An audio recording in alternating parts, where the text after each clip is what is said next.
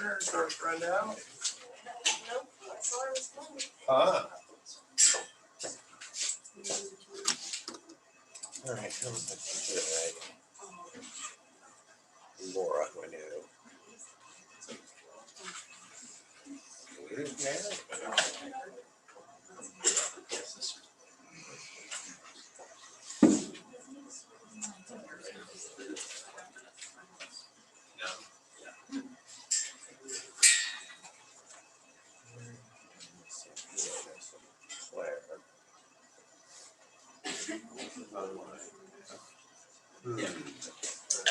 Interesting. All right, so what's happening today? You got the hot topic. I know. You do?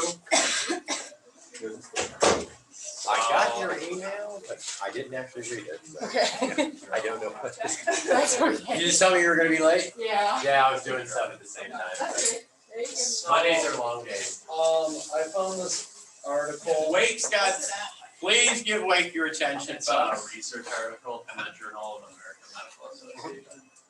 It's like a 2019 article.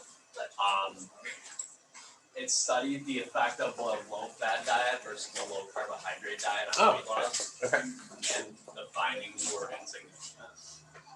So, There's no difference. right, okay, so, Very little difference. so because they were not significant, then that's nothing you could have used that was generalized. Yeah, but like it kind of like caused ripples because it like discredited. It was like at the higher scale.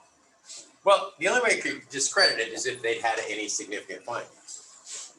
Yeah. No. Are you saying statistically significant, or what are you just It was trying to say there was, statistically the differences were like negligible, it wasn't Yeah. really, okay. Between like a high carb, low fat versus a low carb, high fat. I see what you're saying. Or, So, yeah, because I was gonna say, because it's unusual to get something published that is not, doesn't have a significant, unless it's clinical work. Okay, so not much of a difference at all, so Yeah, either which- diet would be awful for you in any case. I'm riding a carb, a carb high today, because as you all know, yesterday was my birthday, so I decided I could eat whatever I wanted and did. And so I'm paying for it today though, because my vision's a little blurry. Dr. Watson came over to my house last night and brought me a little peanut butter chocolate cake because I love it. So I ate half of that, and then I had breakfast for dinner. And I even went through the Wendy's because I happened to be going out looking for buying some early Christmas decorations. I'm not putting them out yet. I just went out to the greenhouse, and which was closed. They don't have their Christmas effort yet. And then I went through the Wendy's and waited in line for this bacon cheddar chicken sandwich, like fried chicken and bacon stuff. And I could just taste the sugar and fat, and it was fantastic. So, right to your point about the difference between high carb, high fat, I had both. So, and it was fantastic, but I could not do that every day. Good, those are excellent findings. What else is going on in the world? Well, I just saw, and I gotta tell you, if it wasn't for half the time for Twitter and following the right things, and then having the New York Times on here so I get all the breaking news, which like everything apparently is breaking news. Astrofest. What's that? Oh, I was gonna say Astrofest. That's what's all over my Twitter. What is it? Astrofest. Astrofest? Yeah. No. Astro Love Fest? Astro World. That's all. What, over okay, my- what is it, please? A bunch of people. Oh, okay. I know what you're talking And about, there's yeah. a lawsuit. Well, yeah, because they just got too rowdy and people actually got killed. Yeah. And apparently that's not like the first time at any of his concerts. Yeah. And the head of security actually knew him personally and had talked to him about toning the show down so that they didn't end up with that guy, Andrew. So many injected people with drugs too. So do you what? Those injecting people with drugs too. Like one of the security guards got hit with a needle, got injected with drugs. That's why so many people died, because they passed out and then they got translated. You're suffocating. Yeah, you have to be very, oh my God, how awful. You're out in public sometime, it's nuts to be out in public. Or God forbid you're ever in a bar and you leave your drink and walk away for a second. I have had that happen to me when I was much younger, and I've never left a drink unattended again. Of course, I don't drink anymore, but so I'm kind of saying. I saw this morning that there is testing now in under 5-year-olds with the Pfizer vaccine. and they anticipate having that rolled out. So obviously it is a pediatric dose, so it's going to be probably half of the, like half dose, you know, maybe a quarter of an adult or less. And they expect that in 2022 that they will at least have been approved for under 5. You know, and they're going to have to do some, I will tell you, some awfully thorough research with lots of participants, because that's one place where folks can legitimately go, oh no, we're not messing with this, right? Because if you guys, I don't know if Dr. Watson talked about this in epidemiology, but the polio vaccines, there were 2 different polio vaccines. Do you guys talk about this in epi? Anybody have epi right now? Okay, so do you guys talk about like polio, Jonas Salk? I don't Little think, bit. it's not like something that we focus on. No, I don't mean focus, but at least discuss, because the difference is there where you had one vaccine that had a live virus versus what we're used to, which is an attenuated virus, which is just a weakened live virus. And it was the Sabin vaccine, if I remember right, that used live virus and ended up killing lots of children because it was too heavy a dose, and it was an absolute live virus, which was the old school way. I mean, they did that when George Washington was leading the revolutionary, forces, when they did that with smallpox. So that's when we actually, all of our vaccines became a weakened form of the live virus, right? Your body could then adapt to a live virus, but it was weakened enough that it was not going to kill you, which is where we're at now. So that was quite interesting. Matthew, where are Kent County COVID rates? You know I'm going to call on you now that you're at public health. Hasn't given me a percentage. No. I said, what where are the cases at now? Do you know? Have you guys, when was the last time you worked? I worked Friday. And did you do a bunch of calls, or you'll have to tell me this later anyway in the internship, but I'm just interested, like how many positives, how many calls you had to make. I made like 5 calls, but I mostly did account care. Okay. Well, that's not bad. I mean, the positive rate has declined a wee bit in this county. It's only down to 8.98%, which is still enormous because there's such a low vaccination rate. 37 positives is the running 7-day average. Let me see if NYT has anything for this morning, COVID related, because I would love to get to the end of this mask nonsense. I'm surprised none of you mentioned this, especially Brett over here. Today is the day that our border reopened for foreign travel, which I got to tell you, with our high rates of COVID right now, I think you'd have to really want to come to the U.S. to do any traveling, But yeah, so that's wide open. Finally, all right. Yeah, go for it, Sam. Did you hear about the Aaron Rodgers thing? Oh, yeah. Where he, go ahead, share it. So he said that he was immunized, and most people believed that he was vaccinated, but he wasn't. Uh-huh. And instead, he said that he took ivermectin. So then, obviously, he got COVID recently, and he's out. So he's like losing a bunch of deals with his With it? partners. Okay. It's like, I don't know. One he lost in particular was with a hospital group Yeah. where he had a deal for 9 years. And I know that, like, I also heard that, like, there's like a lot of state farms workers who were playing role this. Oh, that's interesting. And he was supposed to have not been in large groups, and it went out to some trick-or-treat parties. I think he got an antibody infusion, and then when he got COVID, he took ivermectin. That's right. That was him saying he was immunized. He got an antibody. Right. Anybody would. The real issue was that he is not following the NFL protocols. So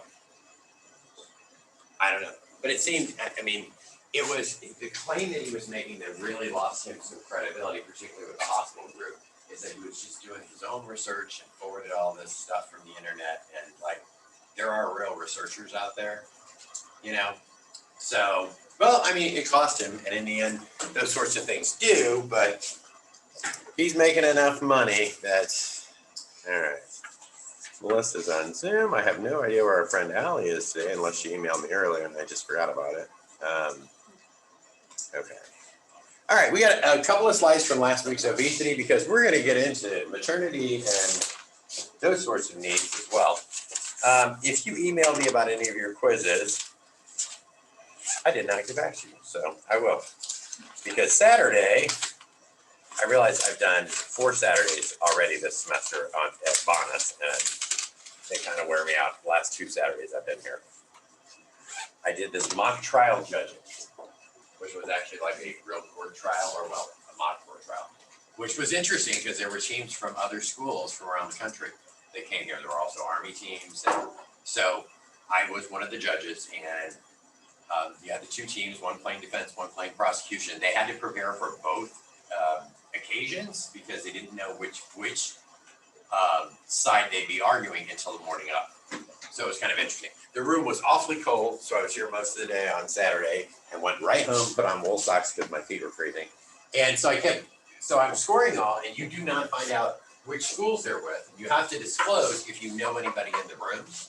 Like if I'd known any of the students, like if any of you guys were part of this, I have to recuse myself because this is one of my students or advisors, right?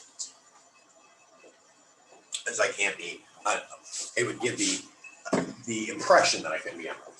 So I went through it, and the team I actually scored the highest, who I thought did the best job, turned out to be ours, which surprised me. Not so much that it surprised me that it was ours, it was just like, I had no idea who they were. They just did a better job against Michigan State, so rock on. Okay, all right. PA and its relationship with obesity. Hang on, Melissa, I gotta share the screen.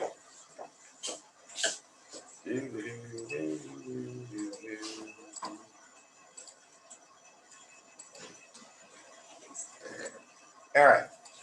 Regular exercise obviously is part of weight management. So you are using what you consume more regularly, because half the problem here is that we take in too much energy that we don't expend later. Like if I eat breakfast for dinner every night and half of a delicious chocolate peanut butter cake that Dr. Watson brought over, along with this huge, delicious bacon thing, and did nothing else or had an office job, it would not be real long for me to be a little heavy. This is sort of the natural build for my family unless you don't eat well or you aren't active. And so both my brother and sister both sisters and my brother are all heavier than I am, considerably. So regular exercise of any kind certainly has benefits. Moderate works pretty well for you. If you are, like we talked about the other day, if you just work out once a day and you spend the rest of the time on your behind, you're not going to benefit from the fat burning effects of regular exercise. But if you are moving around the rest of the day, the rest of you can, right? Or at least parts of the day. I won't say completely because you guys right now are in a seated position, right? What kind of position are you in when you're working on homework or studying for tests, right? You're still in a seated position. So long term, if you did that routinely, could affect you because you have the benefit of being younger and having higher metabolism anyway, right? But as you age, that's something to try and avoid. I don't know. Discourages overeating by reducing stress. I kind of get this point, right? Because you do feel a little less stressed when normally, don't you guys go into a workout when you're stressed and feel much better when you're done, right? I do too. Those are the days and if I don't, then I'll be mad at myself for not doing it, and then I'll just delay it and still end up doing it anyway, and then it'll be late and I won't sleep right. That's the one benefit of it. You are still going to eat quite a bit if you're regularly active because your body's just going to burn through it, right? When you become sort of a fat burning machine. Oh, hold on, this thing.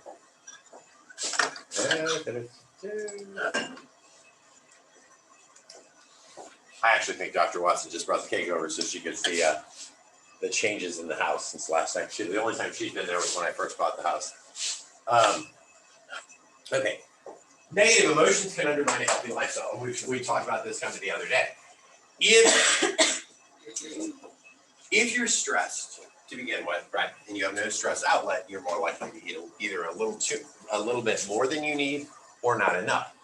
And when you get to the occasions when you don't need enough, when you're in less stress periods, your body's almost going to demand additional calories to save up for those times when you aren't eating well enough, right? And it happens a lot. We talked about positive self-talk. Okay. Oh, geez. All right. The ABCs of modeling, model of eating behavior talks about an antecedent, in this case, something that precedes an event occurring. In this case, they're giving you an example of somebody who walks past a bakery and smells all the delicious goods. You guys have any bakeries in your hometowns, like actual, like independent bakeries? They're fantastic, right? To go in, especially to smell. Well, then she buys a bunch of pastries that she thinks she's going to eat later, right?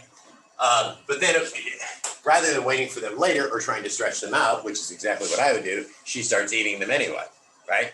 I can't help myself. I don't know about you guys, but if I'm going to go buy some of these and I think, oh, I'll eat it later. Well, maybe if they smell really good in the bag, I might have to eat them now, right? That happens with chocolate a lot too. Like, especially if I'm having anyone over, which I plan to have some of the faculty over almost before Christmas, sort of a housewarming for my house. And I'm already figuring out where I'm buying chocolates and goods and stuff. And I know that I'm going to eat them. I did the same thing with Halloween candy. I knew I was going to eat some of it, so I overestimated the number of pieces by about 200 because they're those little ones, because I knew I'd probably eat them. And then she regrets her behavior and feels guilty. Later, it could leave her feeling ill and nauseated, right? But at the same time, you can end up with an overeating behavior if you try and deny yourself the occasional treat. And that's why when we talked about where am I headed with this? We talked about moving people to new diets. Don't neglect offering them a treat day, or at least treats in there, and kind of help define them, right? Don't just throw open the doors and let anybody eat whatever they want. Just say, here's some suggestions from your prior diet that would probably you can use as a treat, right? They'll be all right for you. All right. What else do we have in here? Surgeries.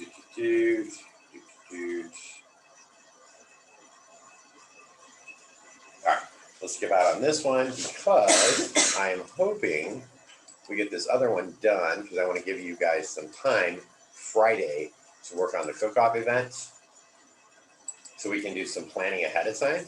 I will tell you on Wednesday, the day we're having this, the nursing faculty and some of the other faculty in the grad programs are actually going to be doing a lot of our cleanup and maybe acting as runners if I don't get enough interns to volunteer. So, which will be interesting. So you can put them to work for you. I wrote up a food order. I just got to type it up and send it to Nikki Clark along with your utensils. If you did not get me your utensils, please send me that email so I can make sure. I'm not worried about the big things. I'm more concerned about like some of the smaller stuff because they don't use that kitchen as often because there aren't as many events right now. Go ahead, Sam. I put the utensils in the Dropbox.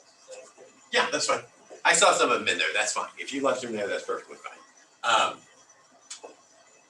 And then we got to kind of figure out for some of them, like especially the chicken dishes, who's going to portion them, how we want to have them look.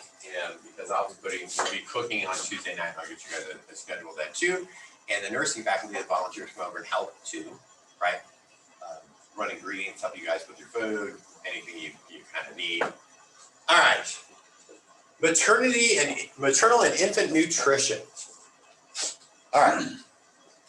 Before, all right.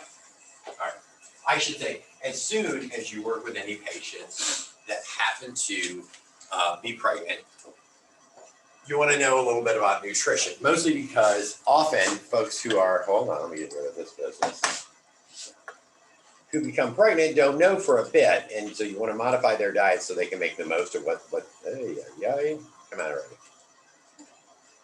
Yes, no? Let's try this. Oh, you're killing me. Bless you. Bless you. Thank you. All right. All right. You want to screen them for any potential risk. You also want to know something about their family history. Half the reason you have a doctor ask you about family history is for these sorts of occasions where they have something unusual, right? This is one of those times. I'll give you just kind of a personal anecdote. One of my very best friends, we've been friends for decades. We went to high school together. She and her older brother were both adopted because their parents, could not get pregnant, and this was a different time when there were less tools to determine where the area of infertility was, yada yada. So they have these two kids. They go through the trouble of adoption, and then of course, now they have the two kids. Suddenly, the mother was able to become pregnant, so there's three of them total. But Amy, my friend, after she got married, and they were looking to have kids. She had never, she'd always known she was adopted, and so the family that adopted her, that was their family. And so she never really had a desire to find her birth mother. She's like, it just never occurred to her until then, because she wanted to know something about her family history. And they were able to do this without her ever meeting the mother. They were able to do it through the agency, because all she wanted to know is if there were going to be any threats to her children, right? So they could know ahead of time. So it's an important thing to do, but not everybody's going to have that ability, right? All right, you need to maintain when you're working with pregnant folks, adequate nutrition, not too little and not too much. I mean, it's very easy to say, and which happens a lot, is that folks think that when you're pregnant, because you were eating for two, you just can eat in this unabated fashion, which is not true, right? Not unless you want to carry a tremendous amount of weight with you afterwards. All right. You absolutely need some folic acid, because that is the one thing that can create the fetal neurotube defect. It can lead to spina bifida. Spinach is a wonderful way to do that, so you'll see a lot of that to add spinach to your diet. It can be nothing more than if you could eat vegetable lasagna, and you can find a way to end up with this, right? You can also get supplements, so that fortunately is a wonderful thing. You want to avoid high doses of vitamin A. Okay, and get rid of any sort of substance abuse. This might be, let's say you're in pre-PA, you are become a nurse, you work with or you're working with pregnant patients for different reasons, right? One of the hardest things is going to be to convince some folks, especially if you are in a more rural area where smoking is much more common, is to stop while they're pregnant, right? And help them with smoking cessation, make sure that they're not drinking, because they run the risk of a lot of birth defects with both. All right. Obviously, illicit drugs you want out of your system. One, what happens when a child is born to somebody who's on drugs?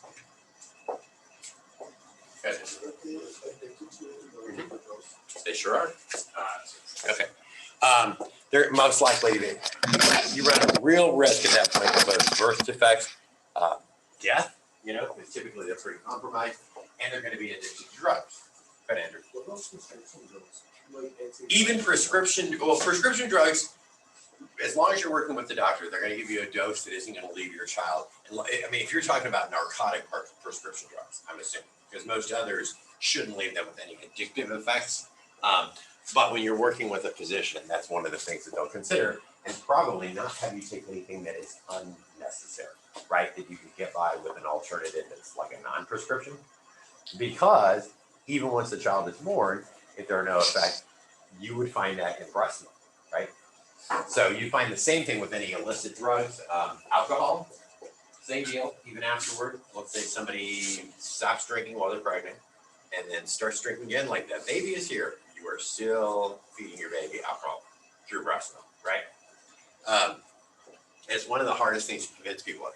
And it's no joke to actually try and take a baby that has been born to an addicted mother, depending on the drugs as well, to try and wean them. My oldest cousin on my mom's side, who is also a college professor, and she has a PhD. She has her oldest child is her biological son, who was born autistic. He's very low functioning autistic, and at a time when we didn't have as much knowledge, we didn't have all the therapies. So she and her husband decided after that they'd adopt any other children. So they adopted a baby boy who was, as an infant, And then they adopted their first daughter, their oldest daughter. She was born to a drug addicted mother, and she was also born with syphilis. Which to see her now, you'd never guess, because Katie's like, there was no residual effects from it. She's in college right now. She's doing some kind of a study abroad this semester. But that's what they went through, is that she was withdrawing from both that and the other. 20 years later, no, not quite 20, 19, I think. They adopted her half-sister, who was also born drug addicted.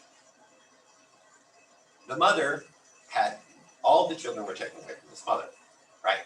I have no idea why they couldn't find a court order to possibly have her tube study, at this point, because I would think that would be repeated child abuse, but that's what happened. And so we got to see as a family how these kids grew and how much effort that my cousin and her husband had to put into it, right? Because they were like, Katie, which to see her now, you wouldn't kind of guess it. She was like this big around, and she had short stature because of it, but she's outgrown that because she's had all the proper medical care.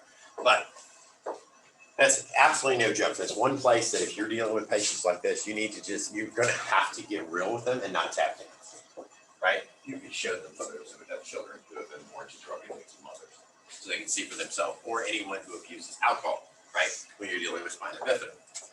Okay, from bio, right?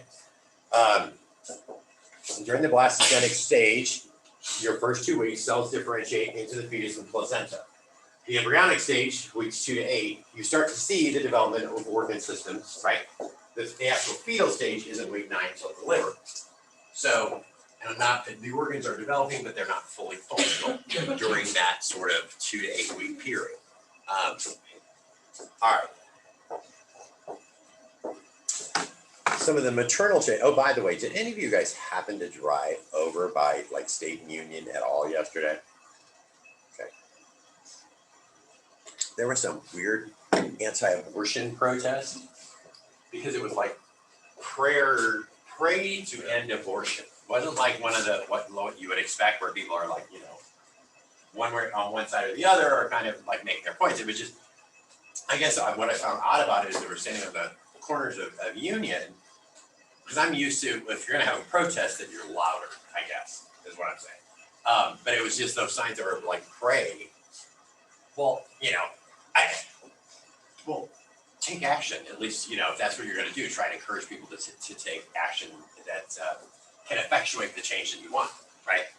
But it was just interesting that this really, truly is kind of a small town, surprising to see. It's the first time I've seen anything like that of any sort of a formal protest.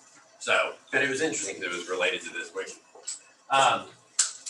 Motherly changes, right? You're going to see the growth of some tissue, of course. Breasts become larger, uterine tissue for sure. You're going to see the adipose tissue grow because you're going to need that additional fat storage, right? Why do you need really more fat as a pregnant woman? What do you guys remember? There were 6 things that fat did for you. What is the most important one that you think would be at play here? Probably heat insulation. Insulation is good. Yeah, absolutely. Mm-hmm. But also, when you're insulated like that, it's a protective, right? So then if you have any injury, you've got this protective insulating fat layer. So it's for both heat cold, but also that will prevent injury, which is a lot of the way the body is shaped, right? You'll have an increase in blood volume because you're also developing blood for another body. Slower GI motility. Why?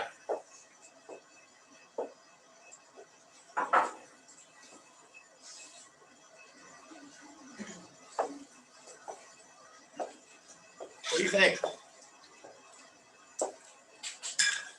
What's in your I should say, what's sort of invading your gastrointestinal area? Does that help? Well, yeah, right? It's going to slow down simply because you're going to, as the baby grows, there's going to be more and more pressure on that whole area because they're all right there, right? That's most of it. That has very little to do with the rest. So you can see the obvious changes. You can also see where the baby is pushing on that area, right? You're going to have more breast tissue, of course. You're going to need more of that. Your heart rate will increase at this point. Why? I know this is not A&P, but what? Do you suppose the heart rate increases 20%? There are a number of reasons.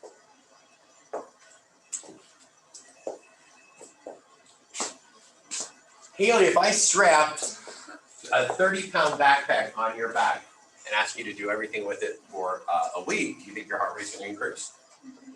Okay, that's one, right? What else?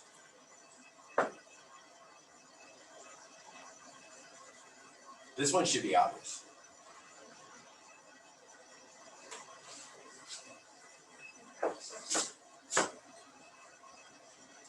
Until this baby has a heart that can beat on its own, and even that, it's just a blood flow to the placenta, to the baby itself, right? So that's a large part of that. Obviously, curvature of the spine is going to increase based on the sheer weight that's in front of you. Back stores we've discussed, and the GI motility. Okay. Recommendations for what you should eat and how much weight you should gain. I'm going to tell you again, I really hate that they are basing this on BMI, right? Because it's such a wholly inadequate way of judging, somebody's weight. Right? If you're already working with a pregnant patient, so if you guys were working in OBGYN or you were working with a patient, let's say you're even in PT or OT and you have a patient who needs your services, who you find out is also pregnant, which absolutely can happen because pregnancy happens no matter whether you've been injured or you even had a slight stroke, let's say, right? These are things that will be interesting to talk to them about. But basically what they're saying is if you're normally weighted, which I don't like, I would cut that word out, normal, because normal is going to sort of be different for everybody. But then you could gain 25 to 30 pounds, 35 pounds total, including the weight of the baby, right? Again, I hate to say it, but it's going to depend on the weight of the baby itself, right? Because when I was born, babies were not very heavy. And now we find that the children are heavier and heavier than they used to be by about 25%. As soon as they're out, right? Used to be much more common to find children who were right around 6 to 7 pounds was pretty normal. And it's not unusual to see anywhere from 8 to 10 anymore, right? All right. Higher weight gain, obviously, for underweight women. Teens and pregnancies, of course, if you've got more than one baby in there, right? You're going to need, obviously, a ton more for triplets or so on and so on, right? But teens haven't finished fully developing to begin with. And if you're already underweight, you're not going to have those additional stores. Okay, you can deplete yourself of just the necessary energy to carry the baby. You're going to use a little less if you're already overweight or obese. Let your body use what you have stored. All right, then this gives you a guide of what you're going to work with. All right.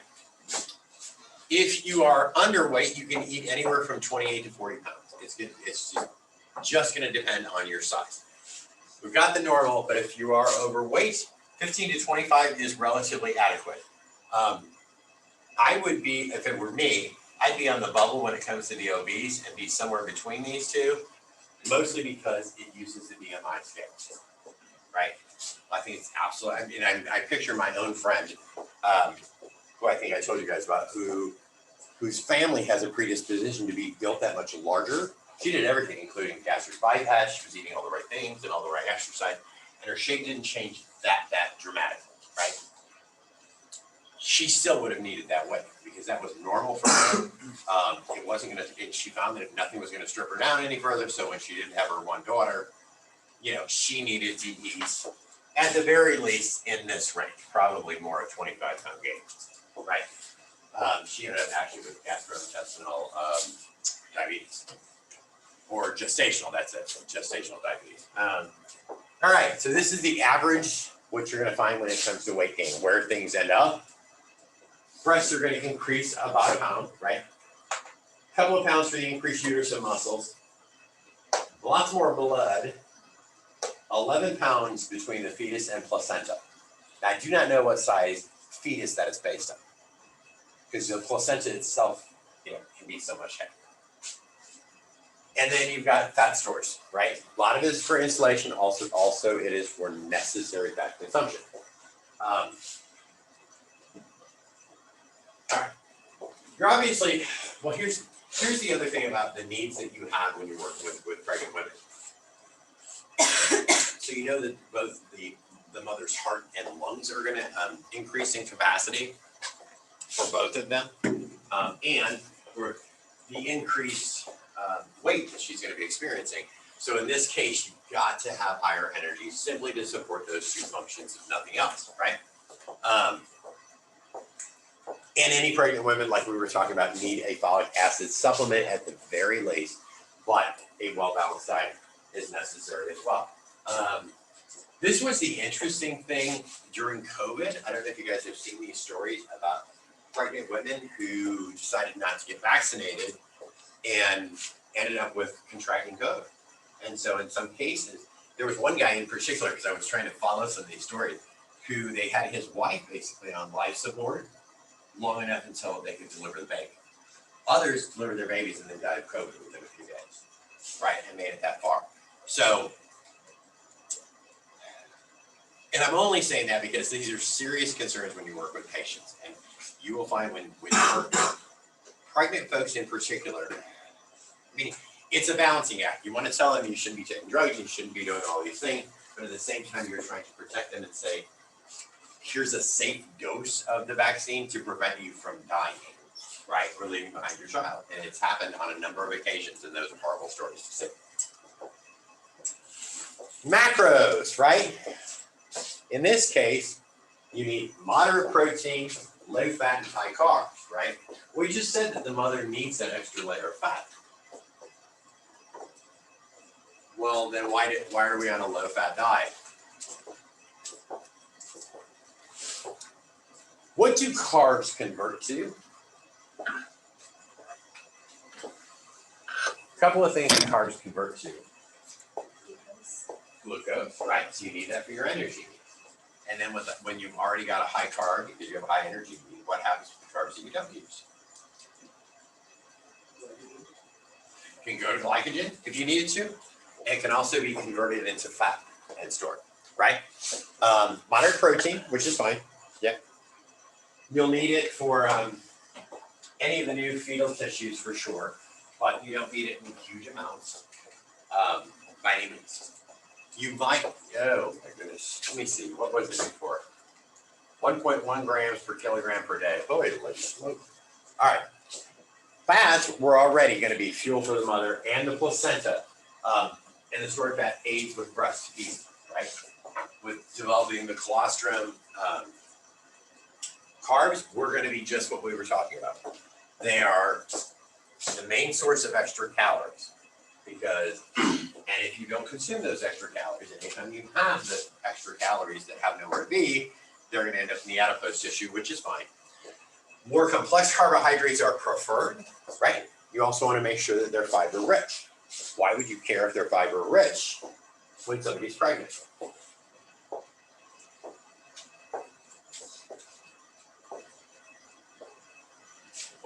What does added fiber do for you? Just anyone.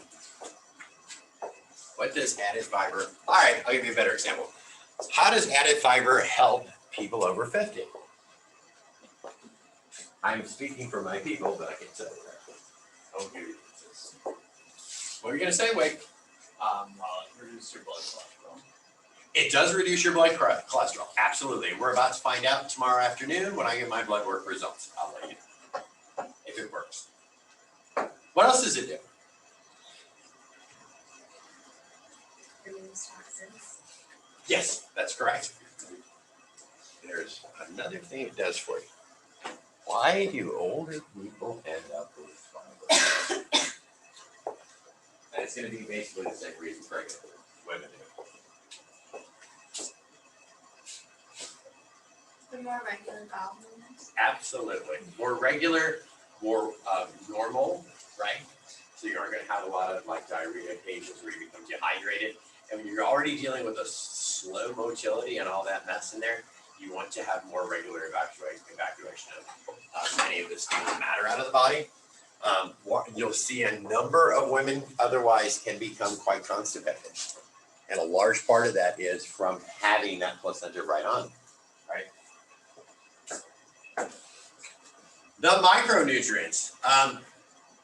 These are necessary for the child's growth. So we already talked about you need to increase folate, right? And iron for sure, right? What do you need iron for? Same. That's right.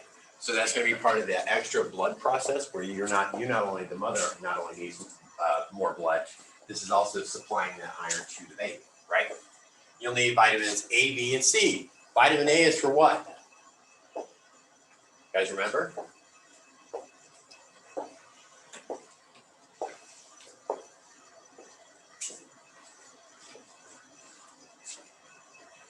Pop quiz.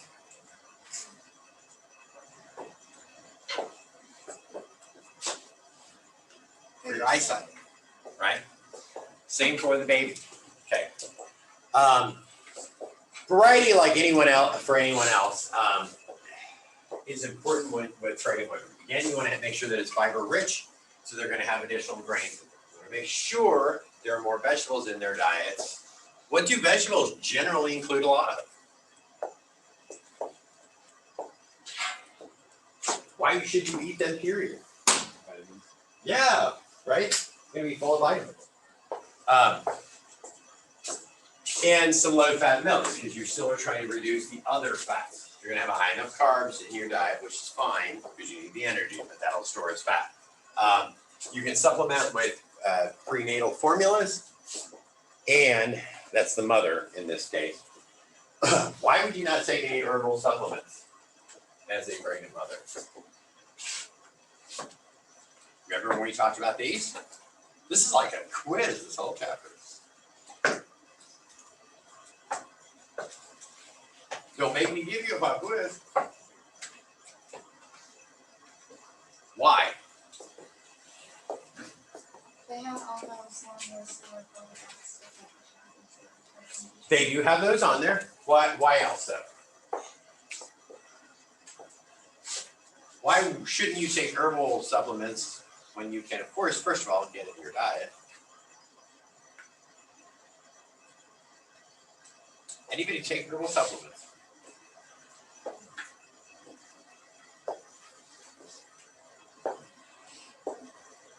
Why would you not do it?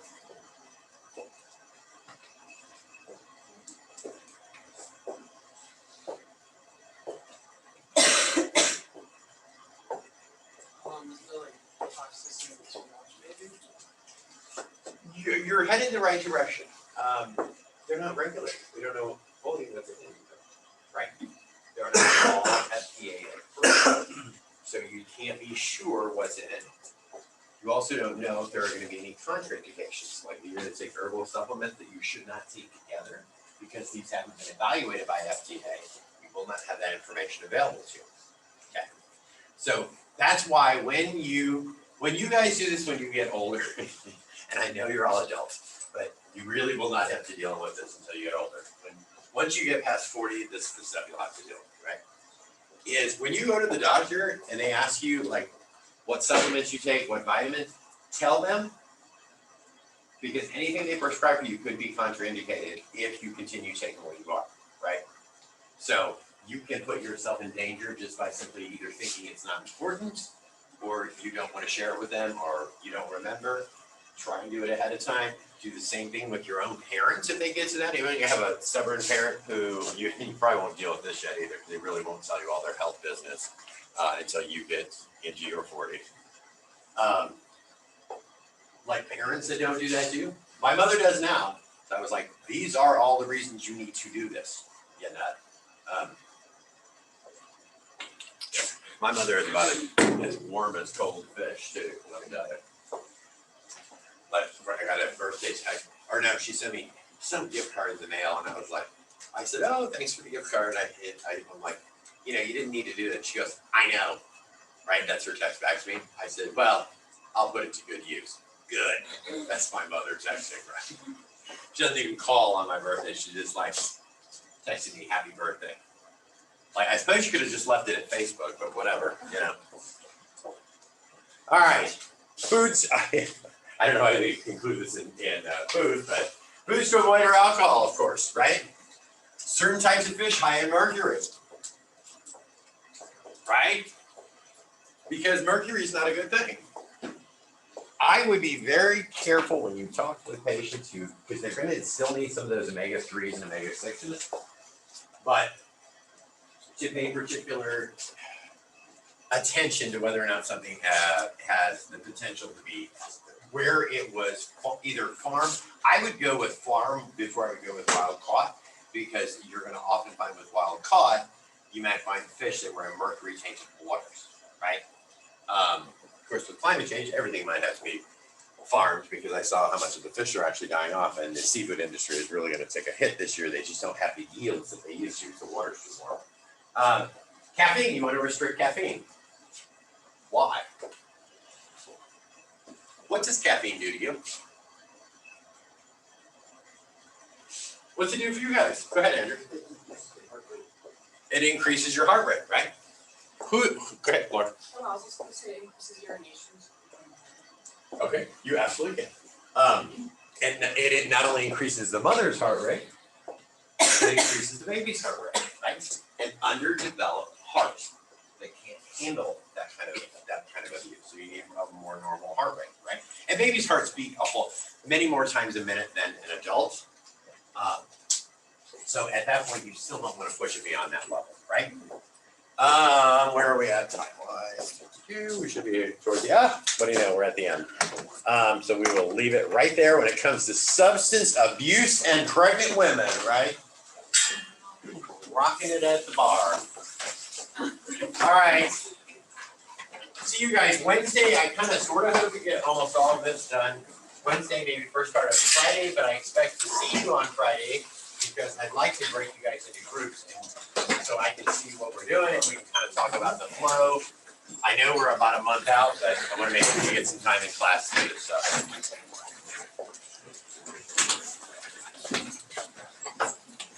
Bye, see you. Have a good day. Oh, Brett, we have class tonight, remember? All right. Thank you. Sure, see you later. All right, Melissa, see you tonight. Bye, thank you.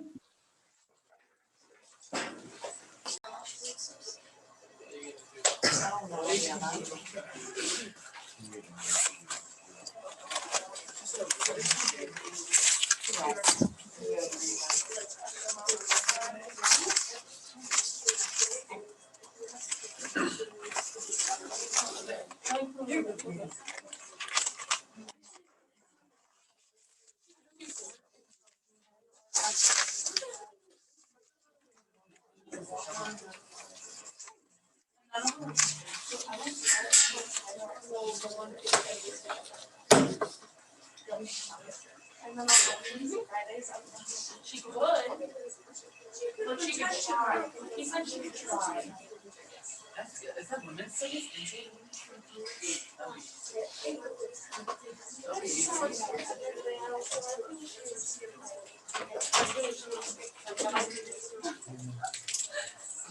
Sleep. I needed sleep. Morning. Good morning. Mikhail. Professor Kent told me about your conversation. We need to meet so we can get you and look at the 3+2 out of either this or public health, which one's faster. And we can set you up, because to do the accelerator track, you and I are going to have to sit together, because you have to do some summer stuff, but probably you could do that through JCC. And we can set it up and put you exactly where you need to be to stay on schedule. Okay. I think that's awesome. It's a great program. But we want to make sure that you can do it that fast, right? So we'll get together and do that. What is today?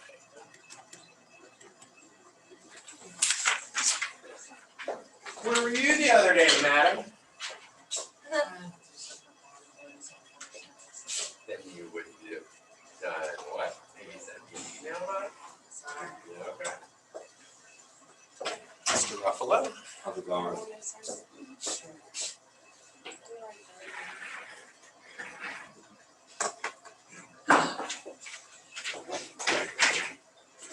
What's happening today?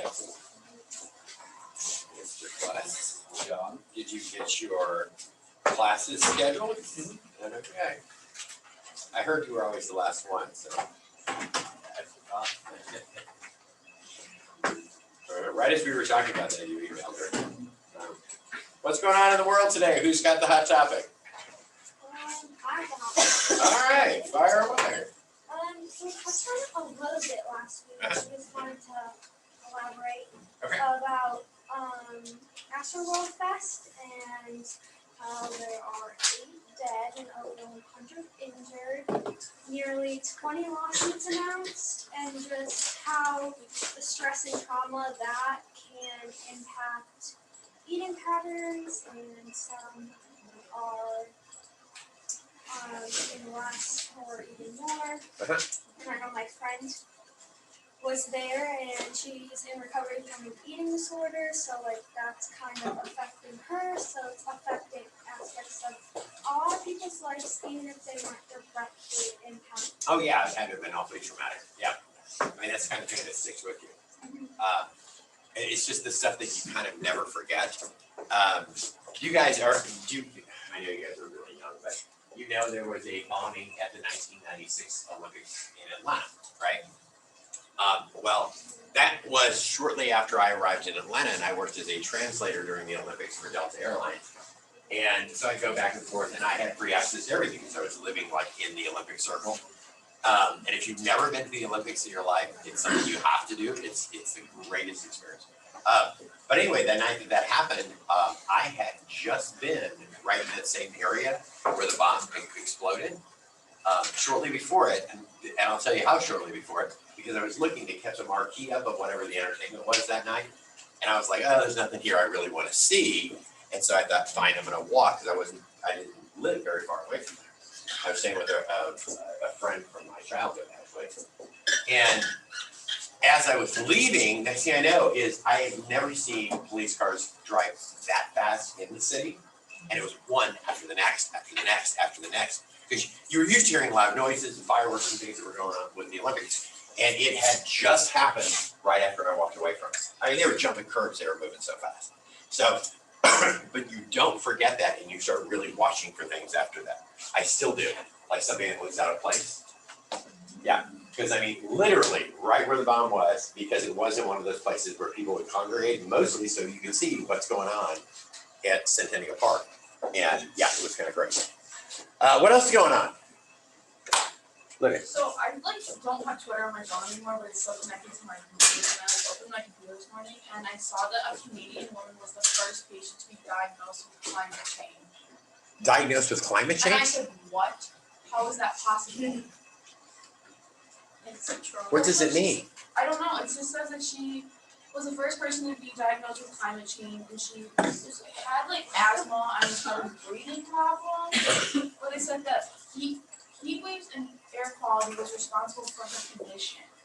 Oh, so it's the cause of whatever her secondary condition is, I'm assuming. But that's not how I read it. That's not the way that like it came across, which is why I thought it was interesting. Because It is interesting. Because it literally says it's the first patient to be diagnosed with climate change. So how can you be diagnosed with climate change if everyone's going through climate change? We're all diagnosed with that. Okay. What is it, Leslie? Yes, that's exactly the thing I thought. Yeah. Any woman. She's suffering from it. And it even says we're all suffering She's from it. suffering Yeah. from climate change. She's diagnosed with climate change. The freezing. Is she suing the government? Is that the point? It says nothing about the government. It just says that she's the first one like to be diagnosed with it. Okay. That's exciting stuff, right?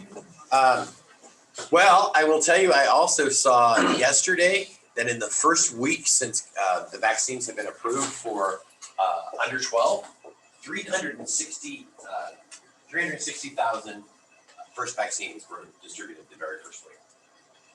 So people are actually getting kids vaccinated, which is great, right?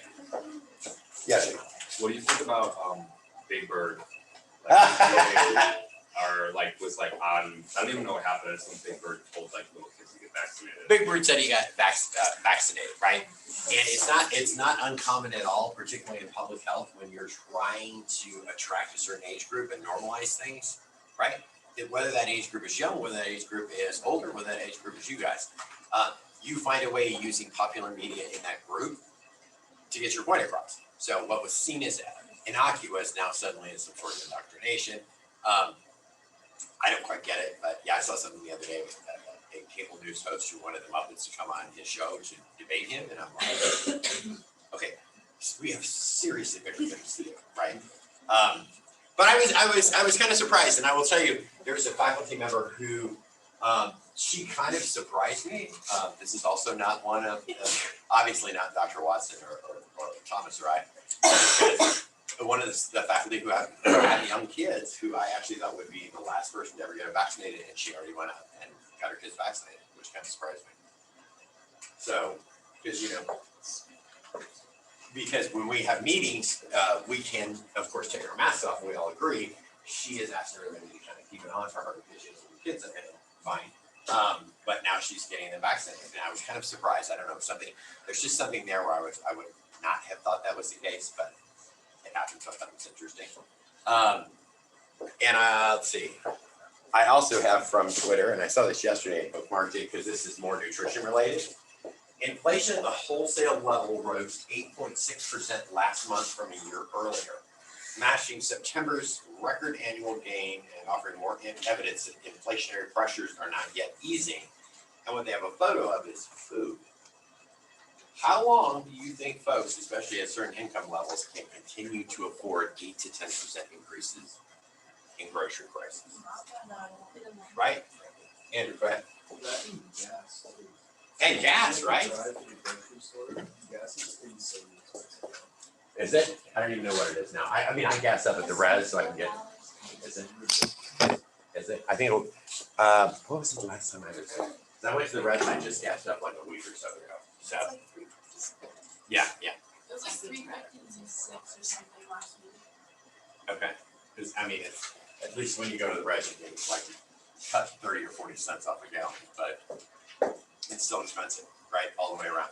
And gas is too, because I haven't yet figured this old house out, but of course it's not well insulated. But so, and I supplement with, I've got newer space heaters and a little fireplace in the living room.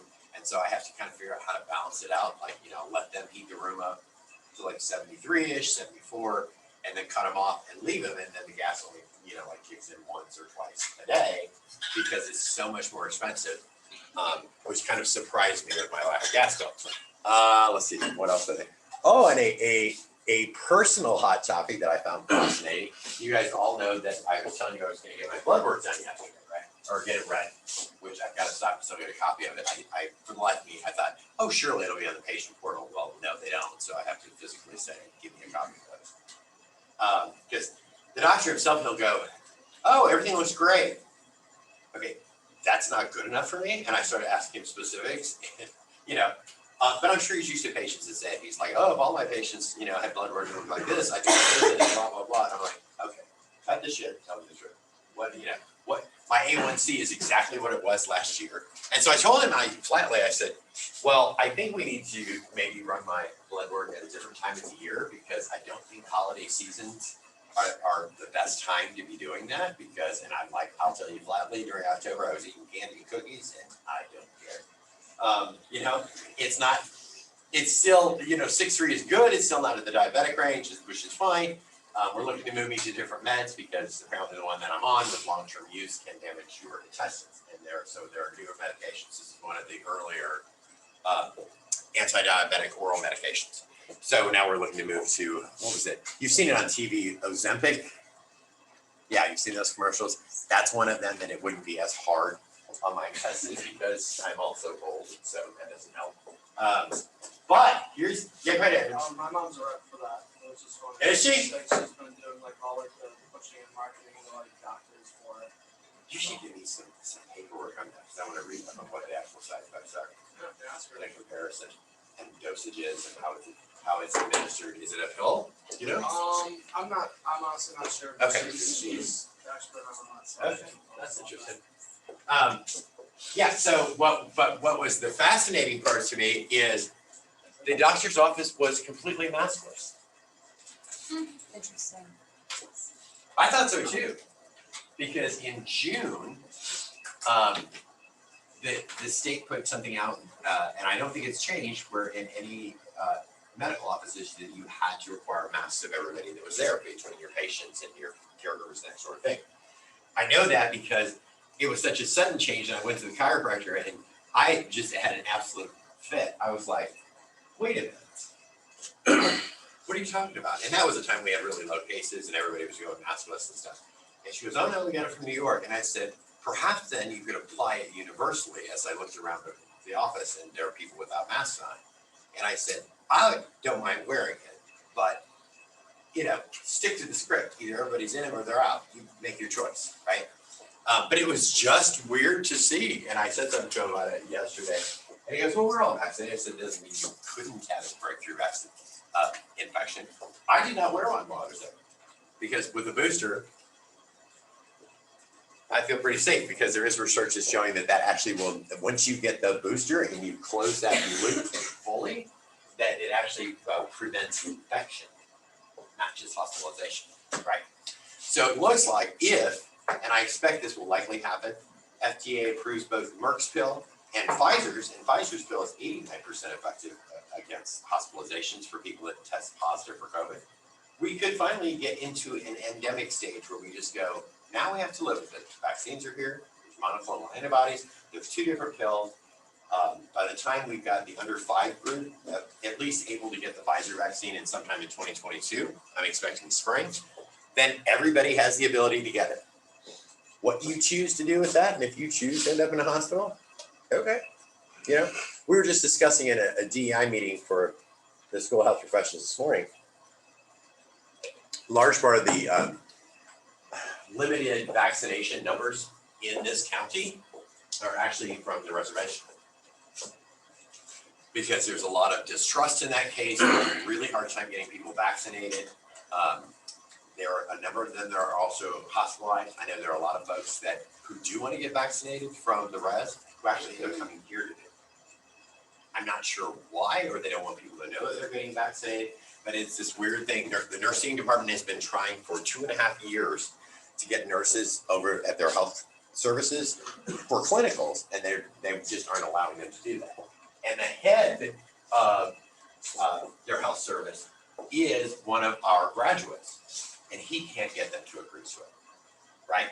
So it's this constant cycle of distrust. And I heard this from them as well. They would get, because I had them in research methods before they graduated this past spring, that they get people in for a first vaccine, and then they wouldn't come back for a second. And they call them up and go like, what? And they're like, I feel protected. And that's if they can get them in.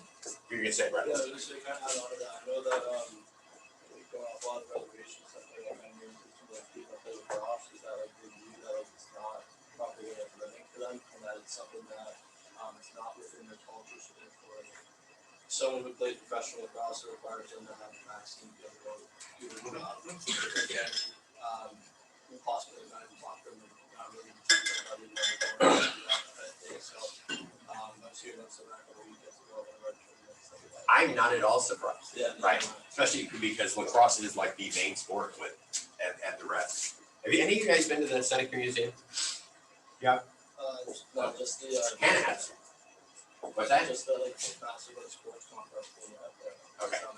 Because they have an actual museum, and they talk a lot about like they give us as much as they can culturally, but they also talk about how important lacrosse is and things like that. And so it's interesting. It's overcoming that. And that's a large part of where our lack of vaccinations come from. Okay, all right, let's see what we can do with this maternal thing today. Oh, perfect timing too. Here, so I will tell you, hang on here guys, I'm gonna share the screen. That's, hold on. Monday night, right? I have an internship, Brett is in class right now. And one of the students who is interning at OBGYN, actually, she is, I think. Yeah, no, she's just interning. I got another one who's actually working, actually for the hospital. But she's interning at OBGYN, and like we've been talking about substance abuse and deliveries and stillborns and things. She said that not only has she seen a number of those, right, but that they had somebody just the other day who the lady came in and the baby was stillborn, right? They also see fresh track marks in her arms. And it turns out that the baby had been stillborn for at least 10 days. Only once she was getting the stage of being infected, she would go to the hospital. And that they were saying that this is really common. They had more C-sections than usual. Again, hastened by drug use, alcohol, that sort of thing. So this is, interestingly, this is relevant to what we were doing here. And she said they were telling her there that they've had a number of births where they could tell you right away that they're going to end up taking them. But apparently they try not to put them in foster care because the foster care system here is worse. Well, then maybe fix it. I don't know, call me crazy. But yeah, because they had one lady, she delivered and they kept saying, you gotta stop with the drugs, you gotta stop with the drinking, and you gotta stop with the smoking. She's like, nope, I'm gonna do all that anyway. Right? So it's extraordinary that I'm sorry. Some folks just should never be able to have children, but I have a lot of friends that have had trouble, with getting, being able to get pregnant and gone through adoption and then have, sort of a miracle baby. And great people, great homes, able to take care of them and have all this trouble. And then you see someone else who is either like my cousin who's done the adoption, popping out kids and have them taken away, or folks here who just cannot stop drugs and they end up with stillborn children. So, all right. Well, I guess we don't need to cover that. Haha. There is no threshold, by the way, for safe alcohol use. So contrary to if you have anybody, and you happen to work with somebody who's pregnant who says, oh, but I thought that drinking a couple glasses of red wine is good for my heart.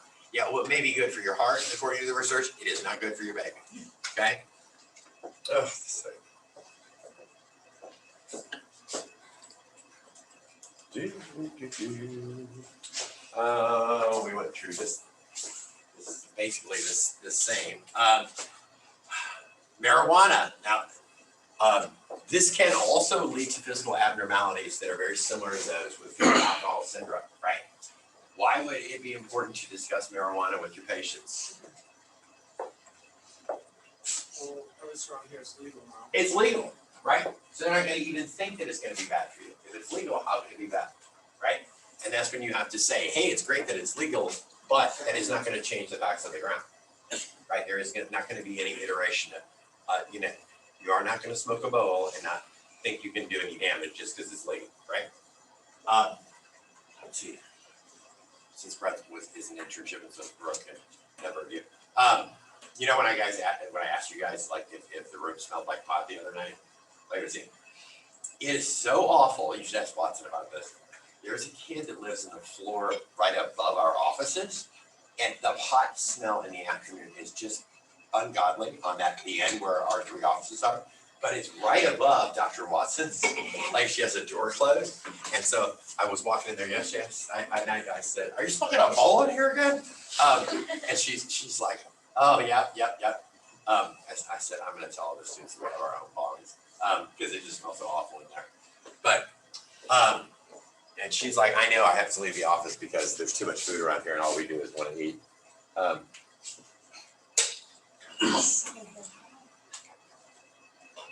Sorry, I was being buzzed by a pharmacy I had not used in 2 years saying, your order is ready. I'm like, sorry.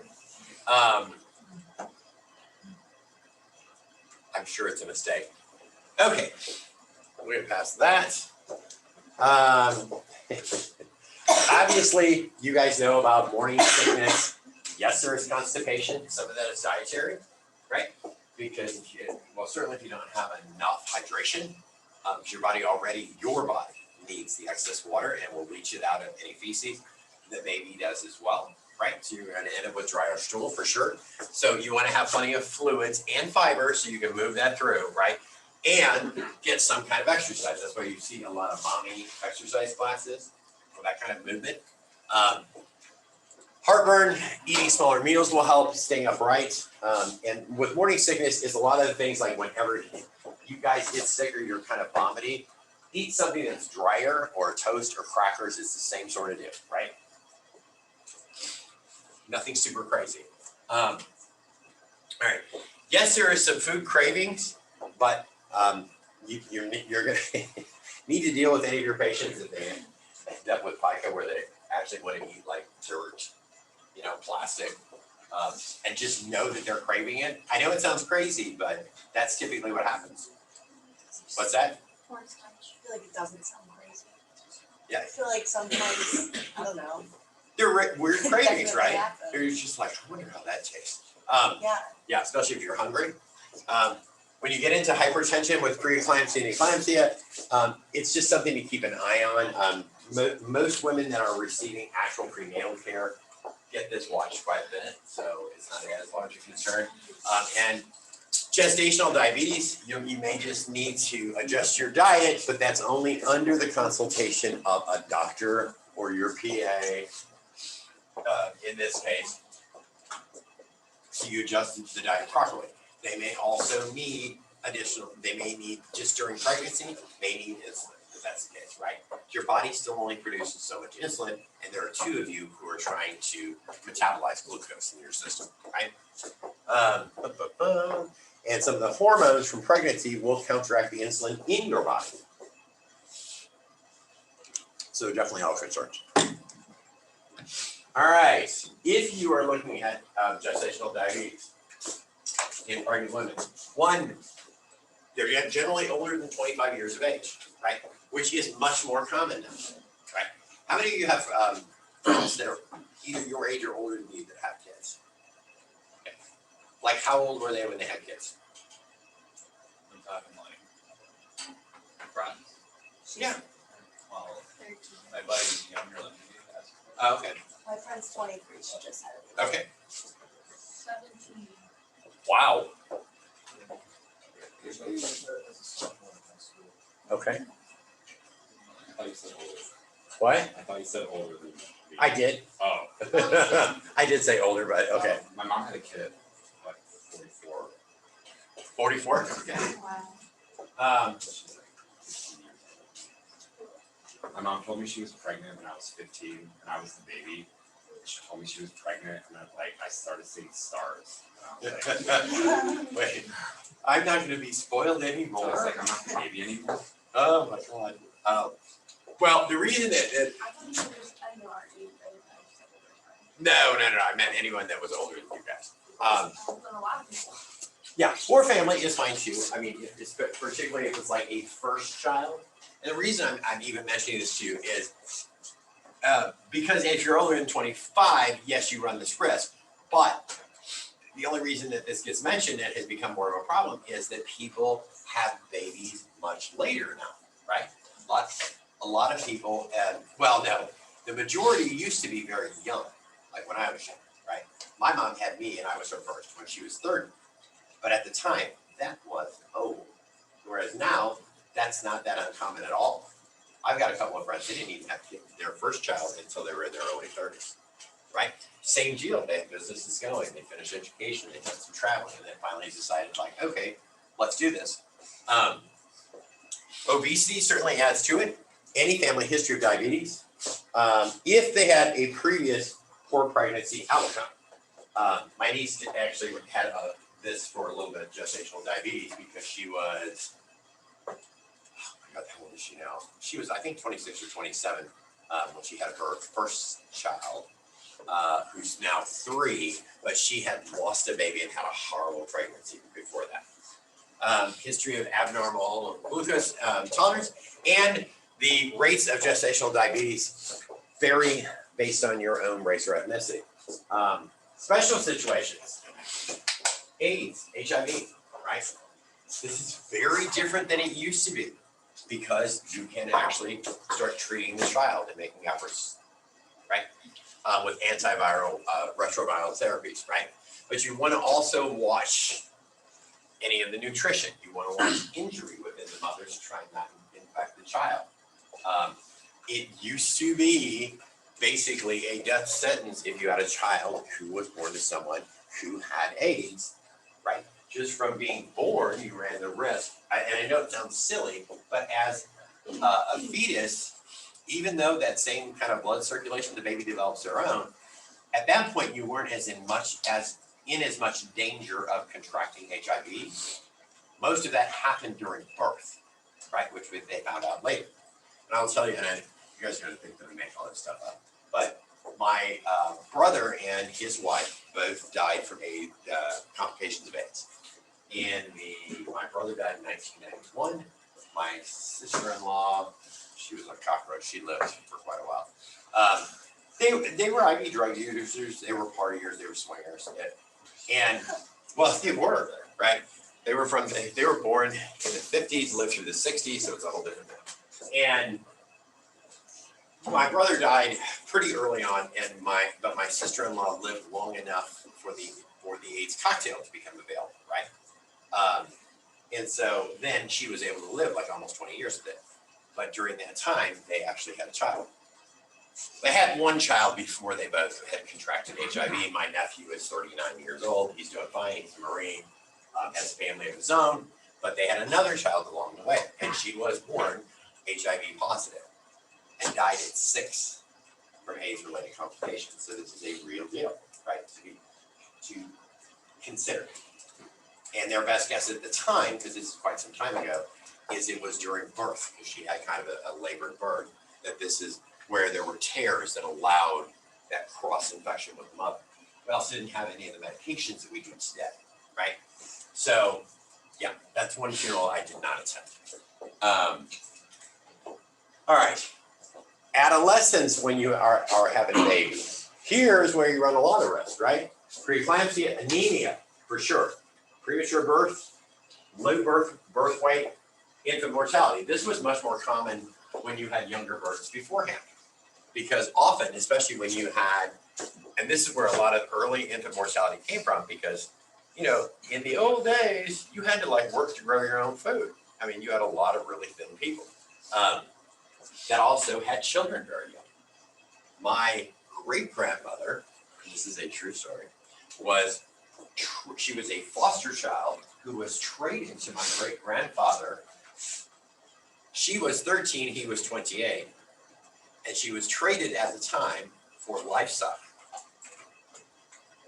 She went on to have 14 children in a row, right? That was common back then. And it was also common to have children very, very young, but it truly is not safe because a lot of these different reasons. The only one they actually lost was he died from the flu. So, all right. You're gonna need a whole lot more supplements, especially when you're younger. Early birth and low birth weights are the most common when you're dealing with younger folks, for sure. What were you gonna say, Moon? Nothing. Okay. I was yawning, so. All right. All right. Breastfeeding trends. HP 2020 has been working to get more children breastfed, right? For immunity, for a more natural growth pattern, and a bonding experience with the mother. So that's the effort that's being made, unless the mother honestly simply can't produce breast milk. My niece had that problem with both of hers. All right, so we've currently got, what is this? The goal is to increase it to 82%. We're currently at 74. And 44% of them were still breastfeeding at 6 months. We've already done this. This is basically the same deal. You're still going to have increased breast tissue. It doesn't matter what age you're at. You're going to get a bit of a maturation of structure if you have a child very, very young. All right.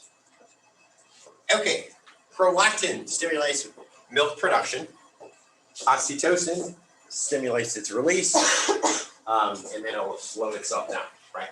So if your body is deficient in either one of those, you're going to have a very hard time breastfeeding in some cases.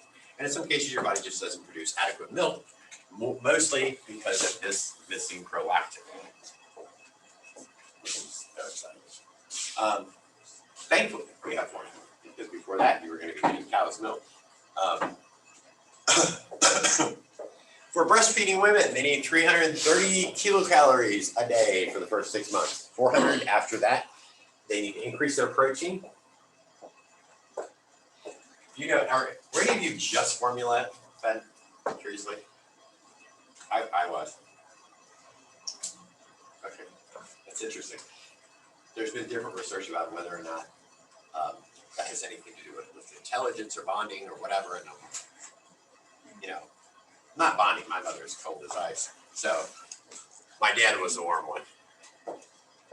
All right. Vitamins. Again, you need vitamin D and K will stay the same. Iron needs afterwards, when you're breastfeeding, are lower than during pregnancy because you do not need to be producing the additional blood. So it's not necessary. So if anybody's taking a supplement, they can back themselves off. You need 3.8 liters of fluids a day, mostly because you need the fluids to produce the breast milk. So in that case, you really are consuming fluids for 2 people still, right? And almost 4 liters a day is a lot of fluid, really, that most people don't get. So you've got to make a conscious effort in those cases to get it. Breastfeeding women still need anywhere from 2,000 to 2,800 calories. It's really going to depend on their current physical stature. And still need the same variety that they'd had beforehand. Okay, we talked about this the other day. What not to do when you're breastfeeding? No drinking, no smoking, not even pot, no drugs whatsoever. Because all of it's going to end up in breast milk to begin with, right? So you're still doing a dirty disservice to the baby. So if marijuana is going to cause fetal abnormalities in a fetus, well, it's going to still have an effect on a developing child, right? Their brains may not develop at the same rate, especially when you're dealing with littles, you know? All right. An occasional drink might not be harmful, but you probably should make sure you put a couple hours between. Because I think it's a natural posture. I can't even imagine carrying a baby for 9 months. I can't. Like the extra weight, the inconvenience, you can't sleep at night. And then if you want to have a good time, you want to go out for dinner, you want to have a couple glasses of wine, the things that you should not be doing when you're pregnant. Great, the baby's here, and the first thing you want to do is go out and eat, maybe have a couple of glasses, like, whew, that's over with for now, right? Yeah, not if you're breastfeeding, it's probably a terrible idea. Drugs can absolutely be transferred through breast milk. So, and while children are developing, it is the absolute worst time to be exposing them to that. Breastfeeding provides optimal nutrition for the child, right? Most formulas do too. They're much, much better than they used to be, so I don't want to completely discount it. I think a lot of the reason that HB 2020 is focused on breastfeeding has more to do with immunity than anything else and a bonding experience, right? You want to have this whole holistic approach to childbirth because you're going to protect them from infections, illness, diarrhea, ear infection. They're getting that immunity from the mother they will not get from formula. That's the biggest trade-off, right? Convenience, it's cheap. I don't know how convenient it is because you guys ever had any members of your family or friends that are breastfeeding and then have to like go to work and, you know, where you've got to pump milk and you've got to have yourself on a real schedule. And I mean, it can get complicated. We actually have on the second floor of Francis with the offices, we have a lactation room set up, right? It's just basically a separate space for anybody that's breastfeeding because we have an RN to BSN program. So they're already registered nurses that enter that program and then they'll come for some classes, they'll do clinicals and they'll finish their bachelor's degree. All of them tend to be older, right? They've been RNs for a while. And so we do have somebody that has a new child who is breastfeeding. And so that's kind of how we started. And we're pretty much going to keep it there so that it's also an accessible area for anyone that does happen to have a child. Because we got a lot of grad students too. All right. This also will enhance the mother recover her uterus and return to a normal weight faster. This has to be based on research, right? Where they're saying that you obviously are able to return to your normal weight faster if you're breastfeeding a child than anything else. It's also a good time to kick up your exercise along the way. When you shouldn't breastfeed, right? That's a contraindication. It might be inappropriate due to the infant or mother having any kind of a disease process or any sort of drug use, right? There are gonna maybe some disease processes that just preclude you from breastfeeding. Some of the others, if you've had breast enlargement or reduction surgeries, okay. Infectious diseases or like an HIV, you still don't want to take any chances because you are dealing with fluids. So you absolutely can be HIV positive and deliver a child who is HIV negative. That happens quite a bit. Matter of fact, more often than not, that's the case. Unless your T cells are below a certain number, when your HIV is actually ravaging your own body, you almost can't stop it at that point. But since we have all the antiretrovirals at this point, which the mother will still take during this period of time to try and keep the baby from becoming infected. Most babies are born negative with this. If you take prescription or illegal drugs, and the prescription drug, it's really going to depend on what it is, right? If you're dealing with somebody who's already either working with a physician, it's important stuff for you guys to know, and I don't care if you're a PA or a nurse. You can be PT, you can be OT, you can be out in public health, and you're going to have somebody ask you a question. It could be something as silly like, hey, I just found out I'm pregnant and I'm a diabetic, and Hannah's out in the field delivering diabetes education, right? And they ask her, like, well, what do I do because I have to take a prescription medication for my diabetes, right? I'm sure it would be modified. They're not going to have you not do it because that could be an absolute nightmare. I mean, and unsafe for you. If I didn't take mine, my A1C would skyrocket over 10, right? When it's already dangerous, and the same would apply to her. Now it's going to be reduced to a degree because you have a developing child in you, but not enough to protect you or the baby in this case. If you wanted to find any more resources, they certainly are available. USDA does a lot of this where they'll actually walk new mothers through the WIC program. You guys familiar with WIC? Right, it supplies milk, cheese, lots of dairy. What else? Do you know what else is included? Not really. They didn't really get to do much because they were working a lot during the hard. What do you guys with the laptop open? What does WIC cover? What kind of foods does WIC cover? I know it's formulas, it's milk. You can do cheeses. I think there's some meats. There's certain vegetables. Supplemental foods, peripherals, transportation for those Usually it tells you what kind of foods. Because I'm pretty sure it's different when they're pregnant and when they give birth. What kind of foods do they buy? infant cereal, iron fortified oat cereal, vitamin C rich fruit or vegetable juice, eggs, milk, cheese, butter, dried and canned beans, peas, canned fish. Because, and all of them are full of what?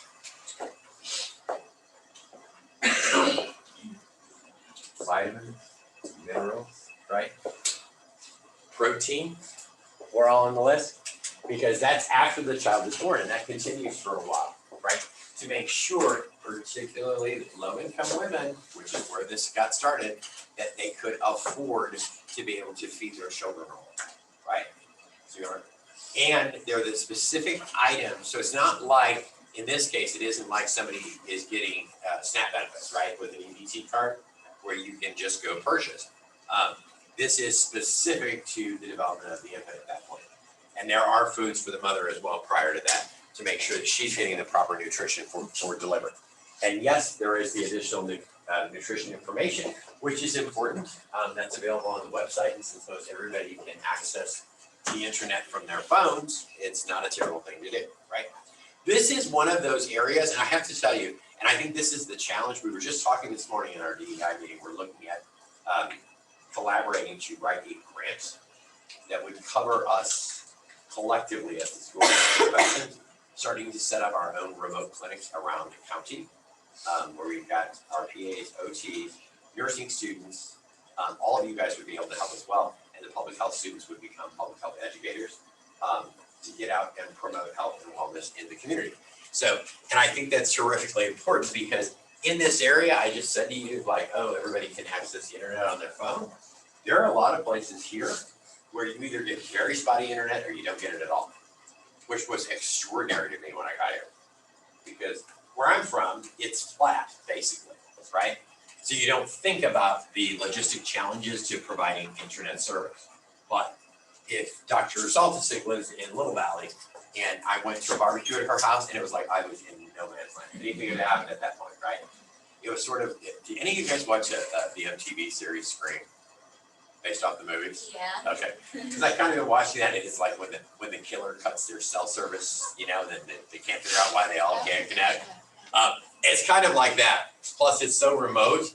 I have no idea where I'm at that I was like, okay, this is creepy. I'm never coming back here again. But literally, she comes here on days when she's using the internet.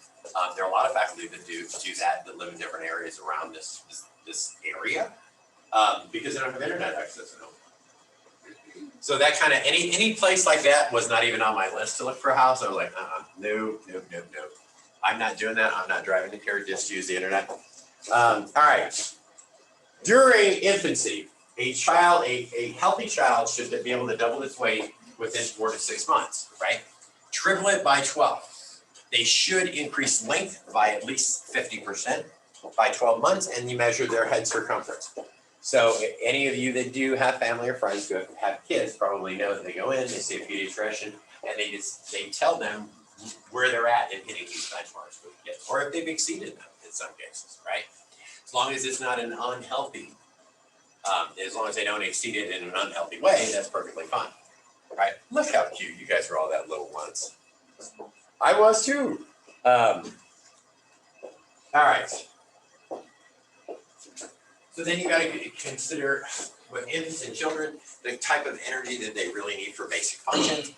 This is the one stage in their life when they need the most protein, right?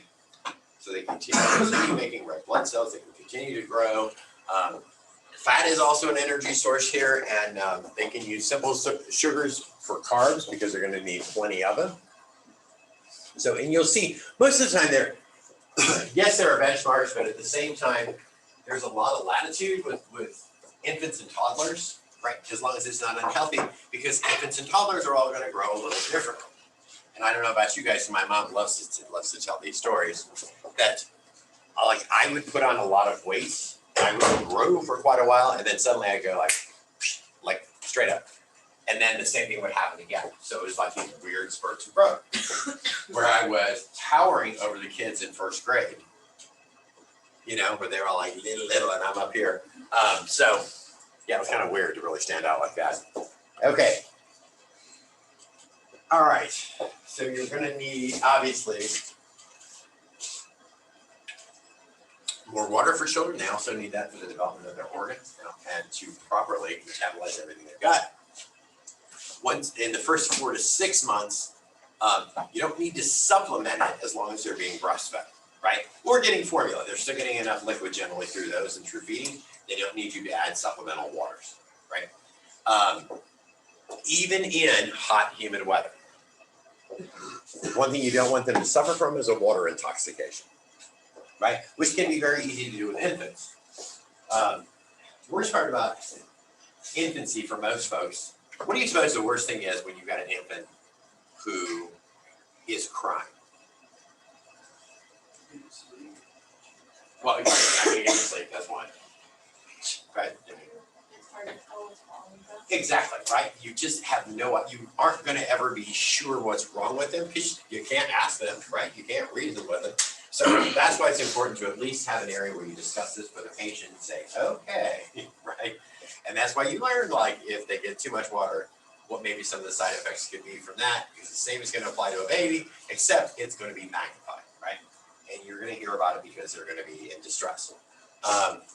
Same can apply if they're not getting enough moisture. They should be if they're being fed regularly. But if they are not, you're going to find kids that have more constipation and also have impacted stools. That is an absolute nightmare. One of my nieces, who is now 18, when she was an infant, she would just scream that she just felt kind of warm, but she wasn't really running a fever. And it took the longest time. And then she got taken to the emergency room to find out that she had impacted bowels. And this became more and more, and they kept working with liquids and feeding therapies and trying to figure it. And so it would happen on occasion. And then after that, we she couldn't express herself other than that. It was not just crying. It was like this blood curdling scream. They have to go in and literally evacuate this impacted stool in its infant, which is in itself a horrible experience, I'm sure, right? Okay. Where are we at with this? I'll just skip through some of this. Blah, blah, blah. Oh, infants should be fed every few hours, 8 to 12 feedings a day. This is one of those reasons that most women that do breastfeed will obviously pump, because you got to take it when it comes, right? If the breast milk is there, go ahead and do it. And 8 to 12 times a day, if you return to the workplace, you can't feed them 8 to 12 times a day, right? With breast milk. Formula, it's the same thing, and it's great when there are two people raising a child, simply because you can take turns, because this is exhausting. To your point, Andrew, about not being able to sleep. All right, you can use any kind of a formula that's got like a cow's milk base. You can use a soy protein, right? A lot of kids are lactose intolerant.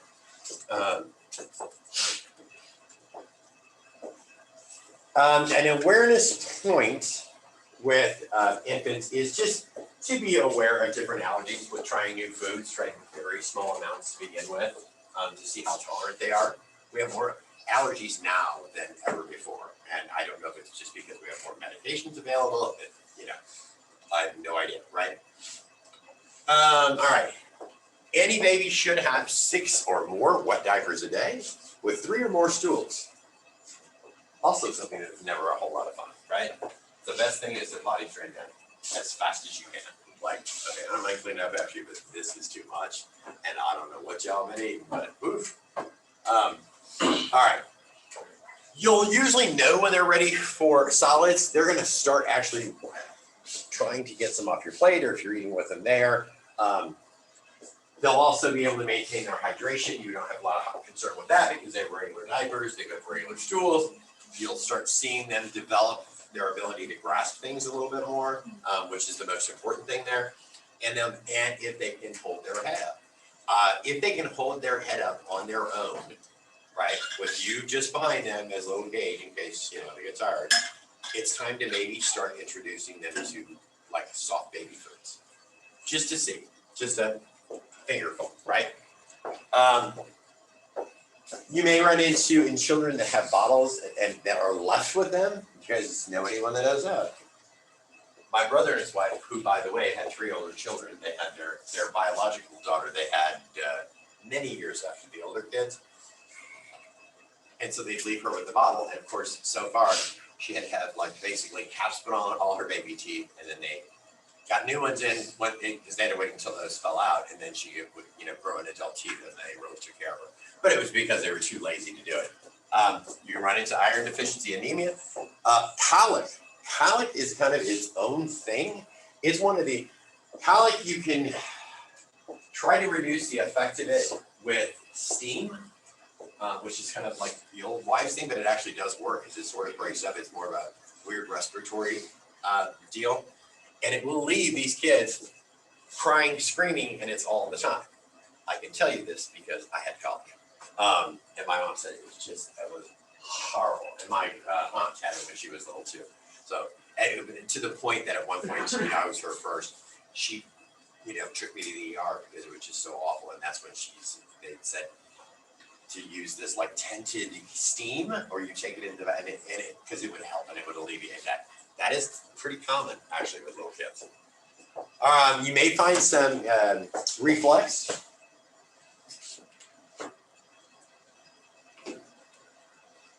All right, where are we at here? Oh, yay, good. We'll leave this here because I want to talk about this in a minute. Friday, we are going to break into your groups and we're going to work on your final project. I got a list out. I've got cleaning help set up. I've got runners, but we need to start getting everything organized. Because pretty soon it'll be Thanksgiving, so see you, bye.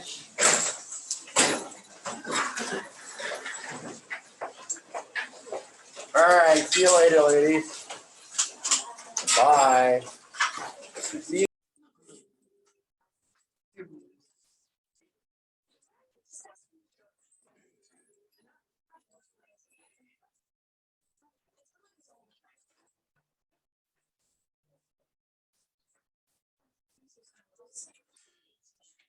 Yeah.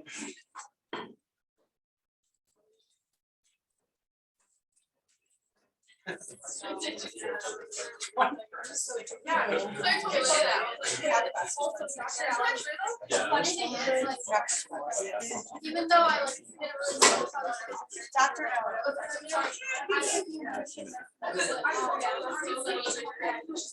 Yeah, good. Otherwise you wouldn't have it at all. Yeah.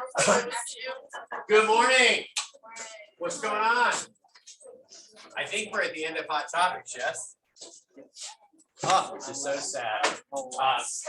Plan to still talk, whether you get points or not, and pay attention, because I prefer to start classes out this way. So then, what's been going on? What have you guys seen? Anybody watch SNL over Saturday?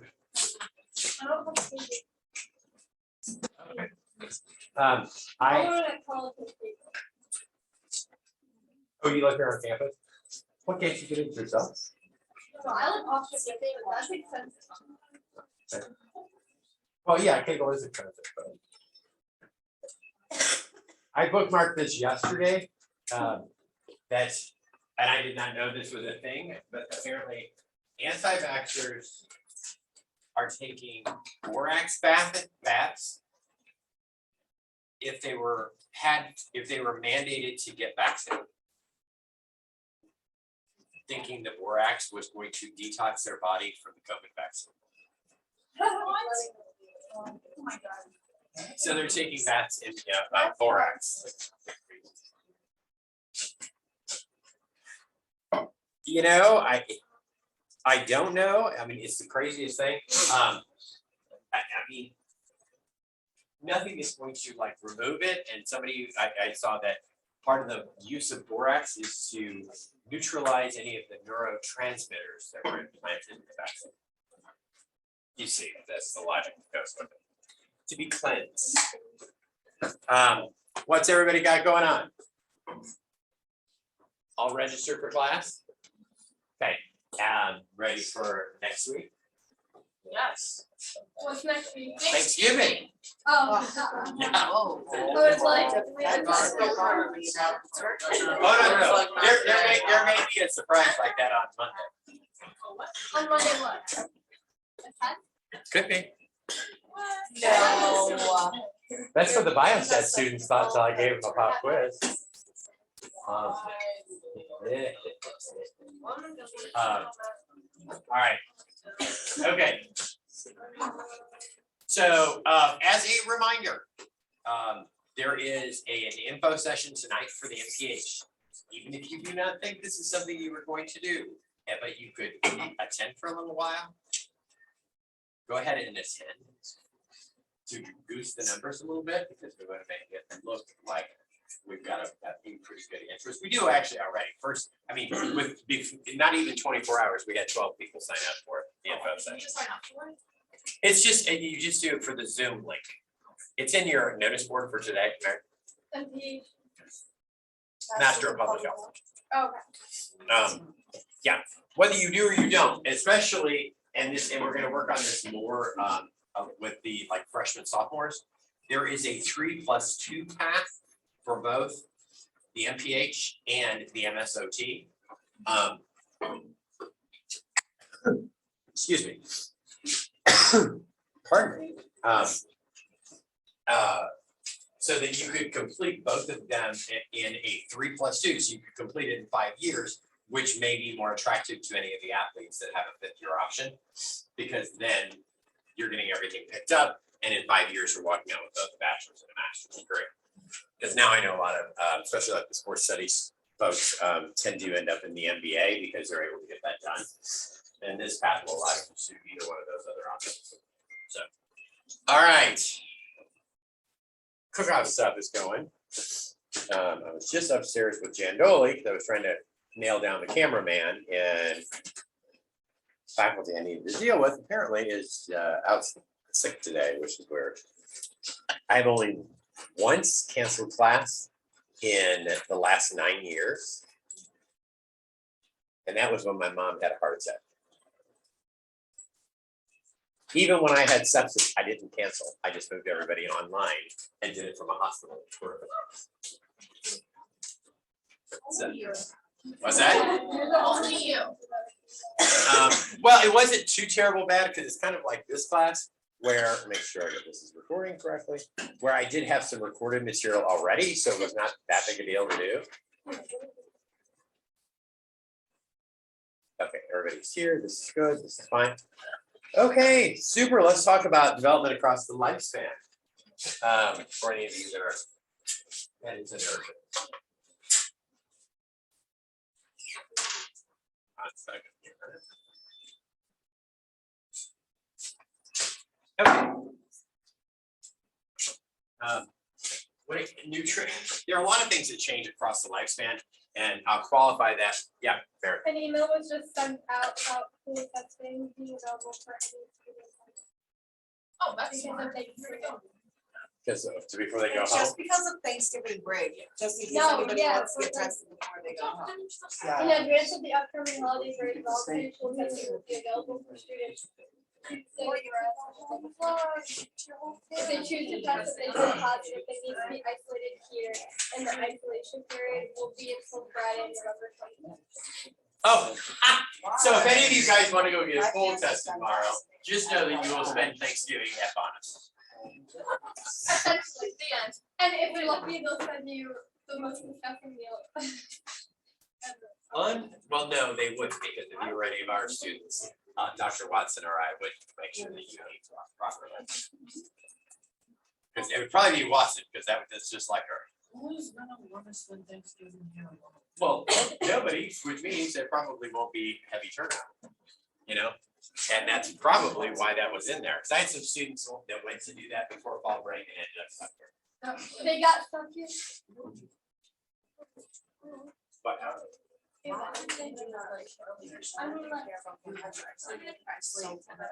This Friday. if I had to put money on it, it probably did not happen earlier, because the pool testing is expensive itself. And if you believe you're gonna be stuck here for Thanksgiving, you're not gonna go, right? From strictly a financial perspective. I do not have any evidence of that, by the way. I'm speculating. But I think it's pretty educated speculation myself. Better if they had just been offered it last 2 days than they could have not. Absolutely, and you could have been done with it 14th, which also would have meant more people might have been tested, is my point. Right? Okay, all right, childhood. A lot of you guys are gonna deal with children quite a bit. Whether you work in public health, you work as a PA, you're gonna work with the age groups that you're gonna work with the most, and that can be quite challenging on both ends of the spectrum, are children. Excuse me, and the elderly. Oh, yeah, speaking of being elderly, I got an AARP thing in the mail the other day. Sign up for 2 years for $20. So it used to be that AARP was really what we considered seniors before that, and then they dropped the age to 50. So, yeah, they send you on your 50th birthday, they send you a thing about signing up for AARP, and I was like, unless there's like senior discounts at the grocery store, which is hysterical, because I don't think anybody would really give it to me unless I whipped out my license, you know. All right, at childhood, obviously, and this is both ends of the spectrum. So I taught a development across the lifespan class at Purdue for years. Is you're going to have differing needs on both ends, right? That's going to be the hardest thing to get used to. Is you're going to gradually see with kids that their energy needs, of course, increase. Why would their energy needs increase? It should be pretty obvious.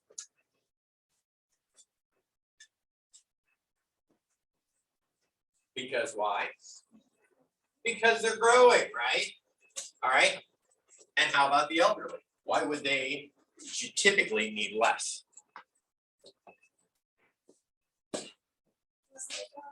Well, they're not growing, but that's the same when you're a fully grown adult. Their systems kind of slow down a wee bit, right? They're not as active, so they don't need as much nutrition, but theirs needs to be balanced a little different. And the same applies to children, okay? Now, protein will slowly decrease from the time they were infants, right? Because you should be at awfully high levels of protein at that point, or blood development mostly, but also coenzymes. And you've got to vary the foods that kids take in. All right. Most of the time, I mean, this is with the question mark, the need for supplements. Most of what you see is that's out there for children are children's vitamins, right? That's the supplement. And in order to get kids to take vitamins, we flavored them, we turned them into gummies, we made them into like fun characters. But how do you overcome when you're dealing with kids who may end up with a deficiency? When you're dealing with lower income kids, this is where you may run into these issues, right? How then do you get them onto a balanced diet? And by balance, that means including, bless you, green vegetables, for example, or any vegetables, and a lot of kids just don't like it. Why? All right, let me ask you this, something more interactive. Let me write this in here. Okay, why, what vegetable did you guys eat as kids that you actually liked? Brussels sprouts. Okay. We used to hate Agreed, I used to hate them too. I still love it. broccoli. I used to hate broccoli. I eat broccoli all the time too, right? My mom pretended they were trees and would like decorate them. She would be like, "Look at this." She decorated them? Like no, she would just like. Oh. Well, that would be one way to get you to eat them, right? Because you've got to almost be much more clever about She how would you like do this. pretend she was the monster in the tree, and then like make me work. Did it work? Yeah. Okay. And so Brussels sprouts, how did you guys discover that you liked them after all? Did you not have this lifelong aversion and just not try them again, or what happened? I think my taste buds changed. That's most of it, right, Alan? I think that's not like the vegetables because when I was younger, I was sure I had to eat them, and then when I got older, I made choice of other ones. So then I just decided that like. Interesting, right? I mean, you can make games out of things too when you work with kids, like your mom did for you. You know, you could even have a candy reward if you had to. If whoever ate the most broccoli or whatever, fair. Also with like carrots, I didn't really like those. Like my mom would tell me that if I would eat carrots, that I would go blind. Which a lot of parents do, and like, why would you traumatize kids? You know, to that degree. You can make it fun without scaring the shit out of them. I never liked carrots, and I still don't. The only way I can eat carrots is if it's in soup because it's cooked and it's not in large quantities. I know they're gonna hate that because they're like Oh, see, I think raw are just dreadful. And you can make them any color you want, like when, because I get Cantacle Farm shares and they come in like yellow and red and orange and like kind of this aubergine color. And yeah, that's real cute. And it probably would work with kids to do colored foods, but no, that or carrot cake. I will eat carrot cake because of the sugar, but mostly. But you know, and your taste buds do change, right? This is also what you're going to run into. So I'm kind of combining your whole chapter here, but this is also what you're going to run into with older folks, right? Older folks' tastes change, which is part of the reason you really have to watch their diet. What do you think older folks tend to eat a lot of? You all know older folks or have worked with them.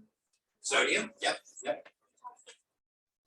Processed food, sure, out of convenience mostly, right? Or maybe in this case, it's because one partner has died, right? And you just don't see any reason to go through all that drama. What else do they tend to eat a lot of? Toast, okay. Laura. I don't work at this, no more, I'm a family who work at like. Sweet, right? Why? makes them happy. What's that? It makes them happy.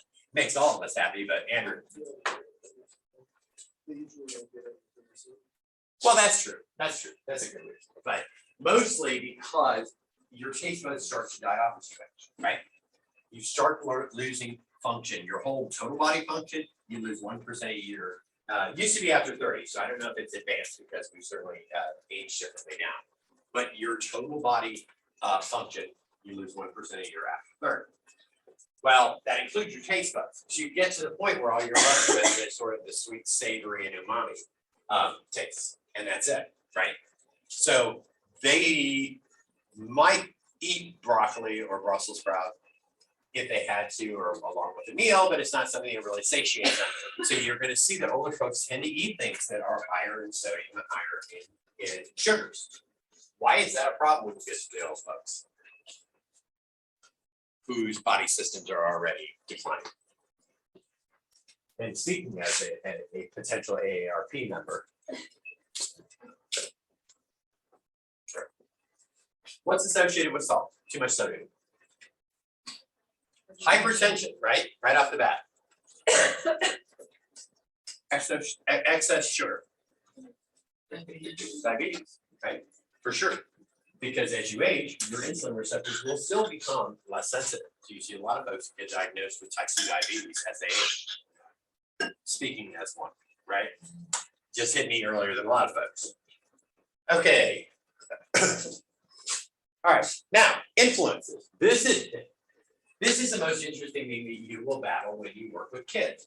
I don't care if you are working with kids and you are a sports studies major at all, or you just work with kids because you work with kids. Mr. Dobson was working with kids right now, right? And you guys have found ways to get them more involved. They like played with costumes on, and there's probably candy and stuff, right, associated with it. So you start making it more of an event to keep them interested, to keep them involved. You got to try to do these same things when you work with kids, right? Generally, their food habits are temporary. What's something else you ate as a kid that you cannot eat now? That you just are like, how did I ever eat this? Olivia, what's that? Yogurt? Okay. And now you just are like that. No. You eat it now, but you did. You just hate it. Okay. And now you're just like, nope, no thanks. Just like regular like lunch sandwiches. Yeah, like just plain old lunch meat. Yeah. Yeah. You want something better for lunch. And you have different tastes, right? Yeah. 'Cause And like it's- you just like need something else on it. Yeah, 'cause See like what I have. I do the same thing because I keep it in the refrigerator and sometimes it goes bad because I don't eat it. And it's one of those things like, okay, if I have to and I'm in a rush, I can just throw something together with it. Mary, what were you gonna say? Like Lunchables, those like quick meals and like it's like not a lot. It's my mom always made dinner, but like once in a while we would get those like TV dinners, like what are they called? Like TV dinners, but yeah, or like with the Salisbury steak. That's oh, and I could never the eat worst that one, anymore. too. It's so bad. but the rest of you guys. Melissa, Things like Twinkies, like those type of like Oh, right? cosmic brownie. Any of you guys eat like super sugary cereals when you were younger and are like, I can't do this now. It's just way too sweet. That you, Brett? Sam? Me too, right? It would be nothing to think at that point you could eat this huge bowl of like, what are those called? Cocoa Puffs? I think they're still around. They're nothing but sugar. And I couldn't touch them to save my life. Plus I can't have carbs anymore, so there's that. But you know, it's the same thing when you work with kids. Is a lot of this stuff is going to be temporary, and you have to get a little more clever, right? When you're working with parents, you will see a variety of things. You're going to see one that you have kids who obviously are missing some nutrients in their diet. Those missing nutrients, yes, they can make it up with supplementation, but you can't over supplement either, right? You can overdose on it. So you got to find a way to naturally get foods in there. A lot of times, you guys know who Jerry Seinfeld is. Yes, Okay. I know. Well, his wife used purees, and she's got a couple. I'm trying to think what the name of her cookbook is. I don't remember. She's got a series of them, and she uses food purees, like vegetable purees, in a lot of the recipes that she makes on purpose because her kids would eat vegetables, and this was a way to sneak them in. Like she would make chicken nuggets at home, and then she basically used that as sort of a batter, like a pureed broccoli. And then do a seasoned breadcrumb, so to kind of mask the flavor a little bit, and then dip them in that, and then go ahead and fry them up and serve them to the kids, and they would eat them right up. She'd do pureed beets and put it in like a regular chocolate cake mix, and add more chocolate to it, more dark chocolate, to kind of mask a little bit of the beet flavor. You know, if you're using a sugar beet, it's kind of hard to tell.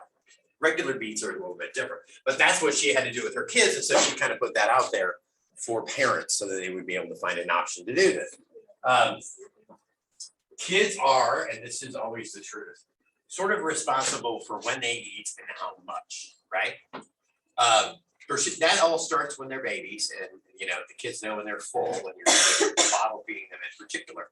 But also when they get a little older, they also know when they're full. Did any of you guys go through experiences where you were full and you were told you had to eat everything on your plate? Right? Which only from the perspective of because I don't like food waste, but I would still let you throw it away. I would not be mad about that. Because if you are full, you're full. Right? If you're avoiding like eating a vegetable or something, maybe we got to work on figuring out a different one that you might enjoy. But you don't want to actually force somebody to eat. I had a neighbor, right, when I was growing up, and she and her husband could not have kids naturally, so they adopted 2 children. And it should have been the signal when they couldn't naturally, have children that perhaps she wasn't the best mother. And she was one like Joan Crawford, right? Where if they didn't eat it, she put it in the refrigerator, feed it to them the next day. Until they ate it, word the word, until it went bad. And that happens, believe me. There are folks out there that will do just that, or they tend to overfeed their kids. All right, some other things that affect the way kids eat when it comes to their habits and how much they eat. Why is television a problem? Go ahead. What? It's like a distraction. So they are so indulged in the TV that they don't want to do anything else. Like when it's time to eat, they're not like they don't want to put well, I guess nowadays it's more like an iPad, like they don't want to put it down because they're just so intrigued into what they're watching that they just don't want to do it. And I've watched this so much with my cousin that it makes me sick. Like Laura. Sorry. I wasn't. Like my aunt has just got to the point where she believes kids doing whatever he wants, and like this kid is like 160 pounds of weight. And like my 12-year-old cousin is skinnier than he is, and my aunt's like, "There's nothing you can do." And I'm like, "There is things you can do." Right. Yeah. No. And, like, there are ways to do this, but and he eats like ramen noodles and burgers every day. And I'm like, that is so bad for you. good Lord, Laura.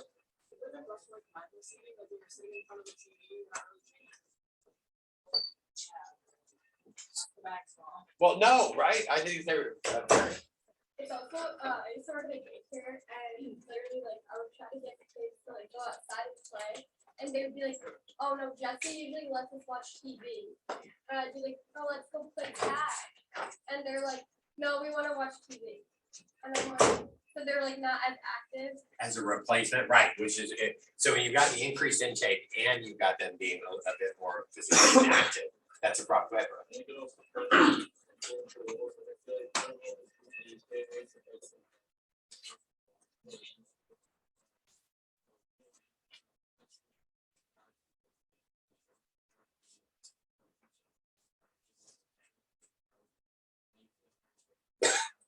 Like the Veggie Tales. Yeah. Is that what you're saying? Yeah. And then, or you want to do the healthy instead of the reverse. Yeah. Well, and then if you're watching videos on YouTube, even there's always an ad before a YouTube video. So what are they seeing that's being marketed to kids? More often than not, it's food. It's like cookies. It's sweet stuff. You see the same thing in commercials. They're seeing Applebee's with these huge plates full of food that suggests that larger portions are the way to go. And I don't know about the rest of you, but if I'm actually watching something or doing a few things that's seated, I have to intentionally restrict the amount of like food I have next to me, because otherwise I would just sit there and keep eating the whole time. Right? I mean, I think it's a natural thing, because I'm not really supposed to have a lot of sugar, and so I will give myself like 3 cookies and leave them sit there, and then eat a little bit at a time and kind of stretch it out, knowing that yes, I can get up and get more, but that I shouldn't, and that's sort of the point, right? Kids don't have that same kind of control. What about the environment? What about your home environment? Laura? I think it still makes sense. Maybe having a smaller house. Oh, okay, interesting. Yeah, because it's more trouble actually to walk across the house and go to the kitchen. Okay, well, it's true. No, I mean, in my house it's that way, and I'm like, do I really want to get up to do this?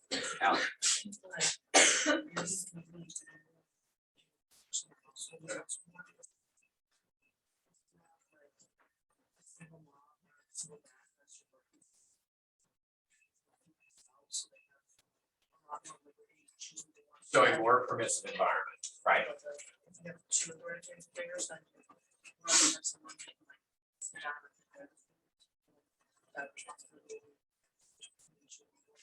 Hopefully, and hopefully it isn't just substituted with processed foods, right? And that's part of the environment as well. Kids learn from their parents. So if they don't have good habits, like there was one day, and I remember this was early on, because I had not been in an Aldi, and I'm telling you forever by the time I actually walked into one when they were newer stores, because they used to really be kind of low end junk stores, and they're much better now, right? And so I went in and I'm standing behind this lady with kids, and I've got like vegetables and lean things in there. I say this as Andrew, the one time he represented me in the store, I have all processed foods in the car. But and he's got all the good foods, and I'm like, don't tell me that it's only for like the week. And I'm watching this lady though with kids, and like everything was something that was boxed and easily reheated, right? So it was all processed. And so I had a whole bunch of stuff going through, so I'm yakking with the cashier, which I do anyway, if I don't have a whole lot generally. And I'm like, I can't get over that. She goes, I see it all the time. There's a generation that just never learned to cook. And it depends on their own household composition. So this is what they do because this is what they know, right? And so then you have the next generation doing exactly the same thing. So if they're missing all these vitamins and minerals, they've learned it at home, right? Yes, income restricts you, but not that tremendously. I mean, that's always kind of been, and I hate to say it, but it's always been kind of been my issue with like SNAP benefits is I truly wish you couldn't get cookies or chips out of those, or a certain percentage had to go to fresh like meats and vegetables before you could access the rest of it. New York State, or New York City rather, it's probably been 10 years ago now, but they had a program they called the Green Bucks program. And in that program, what they did is if you went to the farmer's market and purchased vegetables or plants, because you can grow your own, in the city, in an apartment, if you've got any light source, there's lots of creative ways to add light to it. You can put aluminum foil around an old screen that you find as a garbage and use it as a reflector, and it works to grow vegetables inside an apartment in the city, right? What they did is, if you purchased anything with your SNAP benefits at the farmer's market, you got 2 green bucks, is what they refer to them.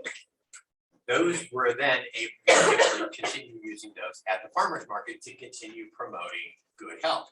You could also use that at a number of bodegas that had been approved by the state. So, you know, you could more than double your money. Like you spend the $1, you get 2 more each time you spend $1, right?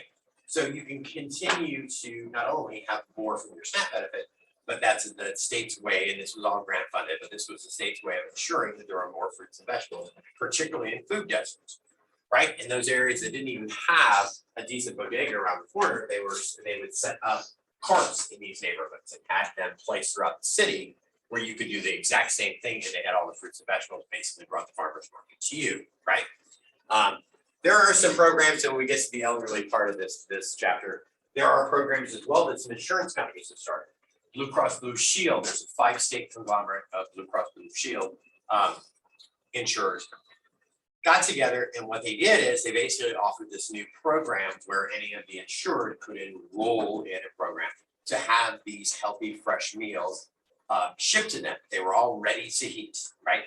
And they got it at a huge discount. It was like $3 a meal. All they had to be able to do was heat them back up.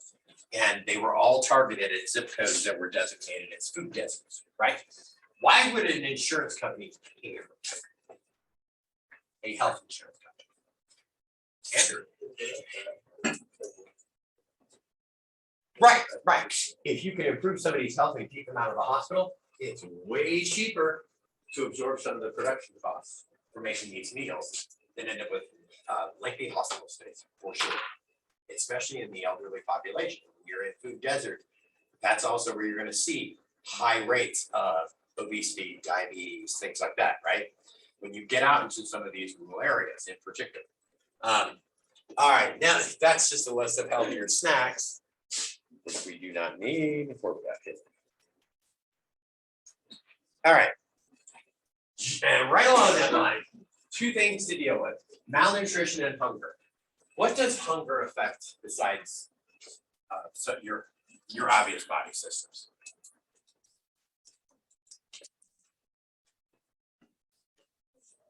your brain, right? You don't do as well in school. What else? Sleep, good. Excellent. Alex. Like mood? Yeah, absolutely. Right? Right. Decision making, right? That goes right along, really, because it does affect your brain, but even basic decision making. You guys ever done that when you're really hungry? I just did that this weekend and I'm like, what was I doing? You know, like where you could almost run into somebody's car and you're like, Jesus, I'm doing something to eat. And that very much happens all the time. Well, that can be commonplace in food insecure households, right? You can be on this almost a roller coaster.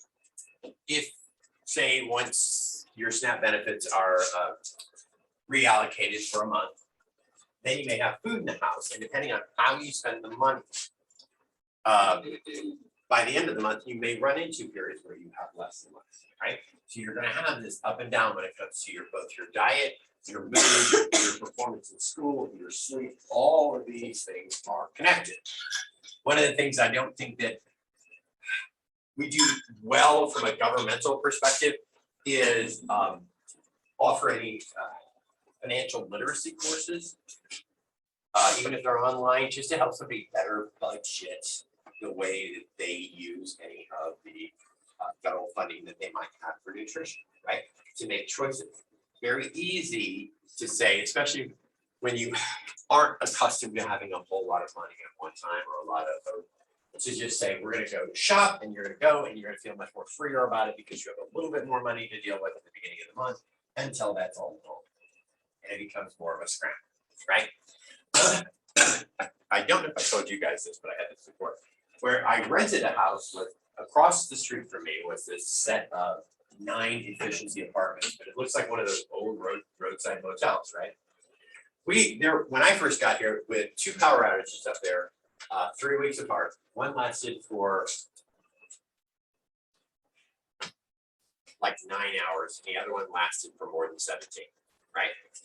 Well, so everybody had no refrigeration, and I remember one of them saying to me that they were more panicked about was that their food was all going to go bad.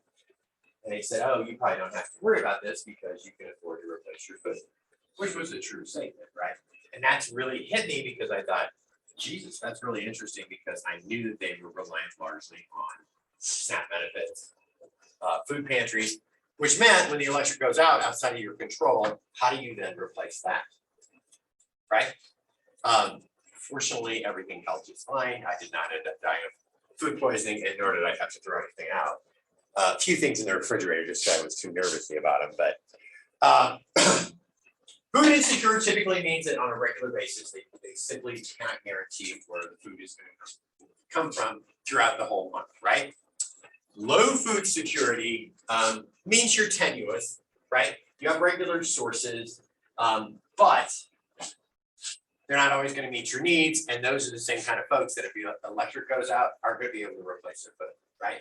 They normally have food, except when you get into an emergency situation, they aren't secure enough to be able to overcome that. We know that WIC is there. We talked about that in the last chapter. SNAP is obviously there.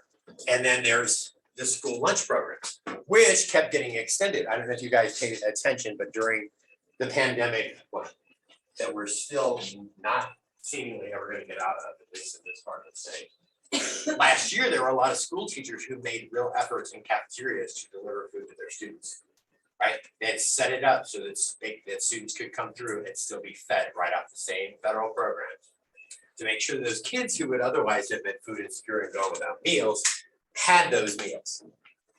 Teachers went out to homes to make sure that with students who weren't joining via Zoom, that they were getting what they needed, right?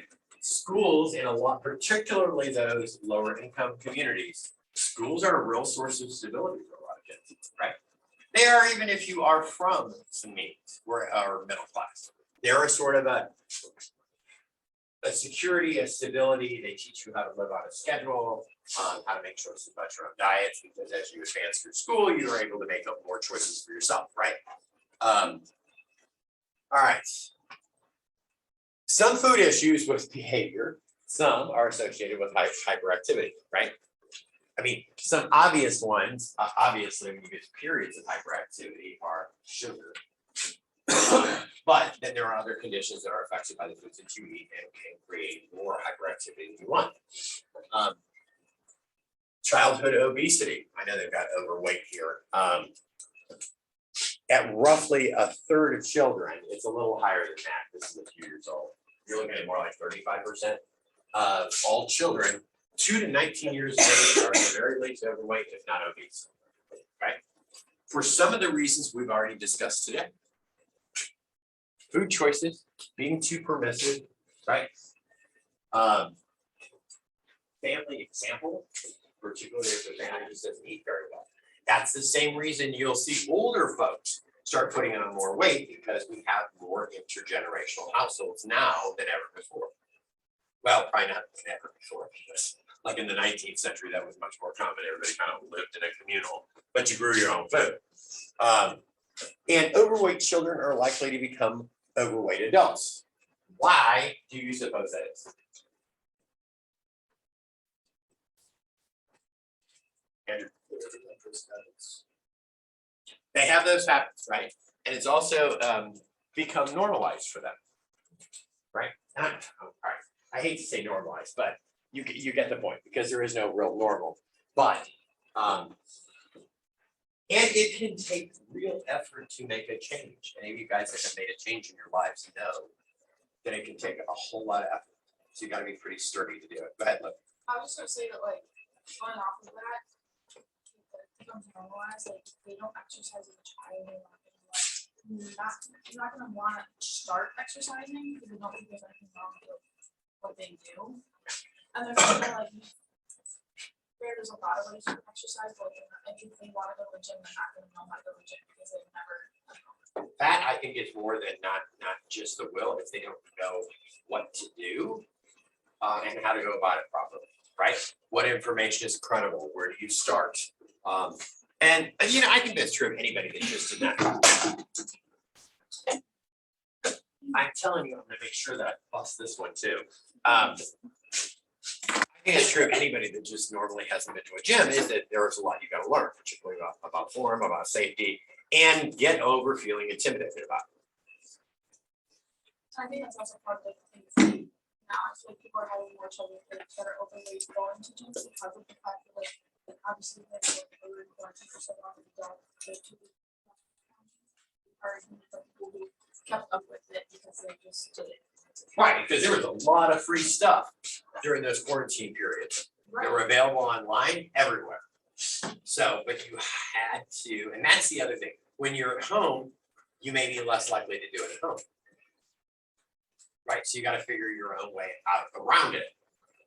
And at that time when you couldn't go to gyms comfortably, even once you could go, did you feel like it was still safe for you or not? Right. All right. We went through the dietary guidelines for America the other day, so I don't take you all through it. This is what I was talking about with Flint, Michigan, and I just saw the judge approved. I want to say it's either 68 or $368 million, one of those two. To victims from the Flint lead poisoning, right? Where they were, let me think.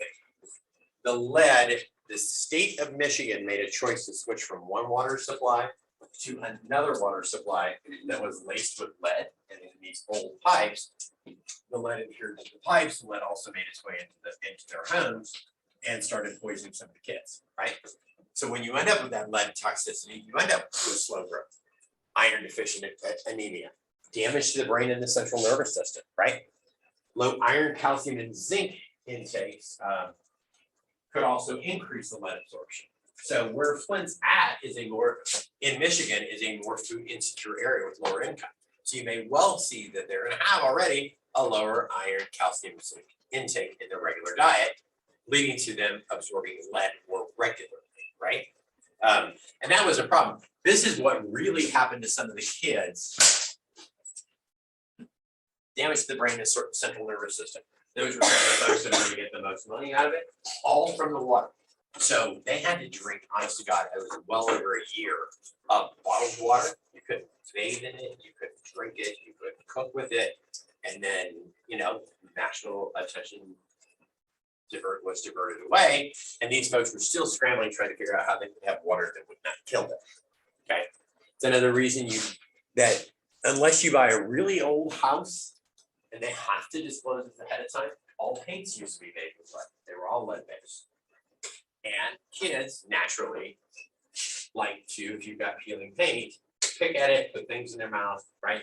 That's how they would get poisoned from those homes. So we completely outlawed that, but lead in the water, that went on for a few years. All right, if you deal with any children who are on a vegan diet, which generally in those cases, unless they really are decided that's what they want to do, likely that's because their mom and dad maybe are vegetarians, right? I should say vegetarian, not vegan.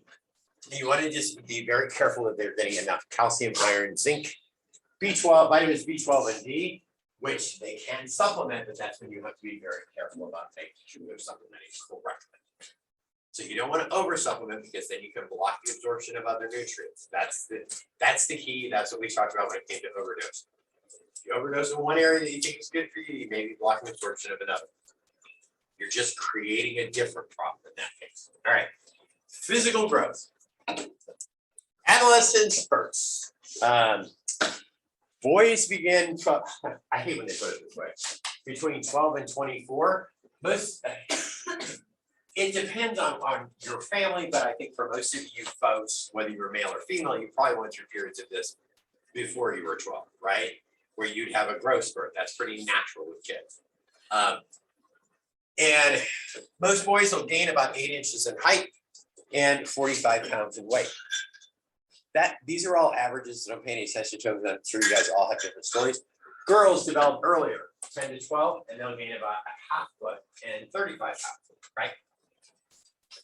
I can tell you between 12 and 14, I did not gain 8 inches in height, right? Because I had done most of my growing. I was very tall so it sort of slowed. I did a little bit, but it kind of slowed down after that. What's the one thing in your body that keeps growing?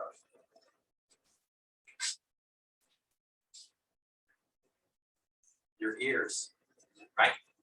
Your nose to a degree, but your ears continually grow, which is wild to me. That's why you see like old men with these weird looking ears. Like this one. I didn't need any help with that.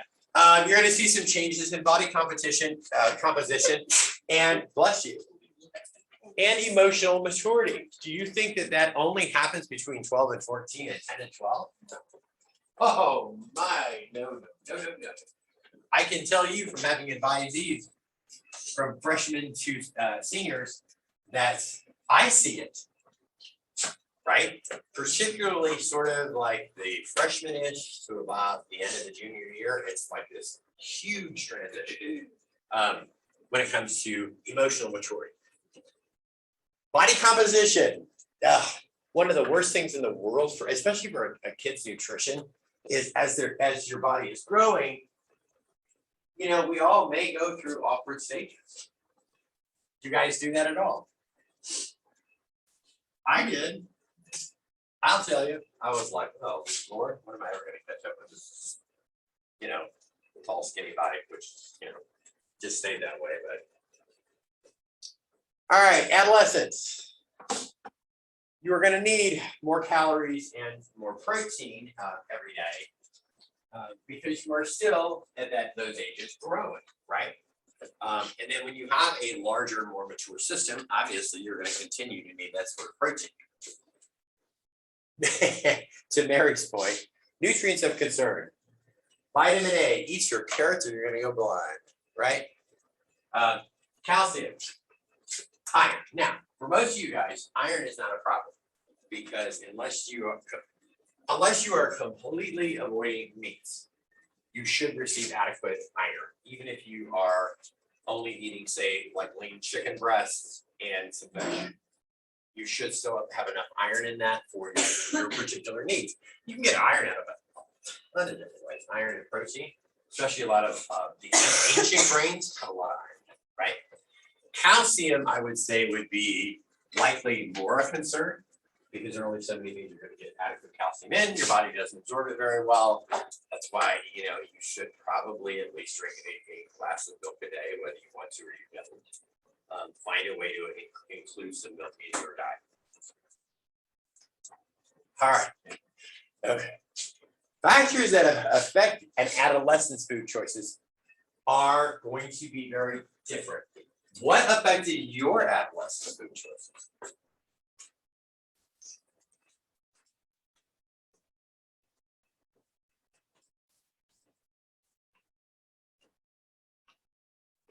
I'll tell you mine. Money and convenience. I should say lack of money and convenience. What about you guys? What shifted it for you? Okay, man. Definitely convenience, but also like part of like what they had at school. I was just that. Okay. Like, you know, they would get What were the worst school lunches you guys had? everything. Should I keep a list? What'd you say, Alan? We're every day? Come on, Ned, I know there was standards. Really? Also definitely like culture affected it, like just like the culture of like what you're supposed to eat and also like my family, like it, I don't know. Like there were times like when I was trying to be like vegetarian, my family never wanted to do that. So like if they would make something like I just wouldn't be able to do it because I was just Okay, Laura. Remember at school, we used to have like this spaghetti. It was the worst thing ever. It did not taste like noodles. Sauce was disgusting and like. That sounds terrible. What's it? What about the rest of you guys? I know you all ate. We're gonna end here, but. You guys get those like nasty Salisbury steaks, or what would they serve you before Thanksgiving? Like those rolled turkey breasts? Oh, they had terrible food when I was young. I'm like, I don't even know how anybody could eat it. All right, see you later. Don't forget the MPH is on tonight. What time is it? It's at 5 o'clock. Are you Hi. sure? It's, well, didn't you ask Watson already about it? Yeah. But yeah, we'll get it. Okay, I'll remind her. I'll see her here in a second. I also. And if you're an internship, you get 2 hours for it. It will not take an hour. If they're good at doing morning, I also have one. I think that there will be. I'm sure they'll afford it. We just have to get the link. All right. See you, Brett. Bye. You lost your wallet. See you in a little while.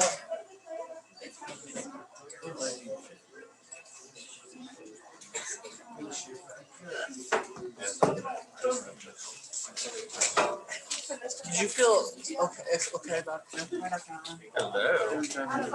My God, you guys have shirts now too, Melissa? Oh no, I had this day. Oh, you're killing me. I'm so sorry.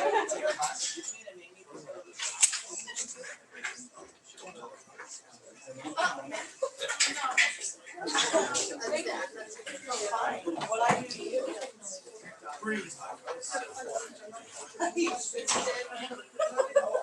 Saw your mask coming on report. No. I choose to. Yeah? Yeah, I mean, it's fun, so I was like, well, it's part of that.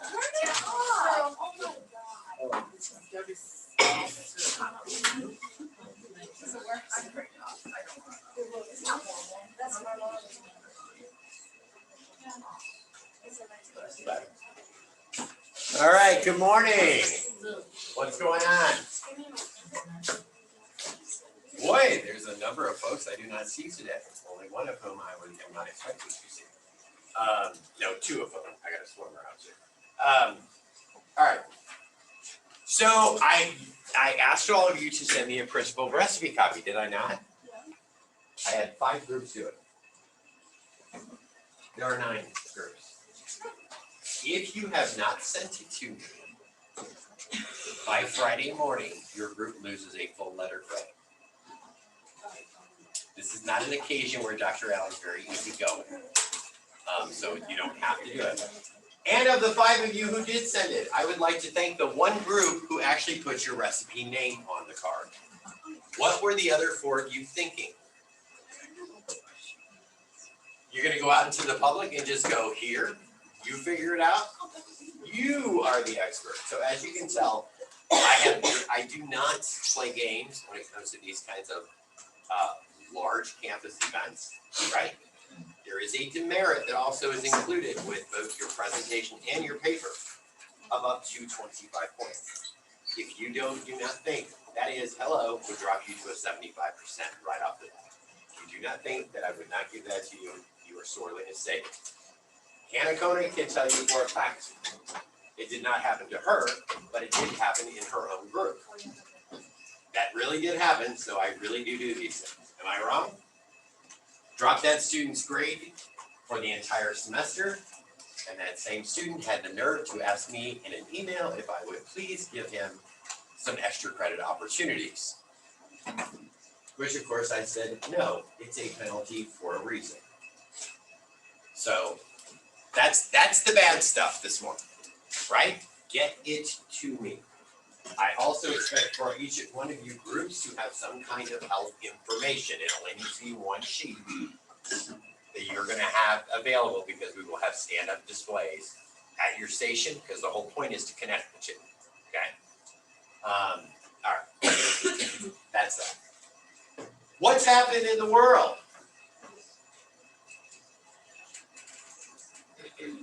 You know, you are actually going to have to pay attention to things even when you aren't getting paid with points every single time, right? Your job is to pay attention. Because when you're out in the field, you are going to be confronted with things from the general public. If you have not worked with the general public before, you have no idea what kind of crazy ish you are going to have to deal with. Man. I just saw that the pandemic takes a toll and suicide rates are rising in Florida. 100,000, they've surpassed gun deaths. And it's mostly Very on- good, that was just out this morning. And it's mostly on overdose. It's not. Yeah, as a matter of fact, we just were having a conversation in our faculty and staff meeting yesterday about AEDs and Narcan here on campus. The campus itself is weirdly resistant because they're like, well, who's gonna check on this every semester or every month? And so, which I'm like, we have interns who need hours. I mean, how hard is it to do in your own time? You have the time to go around and check and make sure the batteries are charged. And that we actually have Narcan, right? Because any of you could overdose. Yes. Oh, I was gonna say another thing. Yeah.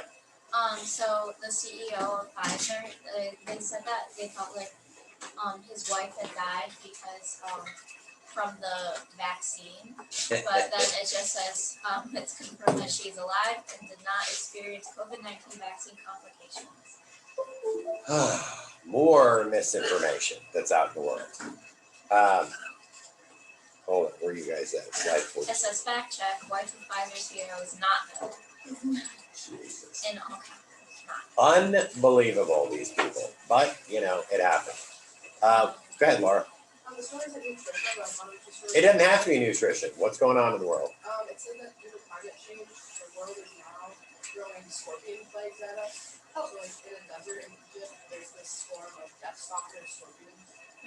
Fantastic. Yeah. This is exciting. As a Scorpio, I'm all about it. What else has happened? Go ahead, Melissa. This is something really small, but Insomnia Cookies, I don't know if you ever had them, but they released like a holiday like DIY kit. For what? Insomnia Cookies. No. They're really good cookies. They're around like college towns. I'm surprised there's not one here, but they're like the big ones. You're surprised. surprised I'm not surprised there's not one That's- here. no, no, Well, all right. Is it like- It's in like. It's like just a cookie place where you can get cookies till like They're 2 really o'clock. good. in the morning. Oh, okay. That's where the insomnia In comes New in. York City, they're Yeah. open 24/7. Yeah. I thought maybe it And was, they're they were like laced with something that kept you up there. Yeah. Okay, so you guys have probably seen, or maybe you have not, that the very lucky lady who is the governor of New York, thanks to Andrew Cuomo being a pig, but she was tweeting a couple times yesterday about boosters because a lot of other states are trying to make them and just have already made them available to anyone that's over 18. And so she put on Twitter, and she did it again this morning, that she is completely behind anyone in a high transmission area over the age of 18 getting the booster. The FDA and CDC may actually approve Pfizer's by this weekend. Okay, and I also heard today that the data reflects that once you've had a booster, you get the full effect of it within 1 to 2 days. It isn't the 2 weeks that you did for the others, okay? And in my classes, right, so what I'm saying to you is, if you are 6 months out, and most everybody that I had in the spring is 6 months out, right? And you sign up to get a booster, that is a legitimate extra excuse absence from this class. Again, those of you that had me in the spring during the day, am I lying? Nope, right? You absolutely can. Yes? Did you get sick from this? I would be stunned if you ever got sick from the booster. It's only a half dose. So, No, I'm not, did you get, no, have it. not at all. Not one, not a bit. And I did from the first 2. So you had Moderna originally, and then you got which one? I got Moderna all the way through. Okay. Because it shows itself to be most effective real world. If you got J&J, you can get a booster today by getting either Pfizer or Moderna. I would suggest to you, however, that you get Pfizer because Moderna side effects are more pronounced in somebody your age, right? The older you are, the less effect you had from Moderna. I just felt kind of lethargic. Pfizer has had hardly any real side effects. So if that's where you're at, you can do it. The only thing I request of you, if you are going to do that and you are going to miss class because you're going to get vaccinated, which I am completely behind, okay, is that you email me with a screenshot of your appointment schedule, okay? All it'll tell you is what time you're scheduled. I don't care. So if you send me that, that is a freebie excuse absence from any of my classes. That's it, okay? If you run into a real complication from side effects, which I do not expect unless you had J&J, just let me know. Most likely I had students that did that last semester, and I did let them Zoom in because I want you to get these vaccines that protect yourself. Because they found that Pfizer, after 6 months, the effectiveness declined to 62.5%, but as soon as you got a booster, it went back to 94%. And that has staying power. There are a few other doctors who also work as urologists who believe that the first couple of doses, we needed to tweak a little higher. So that's where the third dose sort of closes that circle, okay? So I wanted to make you aware, that is okay with me. You just have to email me with your vaccine appointment. Easiest thing in the world, which is what most everybody did before, they can go ahead and swap, I'm getting some recipes here. They can go ahead and schedule an appointment and just email us, right? I do not care. I don't care if you email me ahead. You don't have to wait till the day up, right? I can tell you Cat County is running a bunch of, though technically FDA and CDC haven't yet approved it for everyone 18, that is going to happen. That was on today. Everybody knows that that's going to happen. With the governor coming out and tweeting that she's fully behind it, I can tell you when I went for my first 2, I had to give them the reason I thought I qualified because I was in one of the first groups and show them my fondness ID. When I went for my booster, they didn't ask anything, nothing. So, and we are in an awfully high transmission area, right? Yesterday's positive tests were 13.62%. And there are only, I think, 10 beds available in Erie County. And the governor also put out today, and I saw this in the Buffalo News, if any of you guys get it, that, hold on, it's in my email.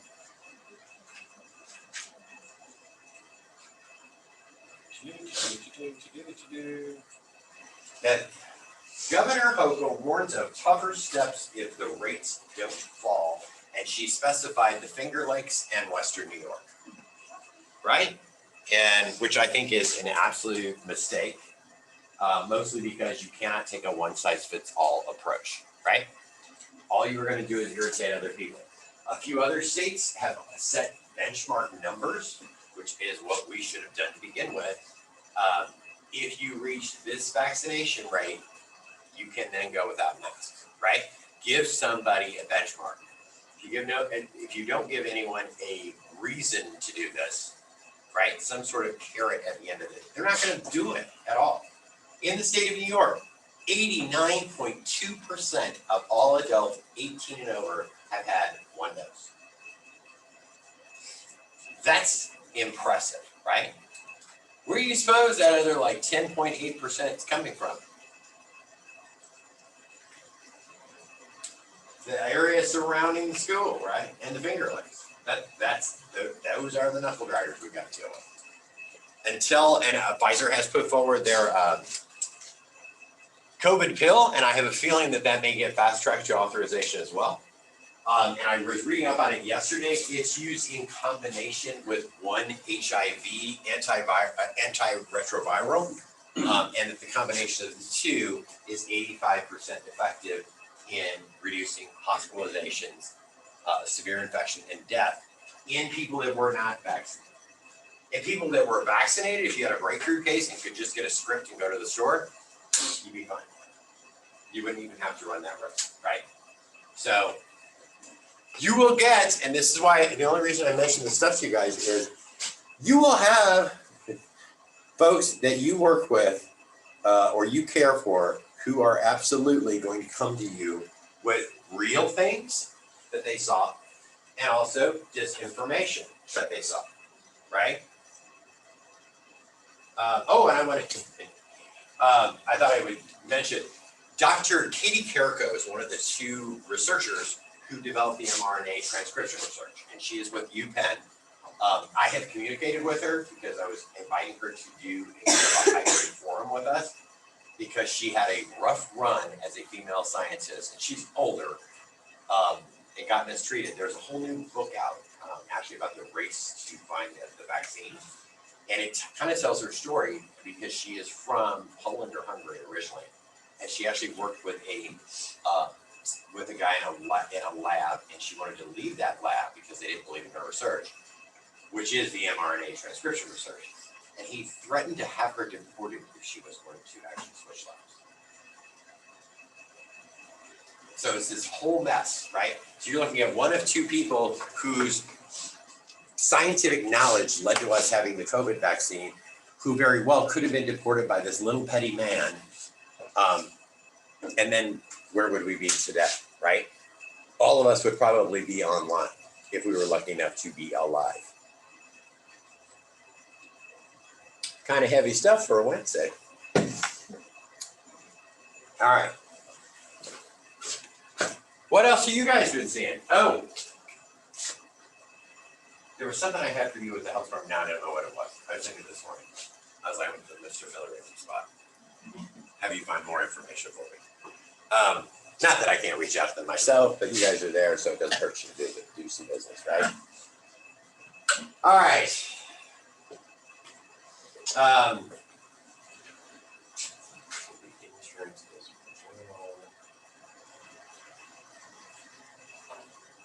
Do not remember what it was. Okay.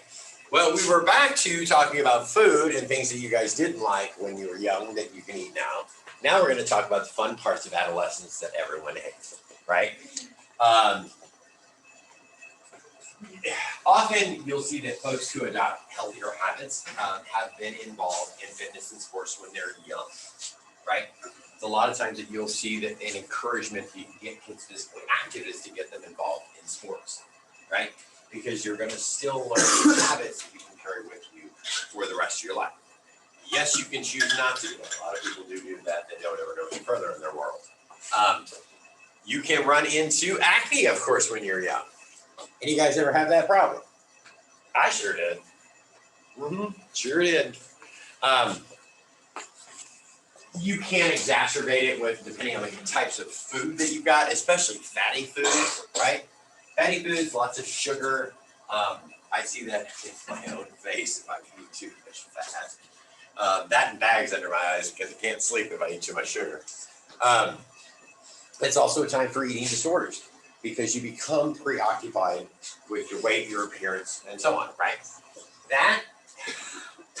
That issue has become worse given social media, particularly Instagram, Facebook, where you're seeing somebody's best photoshopped self put out to the world, right?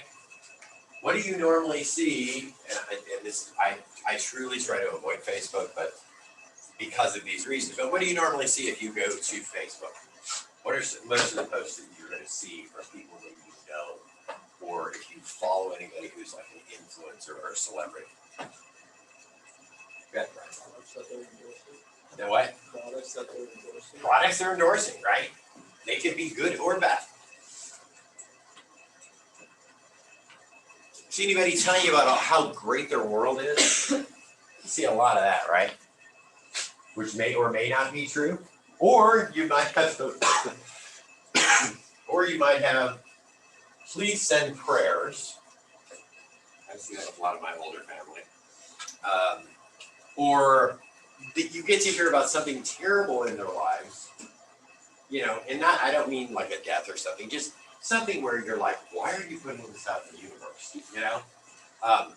Well, that has a lot more to do with the way people can engage in eating disorders, whether it's eating too little or it's eating too much. It's because you're being influenced due to external sources, right? A digital detox is not a terrible thing. Even to go camping for a long weekend is not an awful thing. When you deal with obesity with adolescents, and you absolutely will, right? I do not care what you're involved in. This involves all of you from public health, the health sciences, sports studies. It doesn't actually matter. You are going to deal with some of this. You're going to run the risk that these kids end up developing high blood pressure, right? Type 2 diabetes is much more common in kids, particularly in kids that do not have the ability to be physically active, right? In some areas, you just simply don't have that built infrastructure to get out and do something. It's never that simple, or they're not encouraged to do it, right? This isn't the world that their parents, grandparents lived in, where everybody had to perform some kind of manual labor, right? You were really somebody if you finished a college degree, you get an office job, because back then it wasn't common at all to have even a bachelor's degree. Joint pain, breathing problems. You can also see some abnormalities in growth depending on what age you're dealing with. Especially childhood obesity, you can start seeing some bones that don't form quite properly because they aren't capable of handling that much weight and stress at one time. So that's definitely an issue. Self-esteem, more than anything else, is a real issue, right? All right, in adolescence, we've come a long way as a country in reducing like teen smoking rates. It used to be far more common, but we've gone a long way. But what have we gone to? We've gone to vaping, for sure. Chewing tobacco, okay, right? Something that's a smokeless product. What other smoking product are we doing? You got it, right? So that's more common, and the chewing tobacco and the vaping, both are more acceptable because they are not that smoke product. Both are really terrible for you still. And since marijuana is basically legal at this point, you know, realistically, and we're looking at removing some criminal penalties at the federal level that have been introduced in Congress. Even though it doesn't change state laws, but it would mean there would not be a federal penalty for it, which is probably wiser because there's just such a patchwork of laws in the states. How do you enforce that on, you know, on a grander scale? But so you are going to have some of that. Alcohol use, I would be particularly concerned with kids who spend a lot of time by themselves and have easy access to it at home. The same rules of the road would apply to prescription drugs. Right? Very easy to find. You're dealing, and it's okay to talk to these patients and their families about it because you can pretty easily identify if somebody seems kind of hopped up to you. You know, I mean, it's really straightforward. I had a guy, a non-traditional student, in one of my classes. What's that? What is Non-traditional. Means older than what you, Oh. you guys are more traditionally aged students. It just simply means older generally. Oh. Right? Because when I taught at Purdue, though we had dorms and we had full residential areas, we also had a lot of commuter students from the local area. And so he was in one of my freshman classes where he was more of a standout, right? This older guy. And then and I knew he'd missed some time or whatever. And I pulled him aside. I was like, listen, what's going on? And he'd been in prison. During this time, I said, oh, okay. But then there were a couple of times where I was like, listen, I don't know what's wrong, but just don't, right? And I passed out in class once or twice, and the students are all, they were all freshmen and they're all pointing at him. I'm like, I can see, right? I'm not gonna let this distract. I said, if he ends up on the floor, just leave him.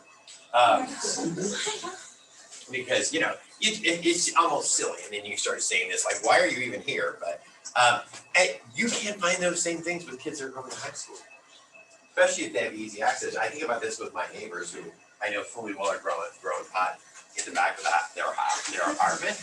I am absolutely sure it's because one of the contractors that I'm using right now, he goes, I know. He goes, isn't that the guy with the white car? And I said, yeah, but he's in jail. And he goes, yeah, he was always, they would find him like smoking outside his daughter's school because they have kids. And I'm just like, well, then it becomes this whole permissive environment. And, but when I was young, the neighbors down the street, because I lived in a rural area, actually had a field of pot and got raided by the FBI. It was the wildest thing I've ever seen. Helicopters flying overhead. And, we all knew what they were doing, but, all right. You'll find, depending on the drug, and that's why I hate that they just use underweight in this. It depends on the drug as to whether the teenager may be either underweight or overweight for different reasons based on the drug. So don't use that as a gauge.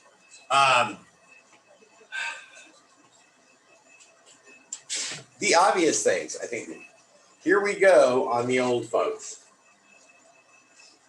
Welcome to my world. You all will experience it yourselves, and by God, you'll know it too. As you get older, you will absolutely see some weight and body composition changes, right? I haven't seen as much as most other people who are my own age. I can tell you I remember I went to and this is a while ago, but I went to my 20th high school reunion. What's that? Does that make you feel old? No. Really? No, because I don't look like them. Then I would feel old. Did they make you feel old? Like they look older? I guess you would say. No, it made me feel pity. Right? Like, sorry, Mr. Gravity's been so unkind to you. I did not enjoy the high school experience, so I didn't mind at all seeing them look like broken out wrecks, if I'm being honest. And I ended up sitting with some of the most popular kids from school because we could only recognize each other because everyone else had changed so much. And I shouldn't tell you this, but we had kind of a drinking game to try and guess who people were because they had just changed that much in 20 years. We're like, I don't even know who the hell that is, And they had name tags, so it was one of those things where you pretended you were going up to get something and you went, But you get older than that, and there are some things that are absolutely going to change. You will naturally start losing body mass particularly if you do not remain active. That's the key, is as soon as you give it up and you're no longer active, you can see your body begin to atrophy, right? Physical activity, you can have reduced muscle. I mean, this is the thing is, if you're going to be active, and you don't have to be tremendously active, right? You don't have to work out 5 days a week or become a natural bodybuilder. But you do have to be active to maintain the muscle that you have, because your body stops producing muscle cells as you age. What you have is what remains. So the more muscle cells that you develop when you're younger, right? When your body's still producing it in response to you using those muscles, the better off you will be later, okay? And you will have some reduced skeletal strength. That unfortunately is very true. No matter what you try with calcium, you will lose some. you will start to see that your bones can more easily fracture if you are not careful, right? You can become sicker more readily. The only reason that's important, I mean, it sounds obvious, is that when you talk to a patient, especially somebody, if you talk to a patient who's 40s, pushing 50, that's a good time to talk to them about this stuff when it comes to preventative care, right? I'm telling you, you don't have the body you had when you were 25, right? You're not just gonna like fight it off. You're not gonna contract the flu and go, oh, that's over with. You could well end up hospitalized from it. You do have a decline in sensitivity, and that's what we talked about the other day when it came to like sugary sweets and salty stuff, right? Because your taste buds do start to die as well. You start losing those over the years, and then you get down to that period where that's all you can actually taste, and it's not as enjoyable to eat. I mean, do you guys have an easy time eating when you're all stuffed up and sick? No, but half of that is that you can't smell the food. It doesn't give you that same satiety. But you know, it's what, I don't know if you've ever seen like when somebody actually, when they like plug somebody's nose and then feed them both an onion and an apple, and they can't tell that there was a difference between the two, right? Because it's this that does wonders for you more so than your taste bud. So the two work in concert with one another. Definitely. Speaking for old people, gastrointestinal changes. It is a real deal to think that as you age, that adding fiber is necessary.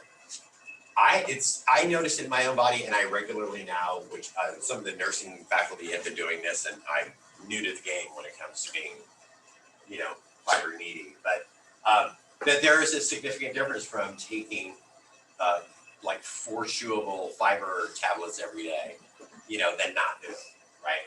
And that's okay, because you're gonna have patients that you're gonna deal with that are gonna have these issues.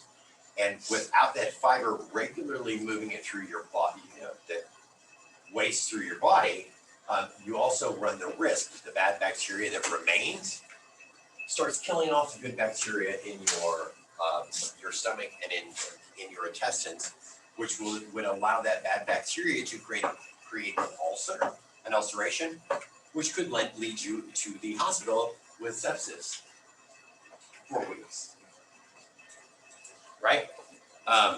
So it's a true story that you've got to keep things moving with your older patients. And that more often than not, they're gonna come to you with a lot of stomach problems on a regular basis. That won't be unusual at all. Protein malnutrition in older folks. This happens a ton. Remember I was telling you about the insurance company that is sending like ready-to-eat meals? One of the reasons they were doing it is when you get into food deserts, that doesn't mean there isn't food there. A better way to think of a food desert is as a food swamp, because generally, bless you, in those cases, you're gonna have, you may not have full service grocery stores. You will have dollar stores. You will have quick service restaurants with like $1 menus or $2 menus, right? All the foods they maybe don't need. Well, in this case, they probably are suffering from inadequate protein. And there are a number of reasons it could happen. They simply may not have the money, or in this case, access, right? They may worry about having too much fat. What I was just telling you about digestive motility, if you have too much fat in your diet, you're gonna end up with patients who have looser stools, right? Their body does not work like it used to. So all of that would have been converted to bile and headed to a gallbladder and then used properly, their body doesn't keep up with it, and the fat can overwhelm your body and end up excreted as bile. They may have difficulty chewing. This is a huge thing when you get to older people. It can be pain, it can be lost teeth. You will deal, and I want to make sure that you understand that from the perspective of any of the disciplines. I don't care if you're PT, you're OT, you're in public health, you're PA.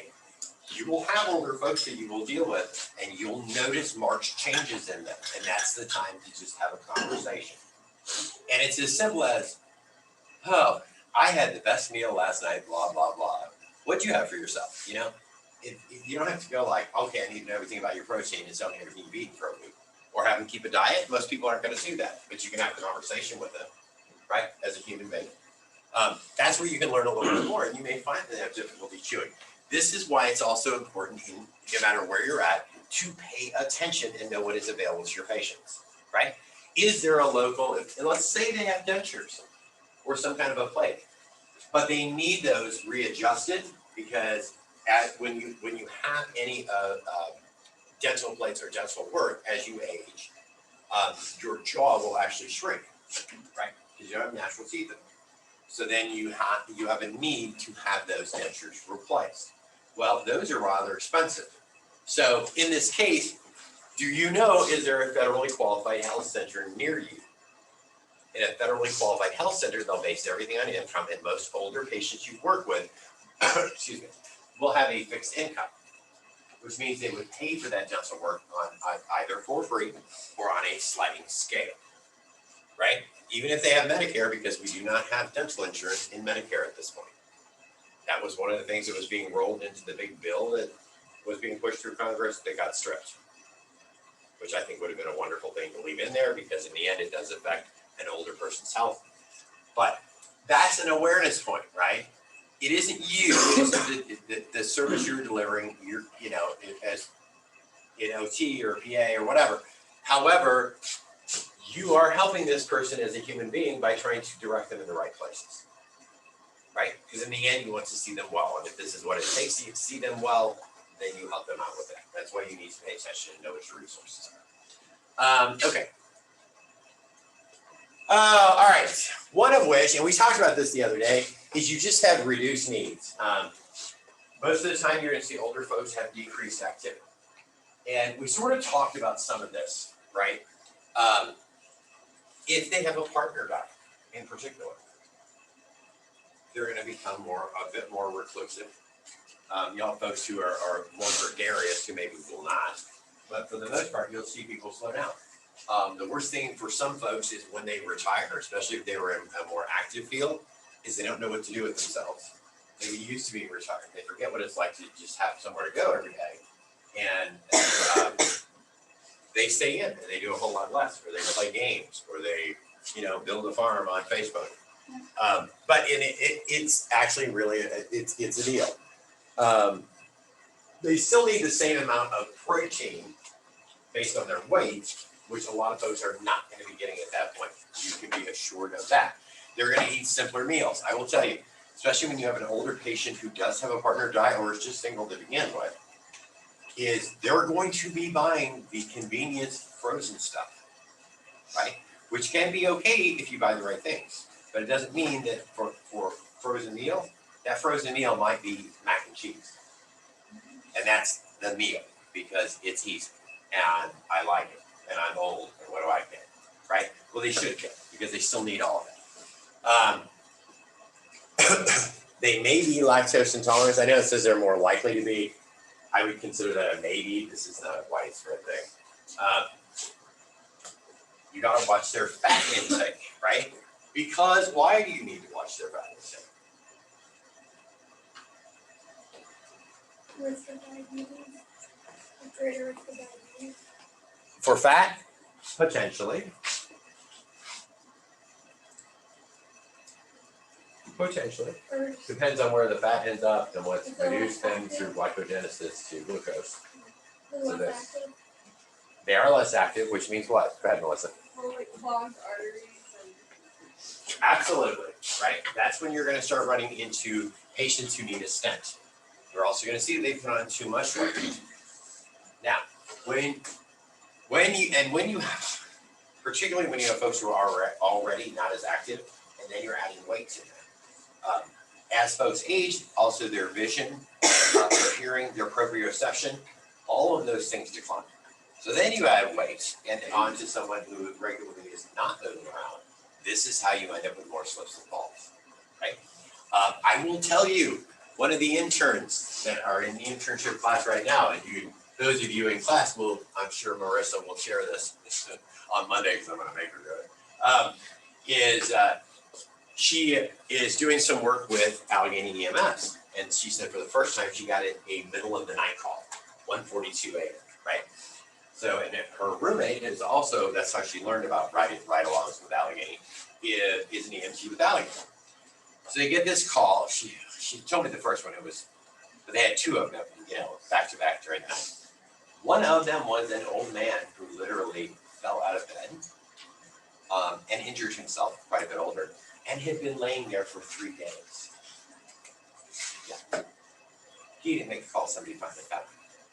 And she said they got there and he had all kinds of pressure sores from this, right? So I mean, these are real deals to consider when you talk to your patients, right? Because you don't know what's going on at home, you don't know their lives, but you spend enough time with them, right? Especially, I will tell you, if you do any work in the community from a public health perspective, people will get to know you real fast.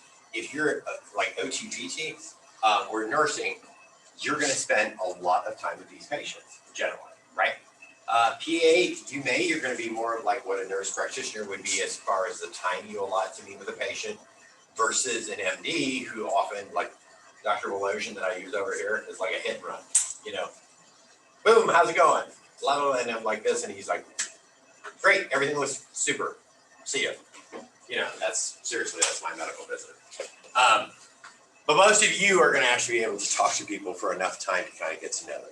And that's why it's important you just have a regular conversation that at the same time you're sort of feeling them out and you're probing them without them thinking you're probing them. That's the important thing, right?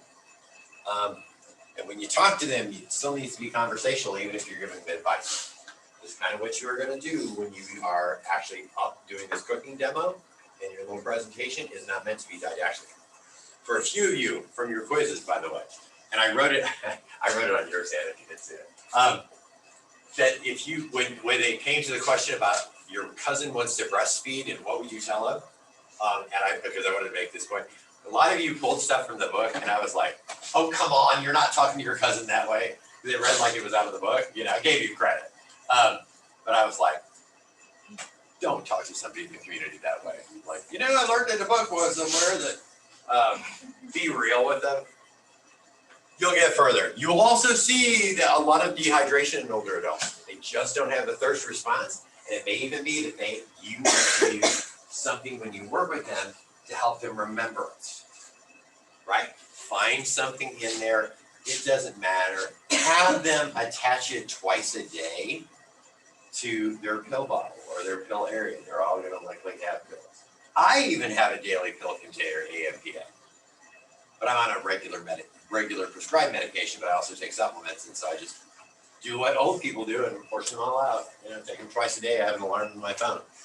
Teach them how to use the alarm in their phone to make sure that they've had enough water for the day, right? In women, this is particularly important because it's a great way to develop a urinary tract infection, right? If you are not getting enough liquids. Happens to my mom all the time. And I'm like, how many times have we talked about your hydration? But I don't feel thirst. It doesn't matter. Drink it anyway. Don't have to go to the bathroom more. Well, who cares? You're flushing everything out. This way you don't have a urinary tract infection. She would murder me if she knew I was saying that in class. You have no idea. All right. So there is even, what is this one from? It's the Mind Play for older adults. So it kind of gives you an idea of what these folks should be dealing with. I can assure you, if you showed this to one of your older patients, they'd be like, oh, that looks like too much trouble, right? You're just gonna have to simplify it for them, right? Vitamin D, you often find they're not getting enough of, but they still need it for the same reasons they needed it when they were young. And if they're not active enough and don't get outside in the sun, they're also not receiving that source, right? Because as you get older, particularly as your thyroid function declines, you're gonna find that you have you're almost insensitive to heat and cold differences, right? The older you get, that's why you can find folks who, when you walk into their home, they're cold and it's absolutely burning up in there. They've got their heat set to like 80 or 82, right? It's because they've lost that sense. So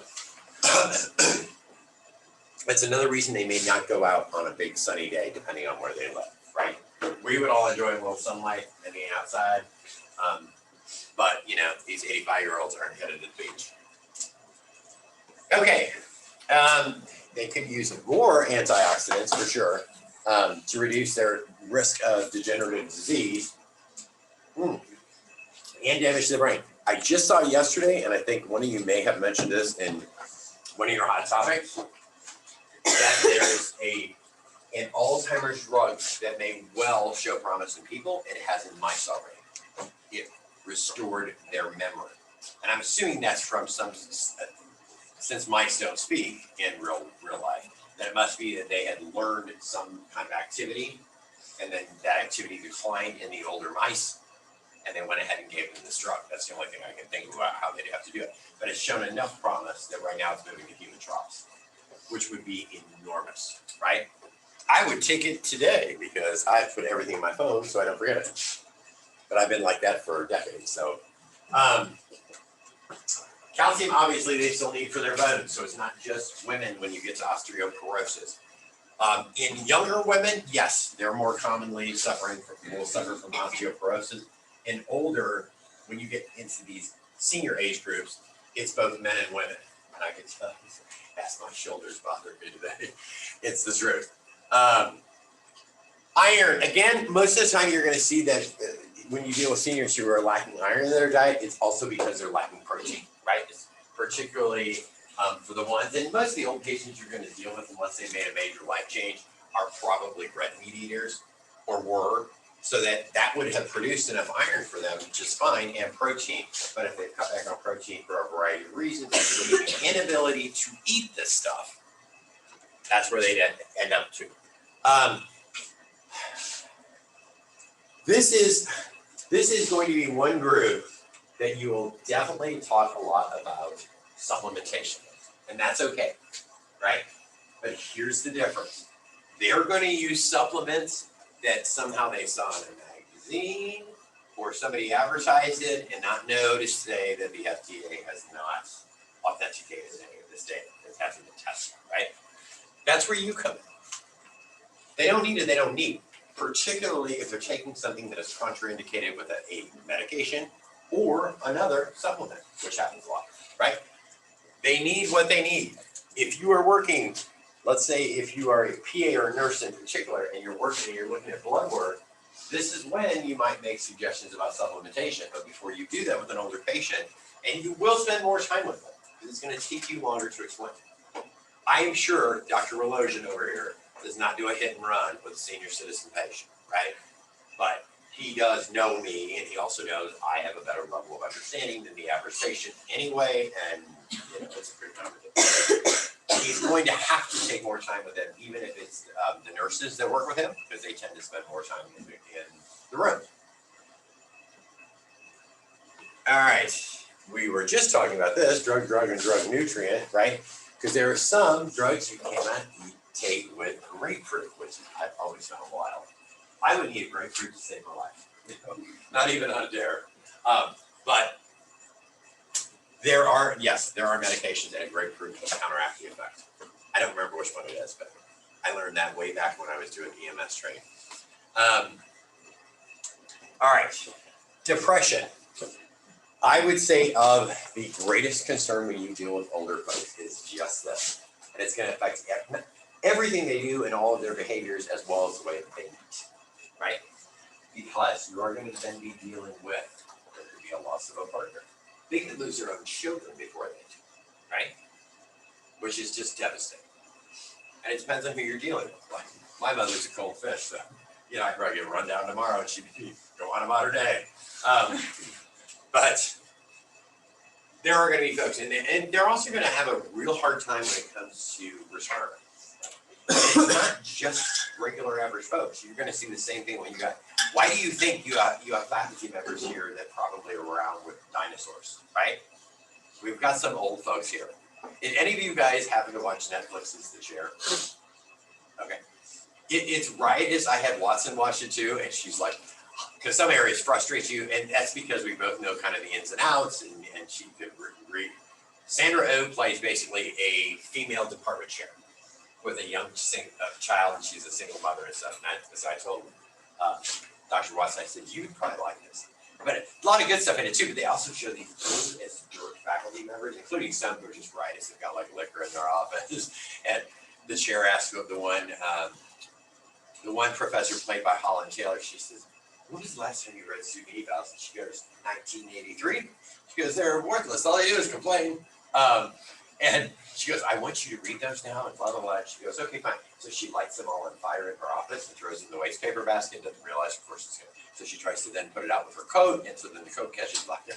But my point is, even for folks who you are educated well enough that they should be able to do other things, and they have retirement and they've saved, they don't know what to do with themselves either when they retire from box, right? The guy that lives next door to me was supposed to have already retired. Who? What's that? From Bonner? Yes. Who? I can tell you. You'd have to live in my neighborhood, then you'd know. But, and apparently, he kind of is semi-retired, but still teaching this year because he didn't want to do it. Right? So, I get this sideways from his wife, who for some reason thinks we know each other, and I had never met her until she starts yammering on me. Like I must know her because of something. Alcoholism, you gotta watch a lot of this stuff too with older folks, is they may rely on other things to remove their depression, or at least to dull their senses and numb them a little bit to their current situation. I mean, if you take somebody who worked really hard in their lives, raised a bunch of kids, who knows, the family isn't very close, maybe they lose a spouse, now they live on a fixed income that they were never accustomed to before, they start having their own issues, ending up in a hospital, whatever. All of these things can build on you really, really easily when you have all this time to yourself to think about, okay? I, on the other hand, have animals, and I'm not to that point in my world yet. I already told them, I said, listen, the second I started going like this, I'm out. So, all right. You can definitely have a loss of appetite. A lot of that will also be accompanied by the kind of drugs that they're taking, right? That are going to lead them to that. Arthritis, where are we at with this? Oh, fun. We're going to say bowel and bladder till Friday first thing. Wow. Anybody go get pool tested?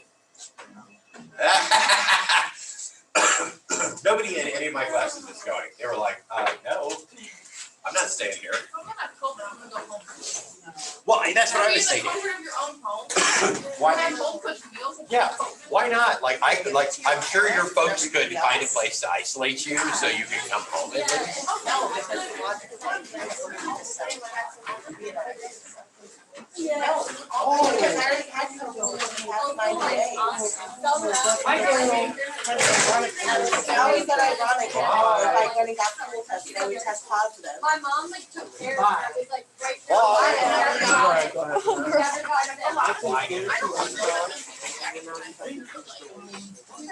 No, I definitely would. Yeah. Okay. Yeah. You're argumentative today. I mean, it's like my sister has lost yeah. She's lost like young elderly people die. But like, I don't know, it's just different now, especially that like most people are vaccinated. They don't care anyway, so it's like. Right, exactly. I got it right here. I can just open it up. Let me do it. Okay. Let me do it. Where am I? Dude, Yeah, because I'm just gonna email that to my supervisor and That's fine. Did she say yes? I do not know. You can ask her yourself. She didn't say anything to me. She said by Friday, though.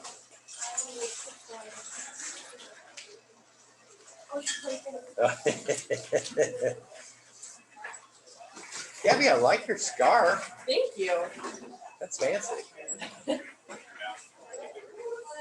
had to dress up today for Dr. Watson's presentation. Hi, Haley.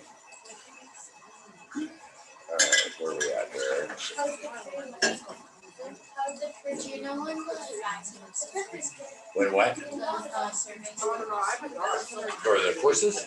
They should already be out, actually, or off the float. I got an email the other day that they were supposed to be going out, so. All right, what's happening with everybody today? Besides Mary. You good? You guys ready? Yeah.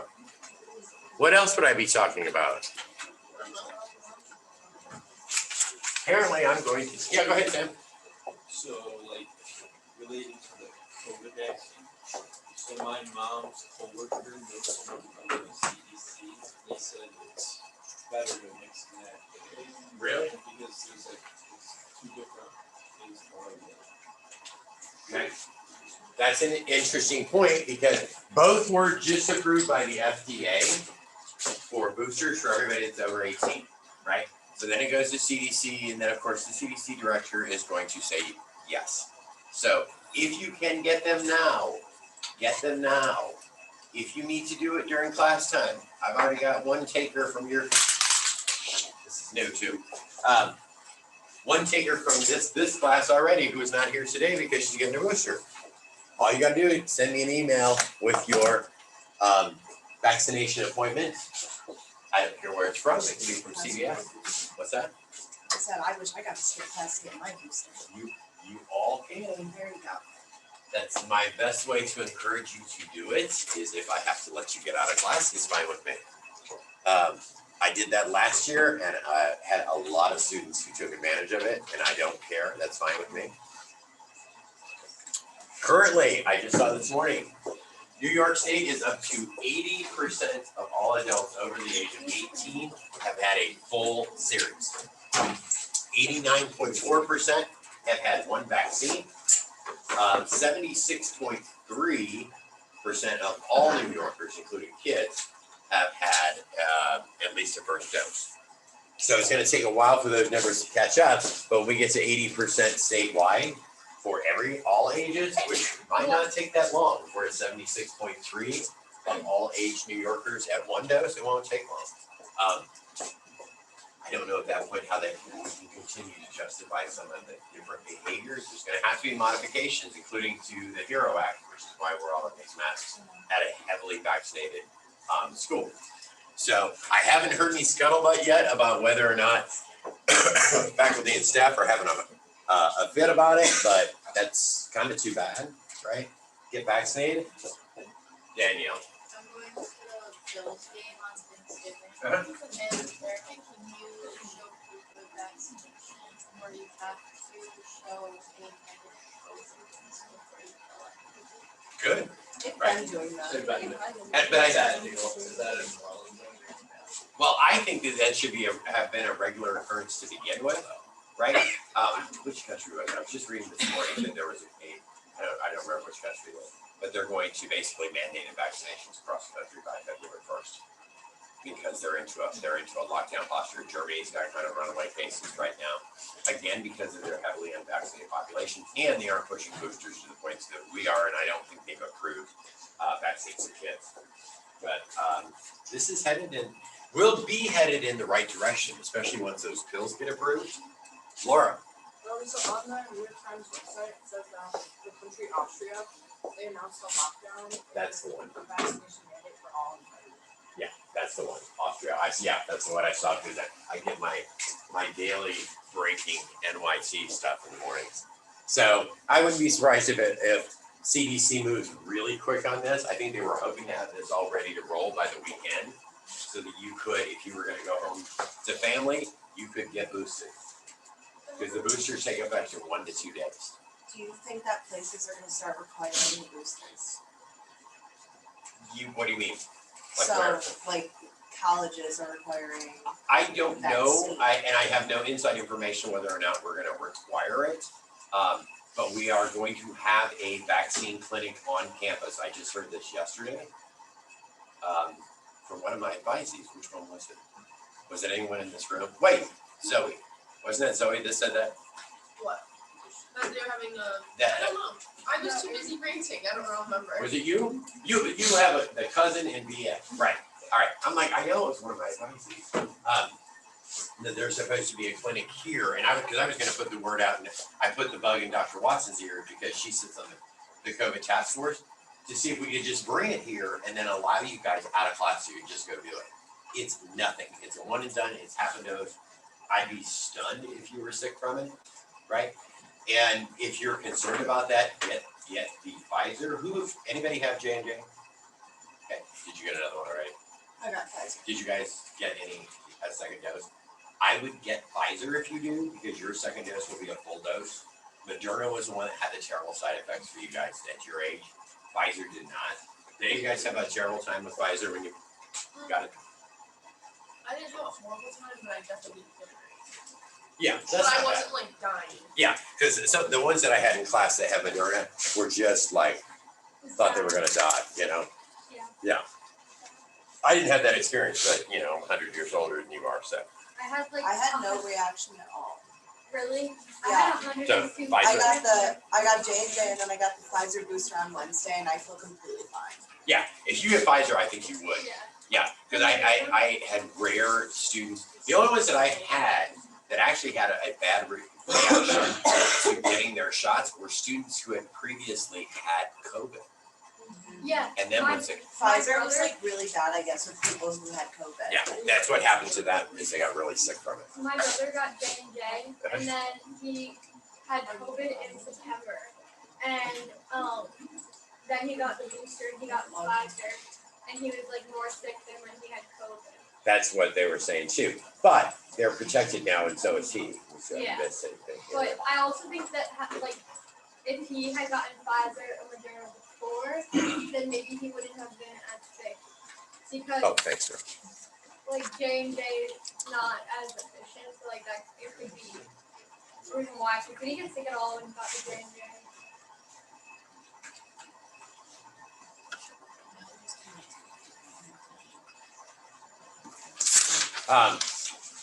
No, so that's good. I'm looking here to see if there's anything from this one.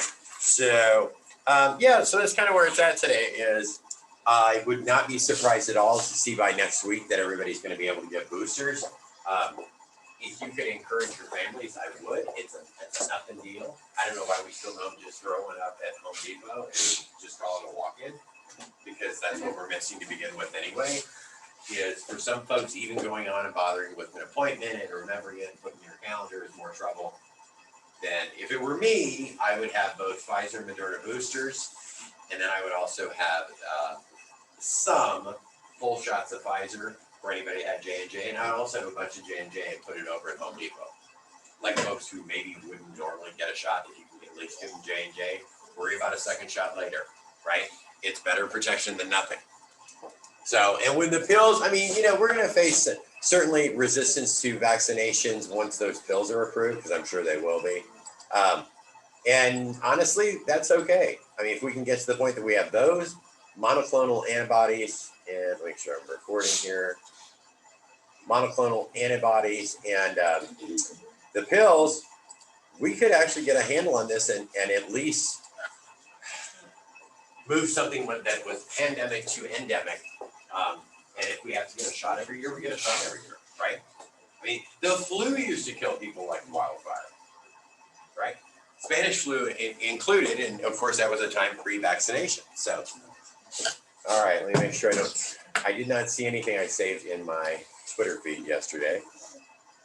Let me check the NYT here while I'm thinking about it.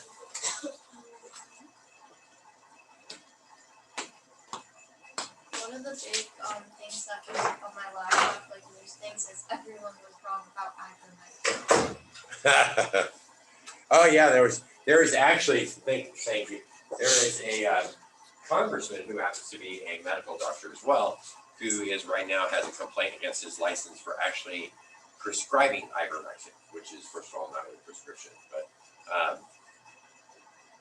should I miss anything?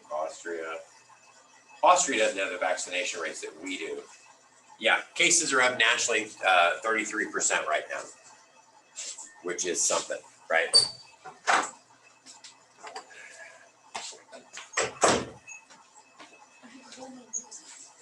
I am fine with this. I see you must have gotten maybe your problem solved. No. Well, I will find out. He hasn't responded. Oh, should be. Should be. Do you need me to respond? Would you reply all? No, you don't need to reply all. I talked to Dr. Watson too, so. Yeah, I know. She told me. I asked her. I said, yeah. I said she came in looking for you, and then came into my office, shut the door, and said, "Well, you'll do." I did tell her that, and she started laughing. Yeah. Yeah, because both of us are like fine, but we also know what the experience is like. I'm like, you can't come to class that day before. There's just no way. All right. So we're going to talk today a little bit more about malnutrition. This is not just a problem that you can think of as a third world issue. This is a problem here, right? One of the best things that happened during the pandemic, if you can look for a silver lining, is that feeding resources were increased in the country during that time, right? So we started not only reducing child poverty, we also were able to reduce hunger because this is an issue. And what do you guys think of when you think of malnutrition? What's the first image that comes into your mind? Okay. Super skinny, like bloated stomach. Yeah, right. Yeah, absolutely. That's usually what we think of, right? Rather than thinking it could be any one of the kindergartners that are at one of the local schools, right? We just don't see it the same way because there's not a visible effect yet of their malnutrition, right? Where we get to the point that maybe they're deficient in vitamin A, they're missing that. They're missing the adequate proteins, calcium. So we haven't started seeing their bone deficiencies yet, or that their musculature is just not developing normal. Are you gonna cooperate? Oh, I'm mad because I dropped the thing. All right, so for a few basic definitions, hunger, obviously you guys understand this, a painful sensation by lack of food, all right? It doesn't necessarily, and that's hunger on a persistence level, right?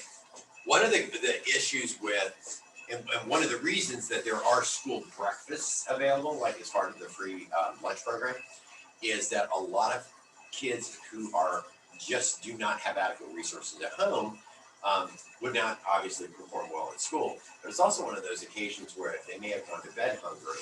When you go to bed hungry, you're not going to sleep either, right? So they're trying to find a way to get them at least a couple of meals a day that they can guarantee that the kids are meeting their nutritional expectations, right? So yes, that can be painful. I mean, you guys have probably plenty of times where you're just like, I need to get out of here because I'm going to starve to death. You know, where your stomach almost does hurt a little bit. I'm surprised. It's still after all these years, my body just burns through it. And believe me, I can tell you when I'm like, I gotta eat. We're done. Malnutrition, on the other hand, is that you're simply failing to achieve the correct nutrient requirements, right? So this doesn't have to be visible for you to be deficient in these areas. You can look relatively healthy because you're eating all the wrong things, but you are able to eat. And that's half the problem we have in the country. This is why I've never really liked the fact that you can buy chips and candy and soda and stuff with SNAP benefits. I'm like, this is not beneficial to you, right? There have to be some limitations. Food insecurity.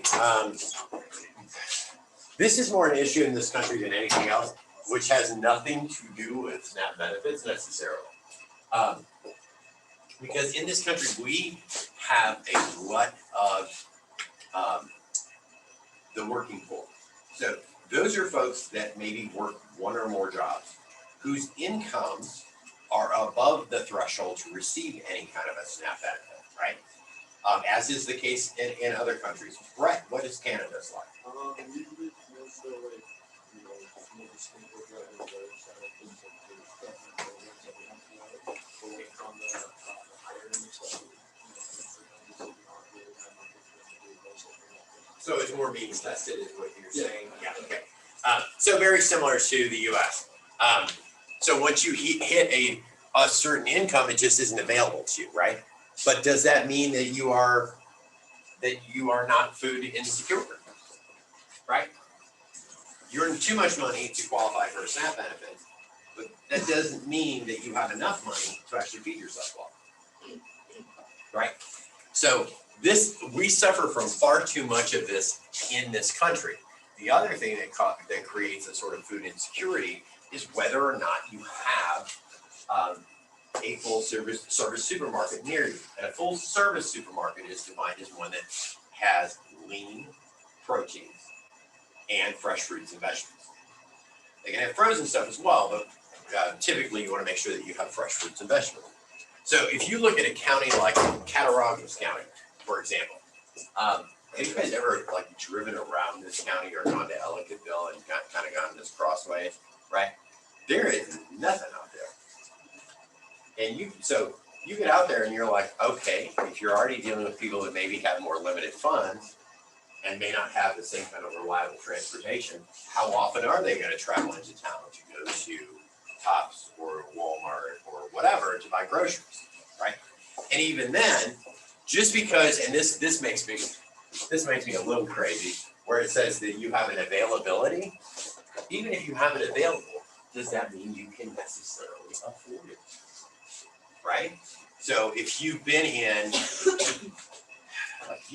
Reed's or that Park and Shop, which I went in for the first time ever, right? And I've been in this area since last August. The first time I ever went into it on Saturday night because I had this wild, did I tell you guys this? This wild hankering for a pumpkin pie, which I don't normally go for anyway, right? Because I hate all the pumpkin overload stuff, but I just felt like pumpkin pie with much Cool Whip on it. And believe me, I could have sat and ate the whole thing. But so I thought, well, I'll just go to the Park and Shop because it's literally, my house is between 12th and 13th Street, like around the corner. And I've never set foot in it. And they were like, their pies were $3 a piece more than Tops, who is already like $1.50 more than Walmart, right? So you might have it available to you, but it doesn't mean you're able to eat it. And that's a huge problem with a lot of families, right? Especially when you have kids. So just having it available to you doesn't mean a darn thing.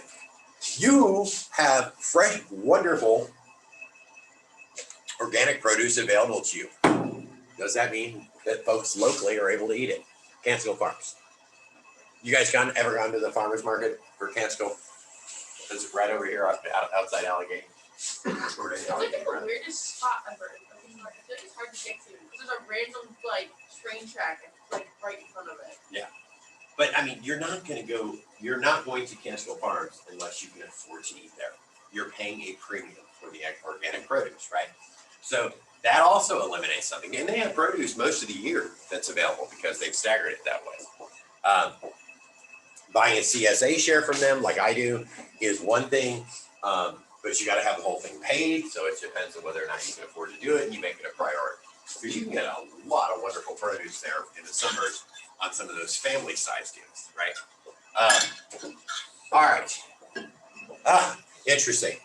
I don't know why they didn't list this in the other one. Food security means that you obviously can have access to, and in this case, I would say afford all the nutritionally sound foods that you need, but also that they're safe, right? Because if you get into more urban areas, and this is a problem in a lot of places, or you're in a small town, like let's say you're headed this way, and there's one little weird place if you go, I think it's past Killbuck, like you're going to Ellicottville and you kind of cut across. Ellicottville or Little Valley, one of the two. But I know they have food in there because they got some signage out and they got food and fireworks and, it's like one of those kind of rando places. And I first thought I had was, I wonder if their refrigeration works properly. Because I used to when I sell groceries, work for a broadline food service distributor.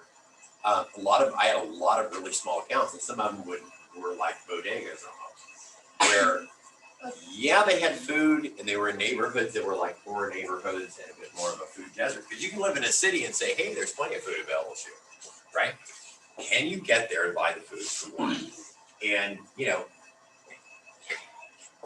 can you actually access it? And is it safe? Does their refrigeration work? More often than not, that's the problem. Does the refrigeration work? How long has the produce been sitting there? Right? Is it even still fresh? This is a bit more, and that's where this face comes from. This is kind of what you would expect in malnutrition in this country. Even though you see that she's got a plate of food here, this is more from sort of the soup kitchen. This would be like the warming house in town, right?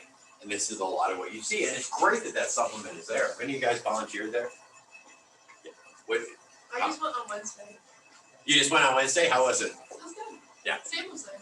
Oh, so you guys went on Wednesday? So then they all are able to eat in the building now, right? Okay. If they choose to. And did you have a lot of that? Six. Yeah, six. Not many. There's a lot of deliveries. Yeah, I know that was a lot of it last year, and some of the students that did some volunteering were like, it just wasn't quite the same experience because they go in and they put everything together, package them all up, and people would just come get and pick them up. So there wasn't a whole lot of contact. When I went, like, it was nice, like, I know, I did it a couple times and I'd do it again, but it just makes me, like, a little sad. Just, like, hear people's stories, like, their struggles, which, like, it shouldn't be that hard. I mean, it's, like, good that the learning house is there, but, like, it really bad. You know? Yeah.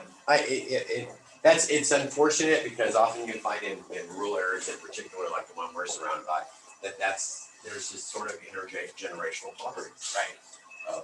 It's you don't have the money to better educate yourself or to get away or to do all kinds of, or you don't believe you do, right? And then businesses start to close, and because we've had factories leave this area, which has affected some people. Fortunately, a couple of my contractors that are working on my house came from that, so good for me, and they do a wonderful job and aren't going to sell crystal meth out of the house while I'm, here teaching at Bonner. That's my biggest fear because I always give them a key when they're working in the house, and I was like, somebody's going to copy this key and start selling crystal meth, and my house is going to get raided at like 3 a.m. All right, well, and when you're dealing with these areas that tend to have lower food security, you're also going to find that you have higher obesity, and it was from what we've discussed before. If you can only afford mac and cheese and ramen noodles, that's what you're eating and that's what you're feeding your kids, right? And over time, that's going to lead to higher and higher obesity. That also leads to shorter lifespans. That leads to higher medical expenses. So this sort of perfect storm, right? Get in there. Like, just a question, like, I mean, there's, like, obviously food pantries and, like, soup kitchens, like, all over the country and stuff, but, like, do you think that, like, adding more is, like, the solution, or, like, what do you think the solution is? To doing what? For, like, malnutrition? For malnutrition, one of them is I would completely overhaul the SNAP program, right? And if I were in a community, like if I was in this area, a few things that I would do, like if I was working with a food pantry itself, is have sort of a staple list of here's what you need and do more nutrition education, because I think that that's deficient too, because we don't talk about, and when you're talking about people that are benefiting from the program, largely they don't have the same level of financial literacy, right? So when you have this available to you, there are ways to be able to use both your SNAP funds and supplement with things from the food pantry to get everything that you need, but you need somebody who is well enough versed in nutrition to sit down and help you out with that. That's why it's important to have that list. Remember I showed you guys that PDF cookbook, that Good and Cheap? One of the things she has on there, did you say it? Good, is a staple list, right? I think some of her staples are a little exotic for most folks, but, and just teach people how to shop well, right? How to make things work for them. I thought for a long time I would love to have written a grant for lower income folks who do have a place to live, where they can put more of a sort of a small chest freezer in their place to take advantage of sales, right? That's half of it too, is you need to be able to buy things either when it's in season, or maybe there's a glut of products and you can get it a little cheaper, freeze it for later use, right? But that requires education. This is where our underfunded public health infrastructure could have been more effective had they had their resources, and by resources I mean people, right, to be delivering this kind of education, because there are solutions. I would be doing nutrition education every time that the food bank is handing out groceries, right, and including simple recipes. I was working on something when I was at Purdue, because we had a whole hospitality program there, right? They could get a bachelor's in hospitality and tourism. We actually had a whole separate building that served as a restaurant, and the students would do some labs in there. One of the things that we were trying to do is to couple them with the health studies program that I taught in, right? Where my students did all the background work to do all the nutrition education, and what we were trying to do is work out with the Northwest Indiana Food Bank, is to learn a week in advance what the offerings were going to be the next week, because pretty much everyone got the standard offerings, and then put together actual meals and do cooking demos with the meals, give them some recipes, some ways to use what they received in a week to stretch for a week, right? And to use it the right way. Unfortunately, it's very labor intensive to get all those things off the ground, and then, you know, I was gone by that time, finishing my doctorate, and then I was here. Okay, so this gives you some ideas using current data. And I will tell you, I find today the current data to be flawed for food insecurity. You're asked a couple of questions on any of the health surveys, right? NHANES or NHIS will ask you one of a couple of questions. One, are there times during the month that you cannot afford to eat, right? The other is are there times during the month when you go hungry? Well, neither one of those addresses whether or not you are receiving adequate nutrition, right? And how do you define afford, right? Because for most folks, if they have food, they're gonna say, yes, I can afford it, right? It isn't like they go into. So if you're supplementing this in a variety of ways, okay, you can afford it because you haven't gone without, but you have gone without the proper nutrients that you need, particularly for your children's growth, right? So I take exception with this, but this is based on those questions, the answers to those questions. You'll see out of this pie, 85%, when you work your way across the country, you've got food secure households, right? And they're demonstrating this as 85.1%, which I would say is probably too high, right? When you get real world, but when you base it on those simple questions, very easy for people to say, well, yeah, I have enough to eat, or yeah, I can afford to eat. None of that tells me whether or not you're able to eat food that's nutritionally beneficial to you, right? So, but you look at either low food security, which is the lighter green, or very low food security, which is the darker green, right? You see that in Texas and California, two places that have plenty of food that's being grown. Same in Georgia. There's plenty of food that's grown in Georgia, right? That doesn't mean that the people that live there can access that food. So, and you can look in New York and say, as a state, New York is food secure. But is it really? Right? Those are also state numbers. So when you consider, first of all, that what's the word I'm looking for? The population in New York City, for example. When you consider the amount of wealth that does exist in New York City or Westchester, or there is a lot of wealth here in heavily populated areas, that's fine. But if you broke this out county by county, I think you would find a few different numbers in here for New York State, right? This area would probably be one that has very low food security from what I've seen and what I see at the grocery store, right? All right. Now, all of these, and this, when I was telling you guys about the Blue Cross Blue Shield Ready to Heat meal program that was conducted, it was the Blue Cross Blue Shield insurance group that was in like a 5-state area, and what they would do is auto enroll folks in these food deserts into the program, and I think they didn't pay anything for the program, they didn't pay anything for shipping. They did pay for meals, but at a reduced price. So basically the insurer was taking a wee bit of a loss on the food, but they were saving money because they weren't ending up hospitalized. Because when you start looking at this, you're going, okay, here are the faces of hunger. This guy is likely a member of the working poor, right? He works, he makes too much to benefit from any programs, but just not enough to make everything happen, right? Look at right now. I mean, buying dinner for Thanksgiving this year is one of the most expensive years in quite some time, right? Something that simple that everybody is going to be engaged in. So then you got to make choices. And then Christmas is coming, everything's increased. It's cold out, gas is increased, right? So when you're already working here and making that much money, where do you make your choices? You still got to eat, but what are you going to eat at that point? Right? Andrew? Yeah, sure. Processed foods for sure, maybe more pizzas, lower end pizzas for sure.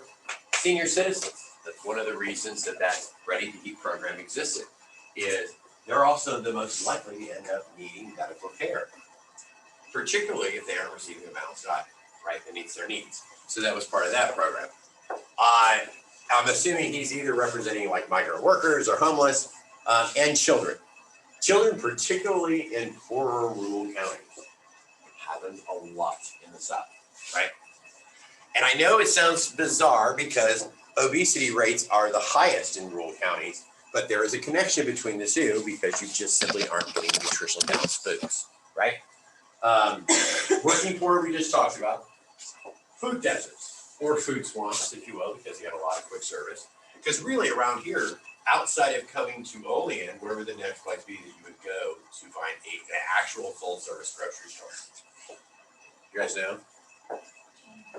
Where? Probably. Laura? Maybe, but what's Cuba, a half hour? I've never been to Cuba. I've heard of Cuban cheese, and that's about the extent of it, which I've never been to. Because I've been thinking I may have to go there to get some cheeses for this mac and cheese for Dr. Watson, and kindly invited me to their family dinner, which will be interesting. Like, I don't even like to see my own family, let alone someone else's. But which means I'll have to do mac and cheese and hand grate everything. It's a great recipe, but be isolated, right? There are plenty of people that are just kind of their own thing and they're very isolated. They have other issues besides food insecurity, but that becomes part of it. Older adults, especially those that have lost a partner, you'd be surprised at how quickly they just revert to eating just enough, just to satisfy their hunger and nothing more, and it's not always the right things, right? Or they're trying to stretch meals. I was seeing something yesterday, part of the bill that was just passed by the House this morning, which contains more social safety net deal, is going to lock in insulin prices at $35 an hour, $35 a month, I think, was what it was. Because we have Americans right now, and I don't know what the prices are in Canada. You'd be shocked. Yeah, they're like a, cheap now. are they? Yeah. Here, on the other hand, they're going for like $1,000 a month for insulin. And gratefully, I'm not insulin dependent. But, so that's written into this bill is to put in some price structures, some price controls on insulin in particular because it's runaway. But for those folks, their decisions are, where do I cut back? Could it be their own food, right? Because they have to. Or do I have to do half doses of insulin and just hope for the best? Or do I have to cut back on both? Right, to get by. And you are going to have that, especially with older folks who tend to develop diabetes later and may actually need insulin because it doesn't work for everybody, right? Type 1s are insulin dependent. And then you have some type 2 that are as well. I'm not. You could fill me up with insulin and it won't do a thing. Glucose will just keep circulating around in there and so will the insulin, right? All right. Well, a lot of what we do when we put together SNAP benefits is they're based on the federal poverty levels, right?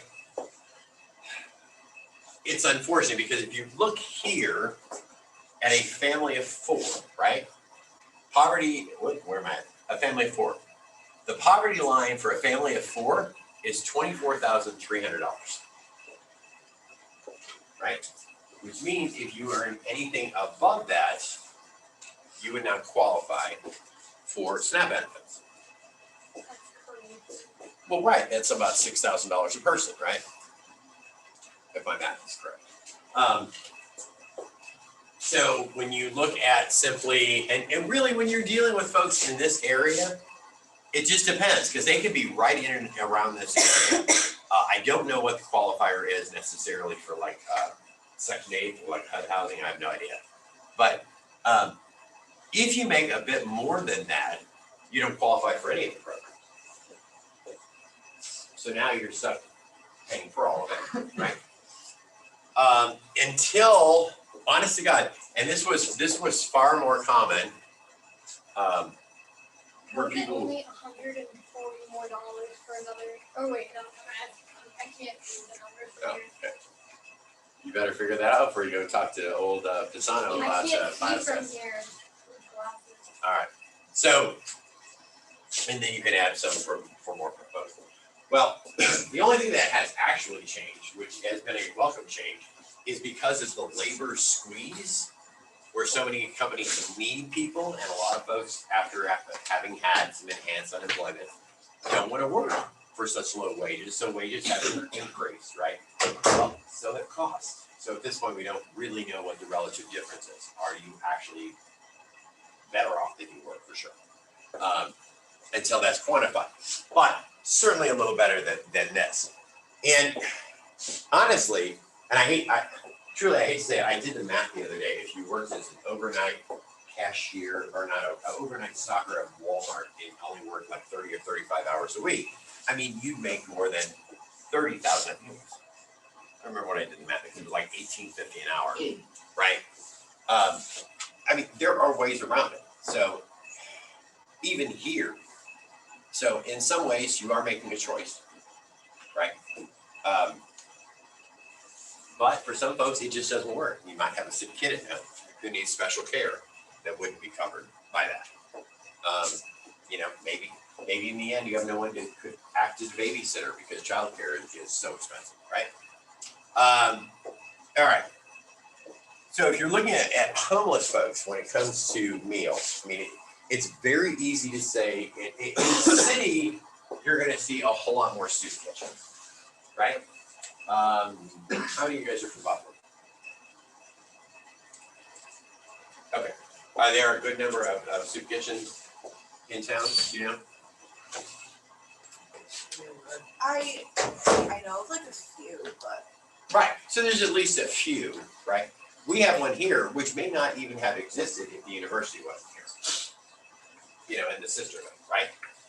So it's not as simple when you look at a homelessness problem and say they could just go to a soup kitchen.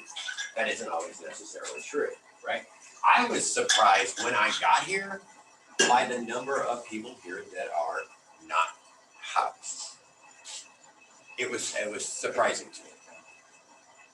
Because it's, to me, this is a small town, right? And I know it says it's a city, but it's a small town. And I'm like, you know, there's just an awful lot. And when I rented the house on the hill from people who had formerly been living in the shelter, who were, you know, they were telling me about this year numbers of people here that are basically homeless. And I was really relatively surprised. Okay, so you guys do know about SNAP benefits. We have talked about this a few times. We've talked about WIC as well. So, I mean, that's an effort to at least improve the nutrition in children and during pregnancy. The school lunch program, this has been one of the best programs that we've had available, especially with the schools that have extended that to breakfast and dinner.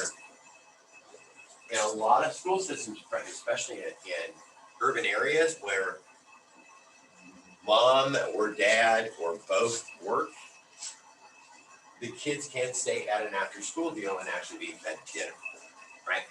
That's huge, because the one place that most kids end up missing their meals is dinner time when they go home from some of these areas. And during the pandemic, that was the biggest concern, was about these kids being able to be fed. Being able to be fed and be able to be intellectually fed as well, right? There are a lot of senior programs that actually make sure that seniors are well fed, but those, which I really like, they find activities at the same time to get everyone to see it as a social event as well, right? So you're improving their nutrition and they're getting an opportunity to socialize, which is something for a lot of them that are missing. I've tried to convince my mom to go, just, you know, for some camaraderie, and she's not that person, let's put it that way. She's not the gregarious ones her sisters are. It's like, why do I want to sit around and eat with a bunch of old folks?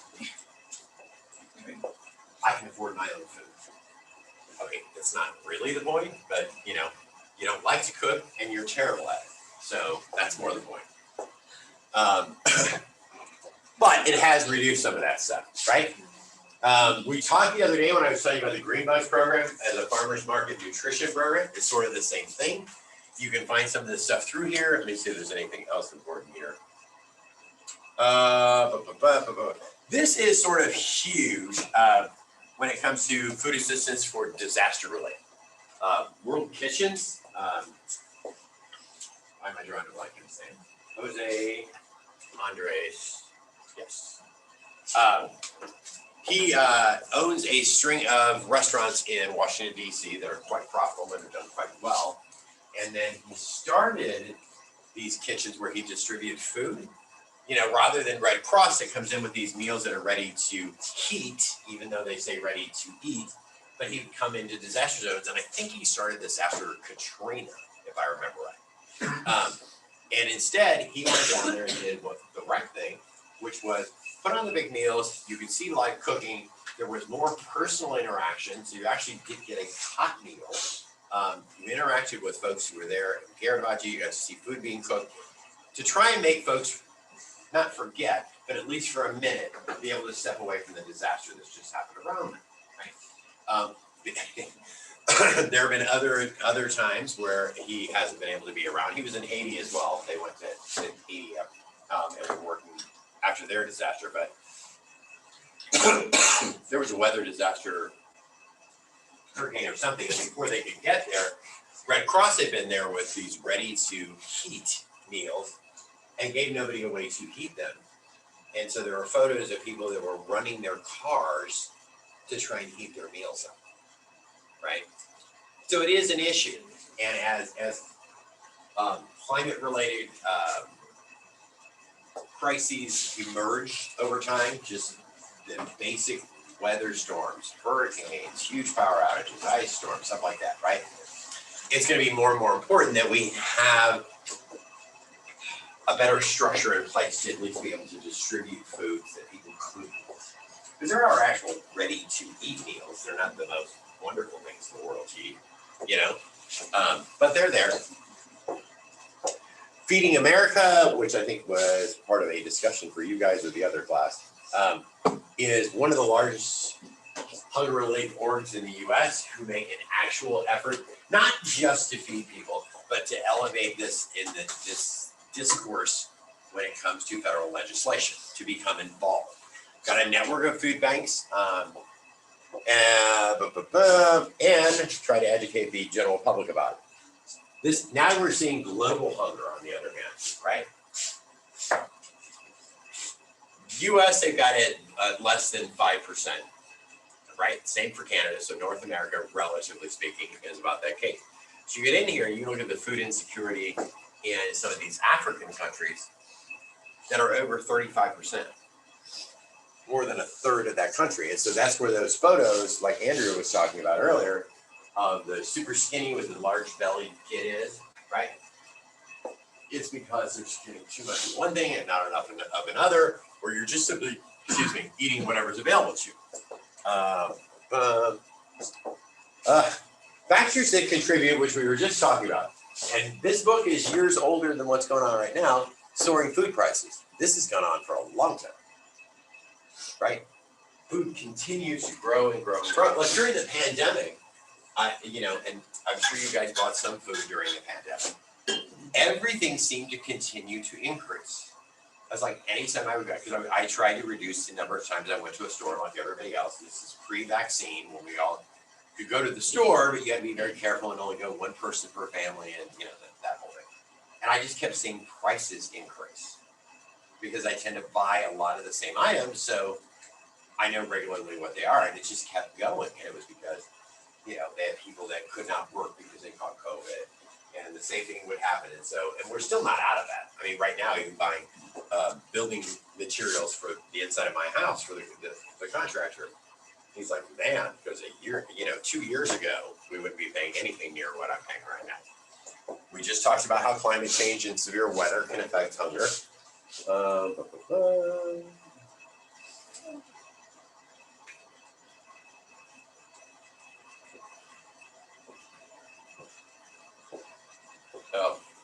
This is one of the worst. I don't know if you guys have seen any of the photos. There's some that are coming out from Kabul.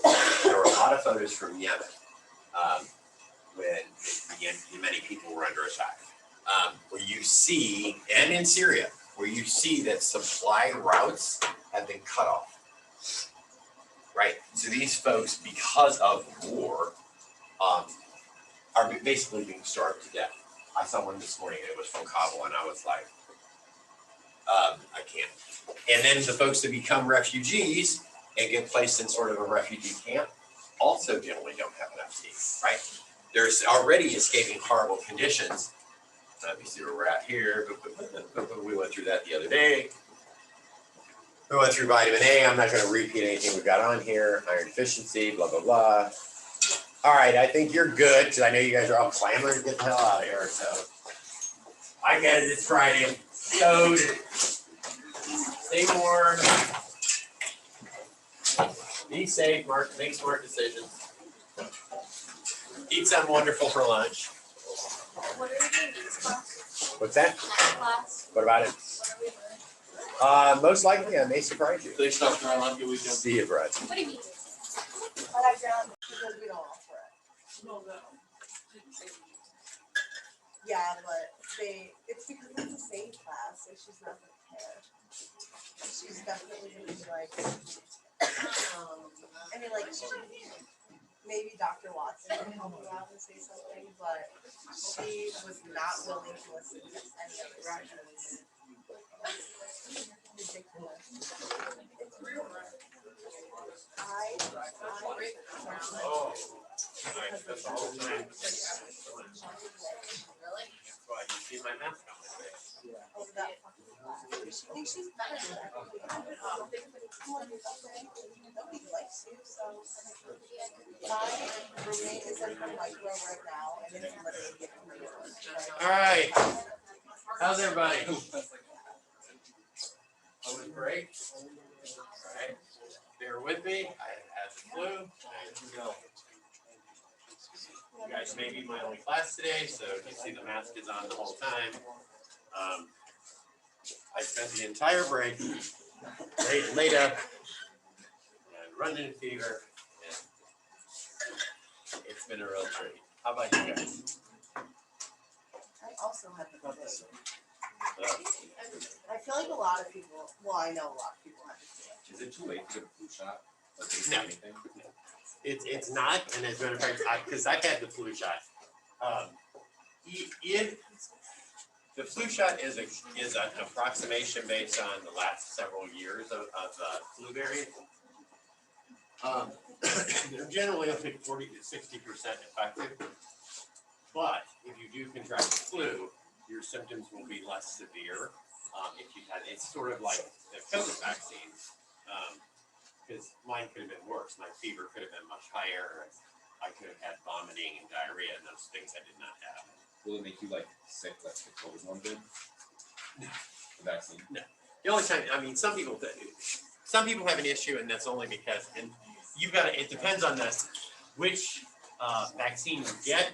If you get one with a weakened virus, you could, but it works the same as COVID. It means your body's immune system is going to work, learning how to overcome it. If I get into a coughing fit, you'll have to bear with me. Because we didn't have a flu season really the last couple of years because of mask wearing, the projections for the current vaccines are probably off. So even though like I had a flu vaccine, it's helped modify it some. Right.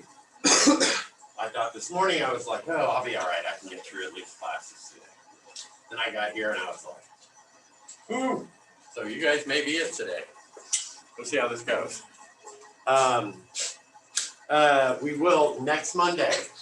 We will be meeting in the Doyle conference rooms for class for the sanitation class. So I just got the official confirmation from AR Martins. They're going to come over and do it with us and walk us through the kitchen as well. Okay. What else is going on with you guys? What'd you do for Thanksgiving?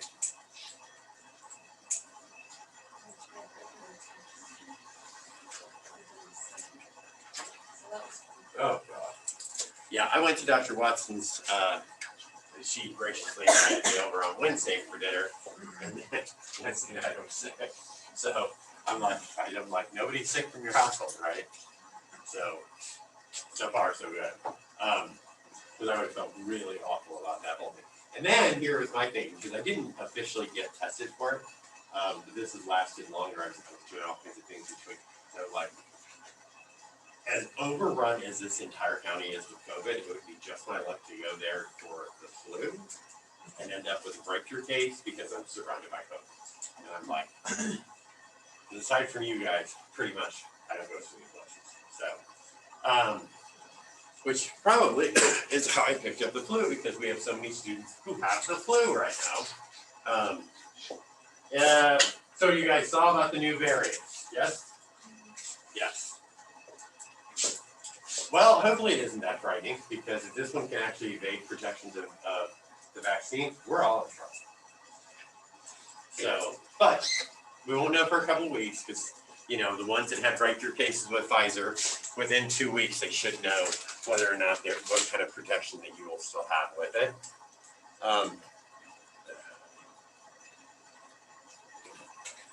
Okay, so this is how this is going to flesh out for the next 2 weeks, because we are down to the end. I need you guys, please, for your cook-off.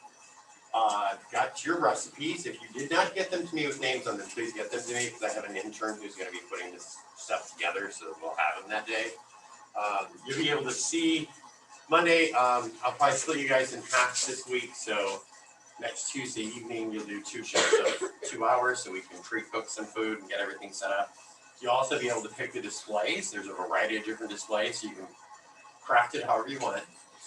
If you could put together like one Word doc of information kind of about your disease process itself, something that's simple for people to read, like bullet pointed, nice pictures, stuff like that, because we've got some stand-up displays where we can do that at each station, just have one sheet, would be great. So what we're going to do is we're going to go through food safety today. Then we're going to watch a movie. We're going to watch The Poison Squad, which was about initial food preservatives. It's really interesting. Last semester I did it mostly because we ended up online, but it was so good that I wanted to keep it. And so we'll do that. We have the sanitation on Monday, and then what day is the reading? Do you guys know? I think it's a Saturday. Is it a Saturday? I'm hoping it was Friday. Wouldn't matter for you because we'd probably be finishing up the movie anyway on Friday. But we'll do this probably today. We should get through almost all of this. It's not a very long chapter. And then we'll watch The Poison Squad for a couple of days. And then we'll have sanitation. Then we'll meet on Tuesday night, get everything ready. Then we'll have the cook-off. And then we'll probably just watch the movie the last day.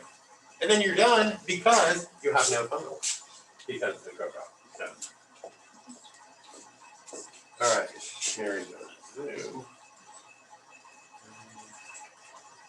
My God, worst part of this, I can't read with these with the mask on.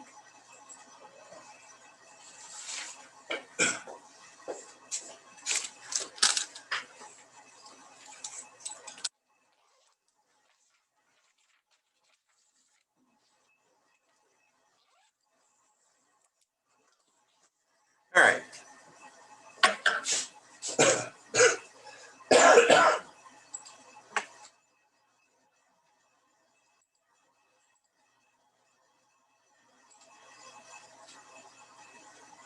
Oh my God, I have your post open because I can't see from my house.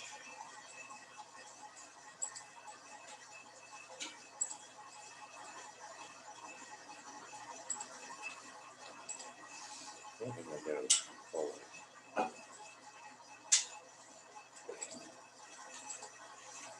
Bear with me, I can't think straight right now.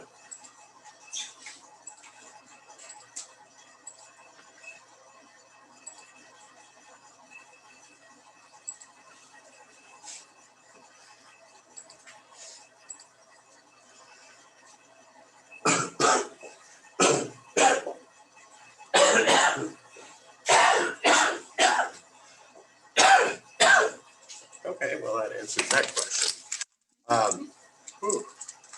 All right, as you can see, a lot of what ends up poisoning our foods, if you will, are the things that end up in groundwater mostly, right? Excess pollutants, feces, any kind of runoff ends up in that area. Heavy metals can contaminate a number of food sources. Even if that runoff ends up in the water, which would lead you to a methyl mercury, which can be deadly. All right, hope I can read out my glasses on here. All right, a lot of this stuff you guys already know that you can find viruses, parasites in food, particularly in foods that have not been prepared properly.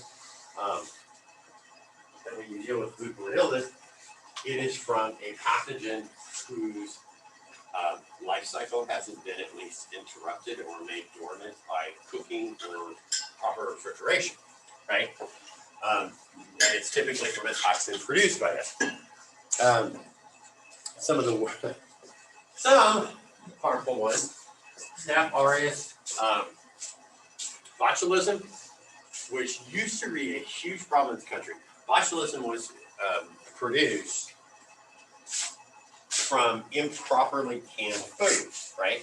Which at a certain point, and this is more kind of 60s, 70s, 50s, 60s, 70s, when canned foods became more popular, and they just weren't sealed properly. So then if you ended up with a dented can, it produced an opportunity for botulism, right? Not like today's cans. First of all, they're canned properly, and they're also made from these really thin metal materials, so they dent too easily, right? But at the time, you just did not buy dented cans because you ran a real risk of botulism, which can kill you, and can kill you pretty quickly. So, salmonella, this is something you guys are obviously familiar with. You've seen when we've had plenty of food recalls, we've had some this year, from salmonella and E. coli. There are a number of E. coli variants, right? So there's an E. coli that you find in food very commonly, and there are other E. coli. There's an E. coli that is a common bloodborne pathogen, right? When I had sepsis, I had E. coli, which at the time I'm thinking it's because I ate it, and the doctor explained to me that this was a very common, easily transmissible bloodborne pathogen, right? I could have picked it up from a surface. Mad cow disease, my God, can I even read this? I think I put this up here for a reason. See what you guys do. Here's botulism. This is the one that was most common in the 60s and 70s. Can lead to nerve dysfunction, progressive paralysis of your respiratory system, which is what would lead you to death. There were a couple of episodes. There was an old show called All in the Family. Have you guys ever heard of it? Okay. They had a whole episode about somebody who actually died from botulism. I mean, it was that common at that point. E. coli, you guys are saying listeria. You can find listeria for sure with soft cheeses, hot dogs, lunch meat, a lot of pork products. Some are worse than others. I mean, you're going to find that, especially when you deal with somebody that's got a lot of diarrhea in it, that's when you can run into the risk of dehydration, whether it's for a parent, certainly if you're feeding to children. So if you've got contaminated hot dogs or luncheon meats, you may actually end up with a child who ends up dehydrated. Salmonella, mostly undercooked product.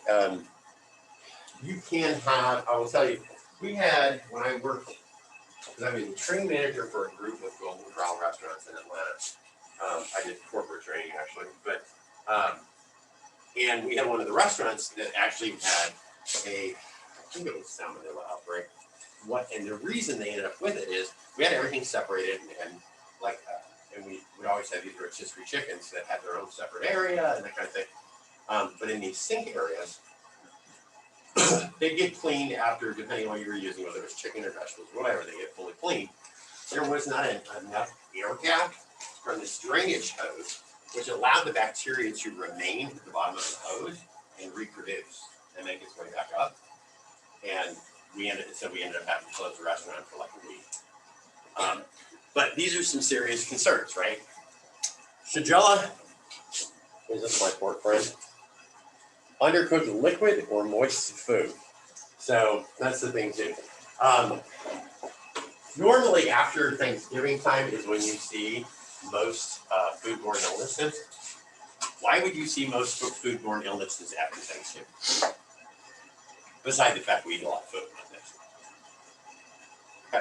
It's cooking for a lot of people, so it could be like errors. Do what? It's cooking for like a lot of people usually, so there could be like some errors in it. Maybe you didn't thaw the turkey properly and cook it through properly. Lord, From repeating story and leftovers. reheating story of leftovers. Do you think, Edward? A lot of people that don't normally cook or cooking. And they're gonna make all kinds of mistakes, right?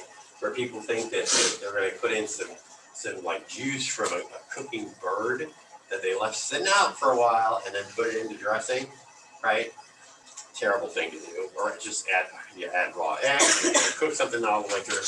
But more often than not, it's because how many times have you guys been to, and even past Thanksgiving, if you were looking at a potluck, right? That people leave food out that's not being continued being heated, right? It's just sitting out, right? I made this killer mac and cheese for Dr. Watson, but it had a lot of hole in it. And it was out, and they were having appetizers, and I'm watching all this food sit out, and then it sat out some more, and so I went to go home after about 3 hours and take the dish with me, and I said, no, you don't need to clean it out, so you can home and throw this away. And she goes, oh, don't throw that away. I said, it's been sitting out for 3 hours. This needs to run away. Oh, you've been in food service too long. No, you can genuinely get sick from this, right? That whole milk alone would have done it. That's how people end up sick after the holidays, most of the time. Yeah, so they'll go back for leftovers, or they will keep their leftovers and keep eating on them way too long, right? I have so then Thursday, I will tell you, so I felt terrible on Thursday, of course. And so Dr. Thomas texted me and said, hey, we're having dinner at 3, why don't you come by? And I said, listen, I'm feeling under the weather, I don't want to expose anybody to anything. Okay, fine, we'll bring you a plate box. I said, oh, that would be fantastic, right? Nobody brings me a plate box. So I had this fresh turkey breast in the fridge, and I went ahead and cooked it up in the Instant Pot. It's still in the refrigerator. It's going in the garbage when I get home because I am terrified now that it's probably not any good. But this is how people get sick. Plus, honestly, I probably shouldn't have taken a plate anyway. I don't know how long the food been sitting, right? It's one thing if you make somebody a plate and say, okay, fine, you stick it right in the refrigerator, then send a cold plate home with them, and you're okay, and they reheat it and everything's fine. All right. Noroviruses. Where do you find noroviruses normally?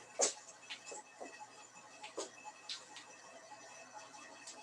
guys remember seeing this in the news? It's pretty common on cruise lines.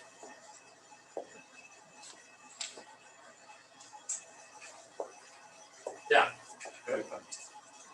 Oh, you're just like, nope, I'm not saying a thing. It's pretty common on cruise lines to find noroviruses. This has been a few years ago. I mean, you guys are pretty young. But there was one cruise, not only did they have norovirus, they lost power.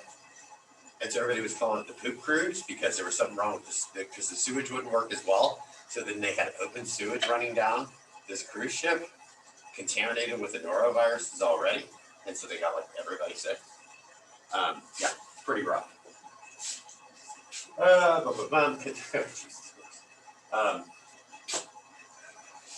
right. Now, some of the more harmful things that you can find in your foods are, you can certainly find chemical contamination, right? Especially when you're dealing with produce. And pesticides. Pesticides are a necessary thing only to produce greater yield of products, right? Because organic foods, the reason they're so terribly expensive is they don't use pesticides, right? And they aren't in pesticide-laden soil. So you're going to lose a lot of those crops. What's left becomes more expensive.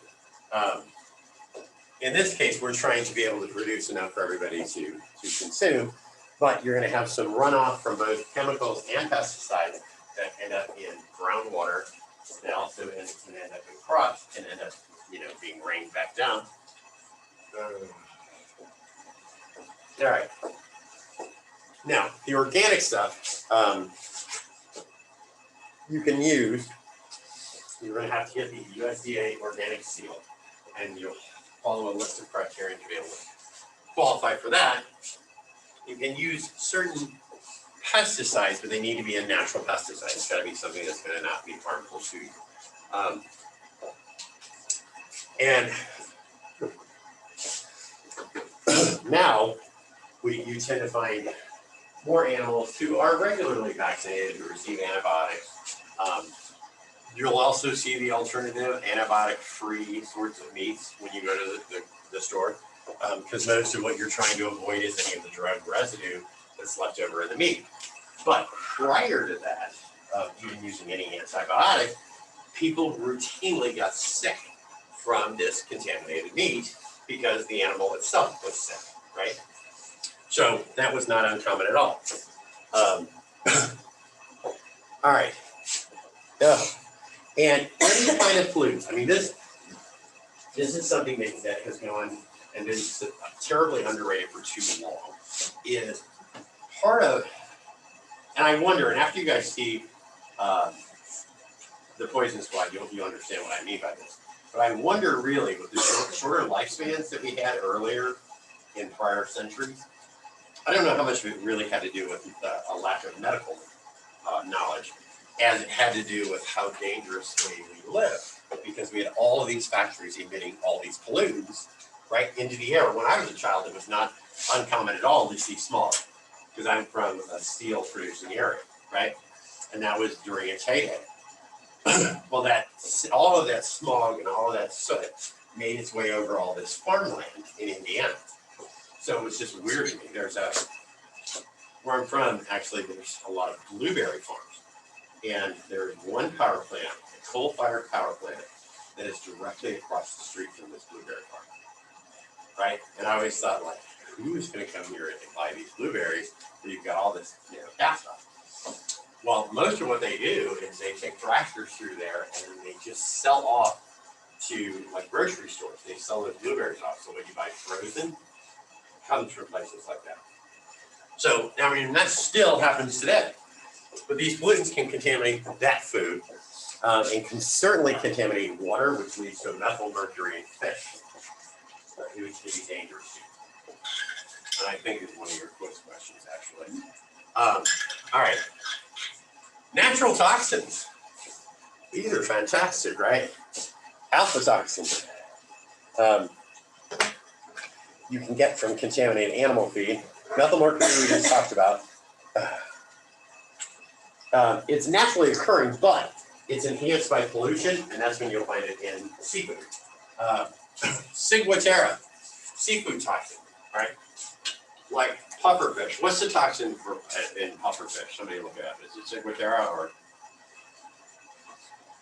you with the computers open here?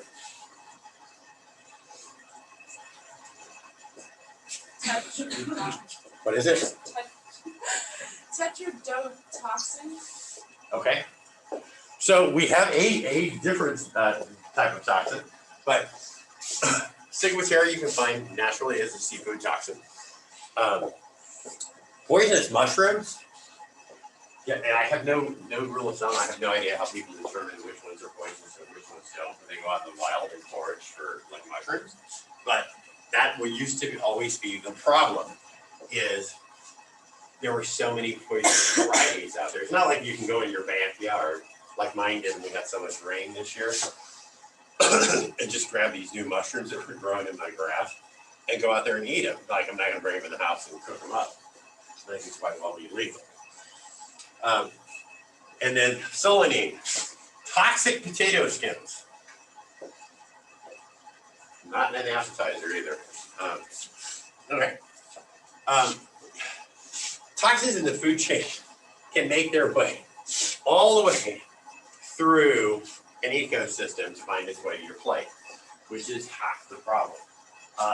We used to, I mean, honest to God, prior to the EPA, there were so many things that were allowable in like fresh water, especially, that I'm surprised that any of us, that I was able to live this long, at least in my lifetime. Because you used to be able to find like hypodermic needles and just garbage and runoff for steel mills, and all this was in like Lake Michigan, which not only supplies water to the part of the country that I'm from, but also a lot of seafood, right?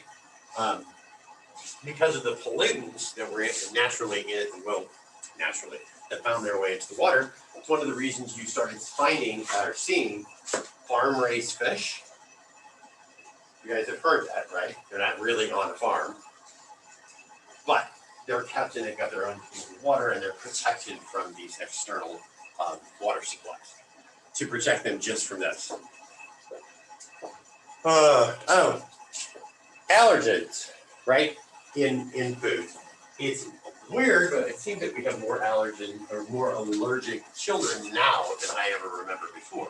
Maybe because they were not identified at that point. But some common food allergies. You guys have food allergies? Yes? What? Tree nuts. Tree nuts. Okay. Is what? Peanut. Well. Shellfish. Oh, strawberries, I would add. Yeah, that's surprising. I'm surprised we didn't have a few more in here.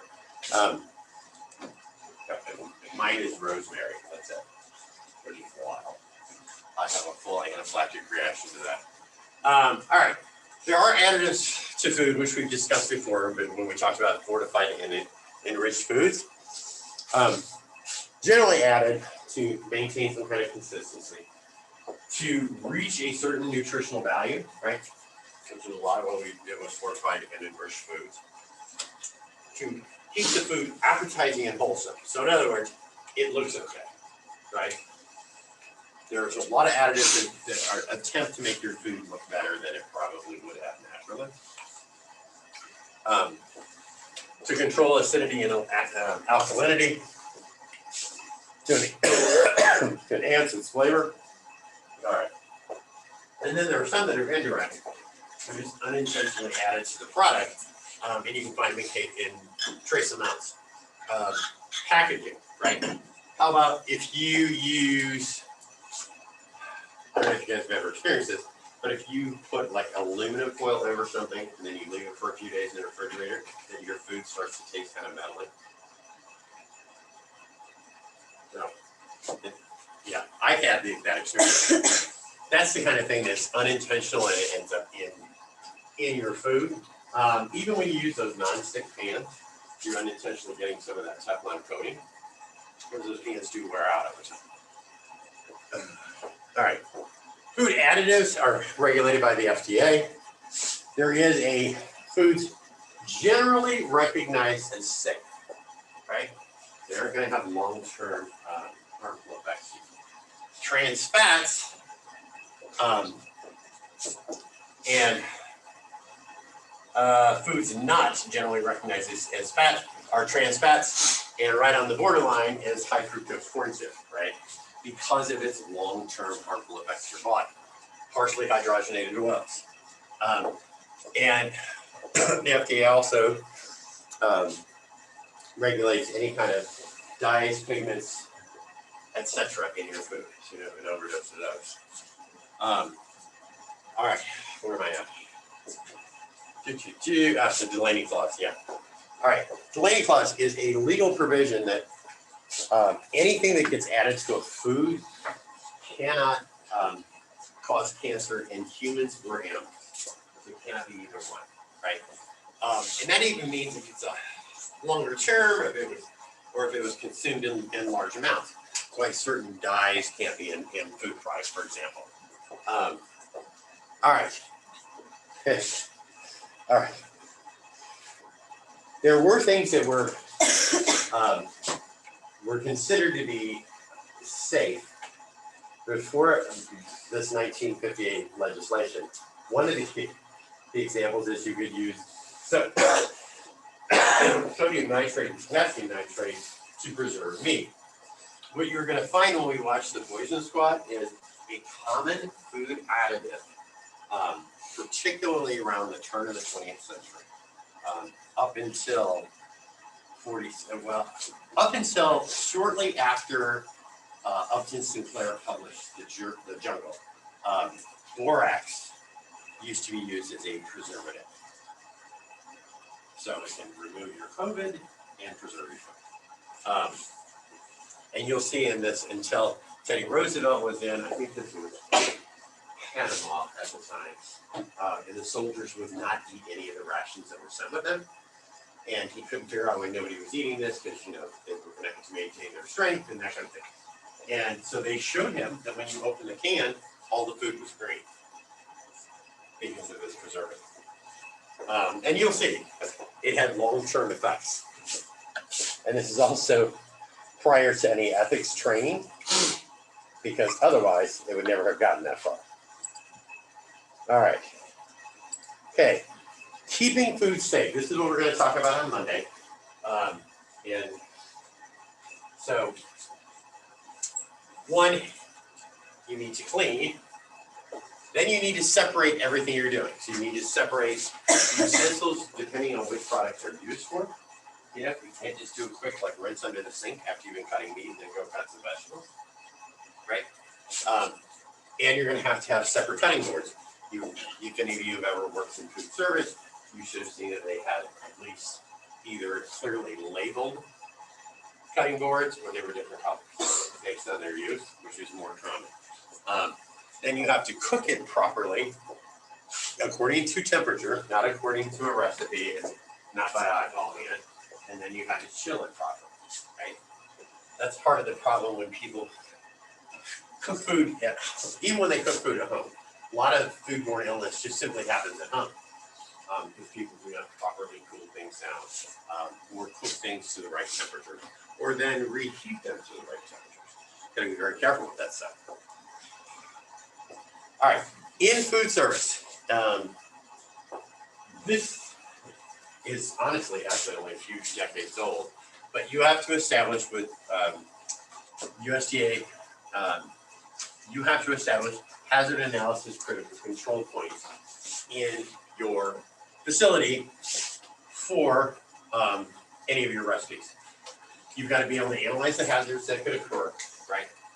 Anything that could be cross-contaminated. That's one of those things. This is why in like a restaurant setting in particular, you see that cleaning supplies are clearly separated from food products. So you don't get the two intermixed, right? You've got to identify where these critical control points could occur. Is it improper refrigeration? Are you putting raw chicken over cooked chicken where you run the risk of contaminating the cooked chicken? It's that sort of thing. You've got to establish preventative measures with some limits. And you've got to have a procedure to monitor these control points. So in most of the time, what you're going to find is that some of those procedures are simply that you do routine temperature checks, which is the safest thing to do. You also check like refrigeration gaskets. And the same thing applies at home. I mean, if you've got a refrigerator where like the gasket in the door is starting to really warp and go, spend the money and just replace it. Most of them tear out and you can peel, you know, stick the other one right in there. Because over time, your food is just going to be way too warm. It's also like in your refrigerator at home, any of your food that's most likely to be contaminated should be kept further into the refrigerator where it will stay colder, right?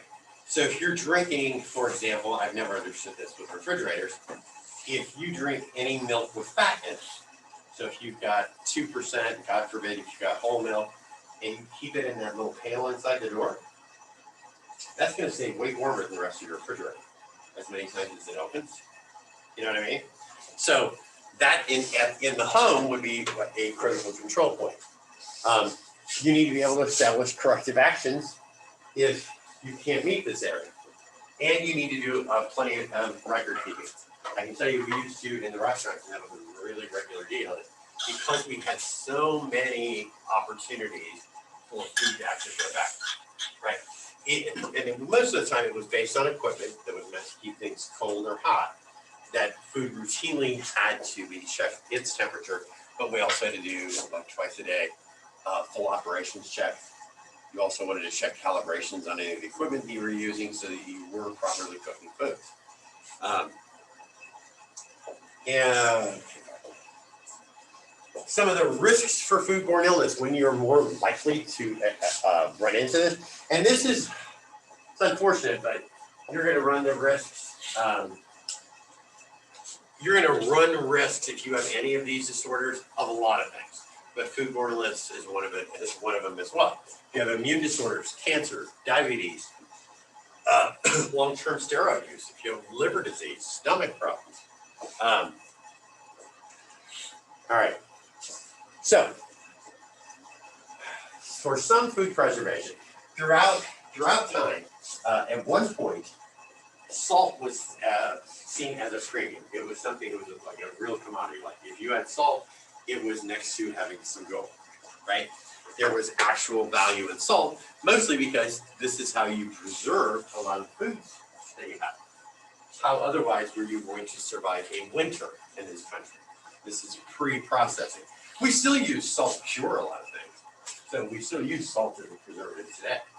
You can use sugar as a preservative as well. And then we can ferment products, dry them, can them, heat them like pasteurization, irradiate it. A lot of drying, a lot of native tribes would dry foods going into the winter, and then what they would do with them is actually crush them into a flour. So you could have like a green bean flour, or so you could make paste out of this, and you still benefit from those vegetables, right? All right. Irradiation. It can reduce the risk of foodborne illness for sure. A bacteriophage can keep you from a bacterial infection from your food. All right. Genetically engineered foods. We have a whole lot more of those today, especially a lot more genetically engineered meats or meat alternatives, right? Traditionally, that's if you maybe crossed a couple of plants and developed some hybrids. There's a lot of hybrid vegetables out there right now. Or if you're just going to transform some specific genes. Beauty of this is you can adapt those same crops. There's a potato right now that's being adapted to withstand the threat of climate change, so that you're able to produce greater yields of this potato regardless of where the climate goes, so it's hard goods. All right. You will end up with enhanced plant growth. You won't, with a genetically engineered food, less pesticides and fertilizers are necessary, right? Definitely you can increase the yield, because anything you modify, you can increase the yield. Corn is, if you look at most corn today, it's all hybrids, and they've been hybrids for decades. Because one of the things that happened for the longest time is corn was much harder to grow in any kind of real quantity until you had the first hybrid seeds. Hybrid seeds completely changed the game, and you were able to produce corn in large quantities. And even though for most of us, there's no real nutritional value to corn, they make excellent animal feed, which is something we did benefit from. Okay. You can, however, introduce some new allergens and herbicide.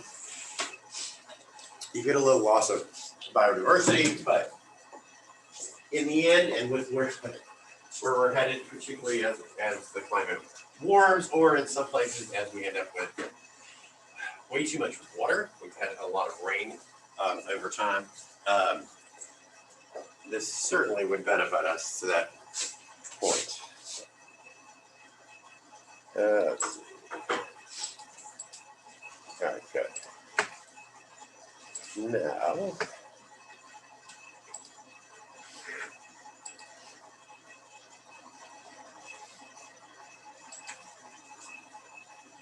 we are going to start the first 10 minutes of this.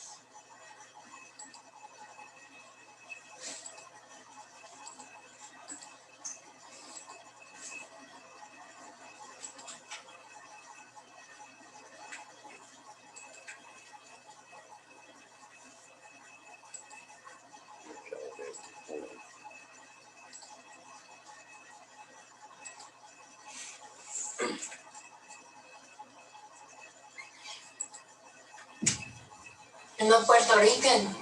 Is that okay? I want to be happy here. I want to make a life at home. You keep away from him. Maybe. Wonderful. If you go with him, no one will ever forgive you.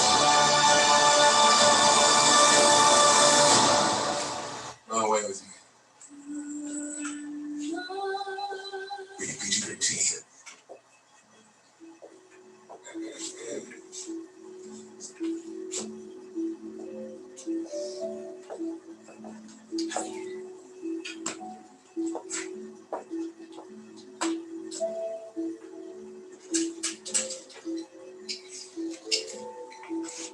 We sit at a table delightfully spread and teeming with good things to eat, and daintily finger the cream-tinted bread, just needing to make it complete. A film of the butter so yellow and sweet, well suited to make every minute a dream of delight. And yet while we eat, we cannot help asking, what's in it? The wine which you drink never heard of a grape, but of tannin and coal tar is made. And you could not be certain, except for their shape, that the eggs by a chicken were laid. And the salad, which bears such an innocent look, and whispers of fields green, is covered with germs, each armed with a hook to grapple with liver and spleen. The banquet, how fine, don't begin it till you think of the past and the future and sigh. How I wonder, what's in it? Harvey Wiley. In 1901, government chemist Harvey Washington Wiley set out to prove that Americans were being poisoned by an ever-increasing number of new chemical preservatives secretly being added to their food. Wiley had been on a public crusade for 2 decades to force the government to regulate the powerful new food manufacturing industry, when he struck upon a novel approach to raise awareness: human trials. What Wiley wanted to find out is, if you eat enough of this, will it kill you? It created public awareness for people to begin to question what was in their food. And I think more importantly, question these large corporations. America was definitely the Wild West for putting all kinds of chemicals into food. It was completely unregulated. Any producer could get away with whatever they wanted. Before Wiley, there was nobody testing to see whether something was harmful or not. Wiley became the face of the pure food movement that was sweeping the country, mobilizing legions of activists allied in a fight for basic human rights that came to define the progressive era.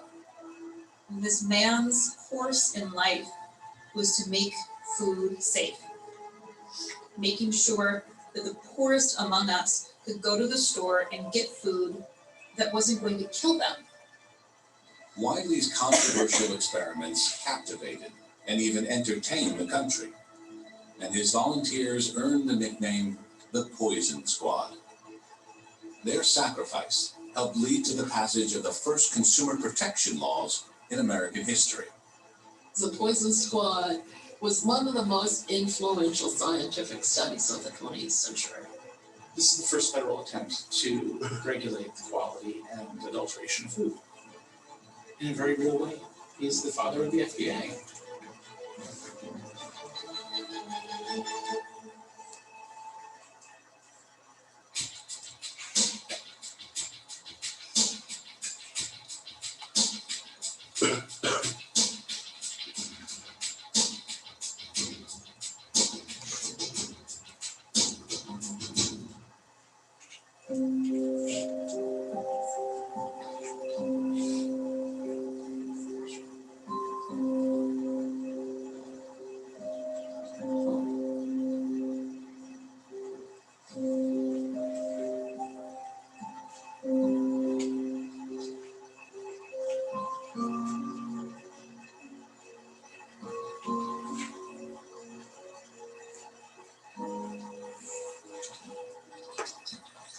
In 1881, 37-year-old chemist Harvey Wiley was working in relative obscurity in the lone laboratory on the campus of Purdue University. Wiley had become fixated on the analysis of food products, perfecting techniques for identifying and isolating their various chemical components. Earlier that year, the Indiana State Board of Health had asked Wiley to examine the purity of commercially sold honey and maple syrup. Wiley collected samples from across the state. Much to his surprise, his analysis revealed up to 90% of them were fake.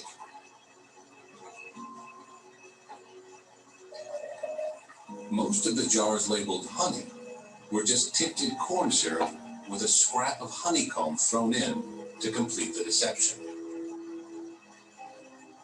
At the turn of the century, people would buy honey, and it was usually corn syrup. People would buy maple syrup, and it was usually corn syrup. People would buy jam, and it was usually corn syrup. You had no idea what was in your jar of jam.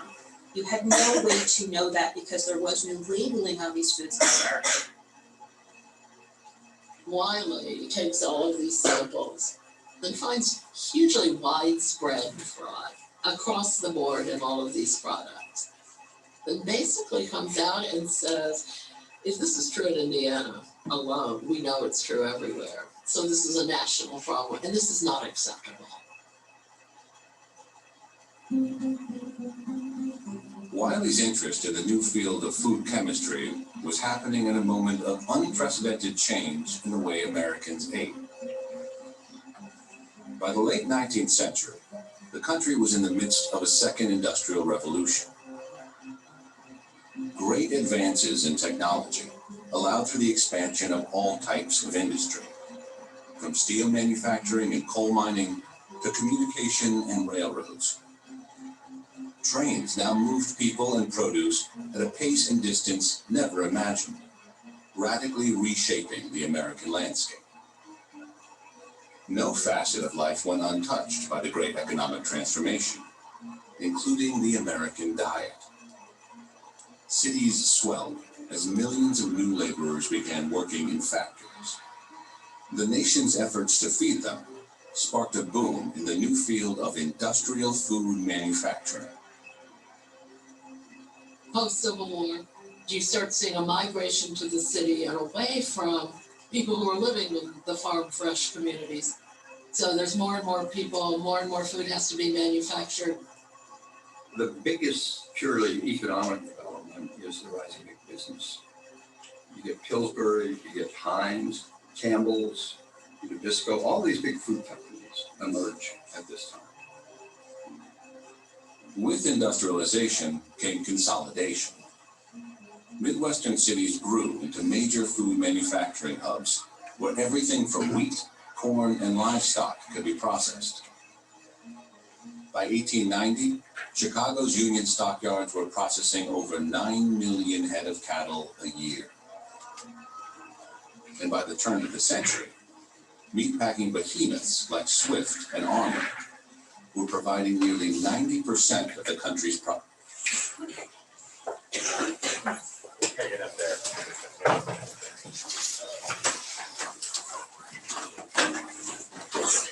Oh my God, thanks for your attention.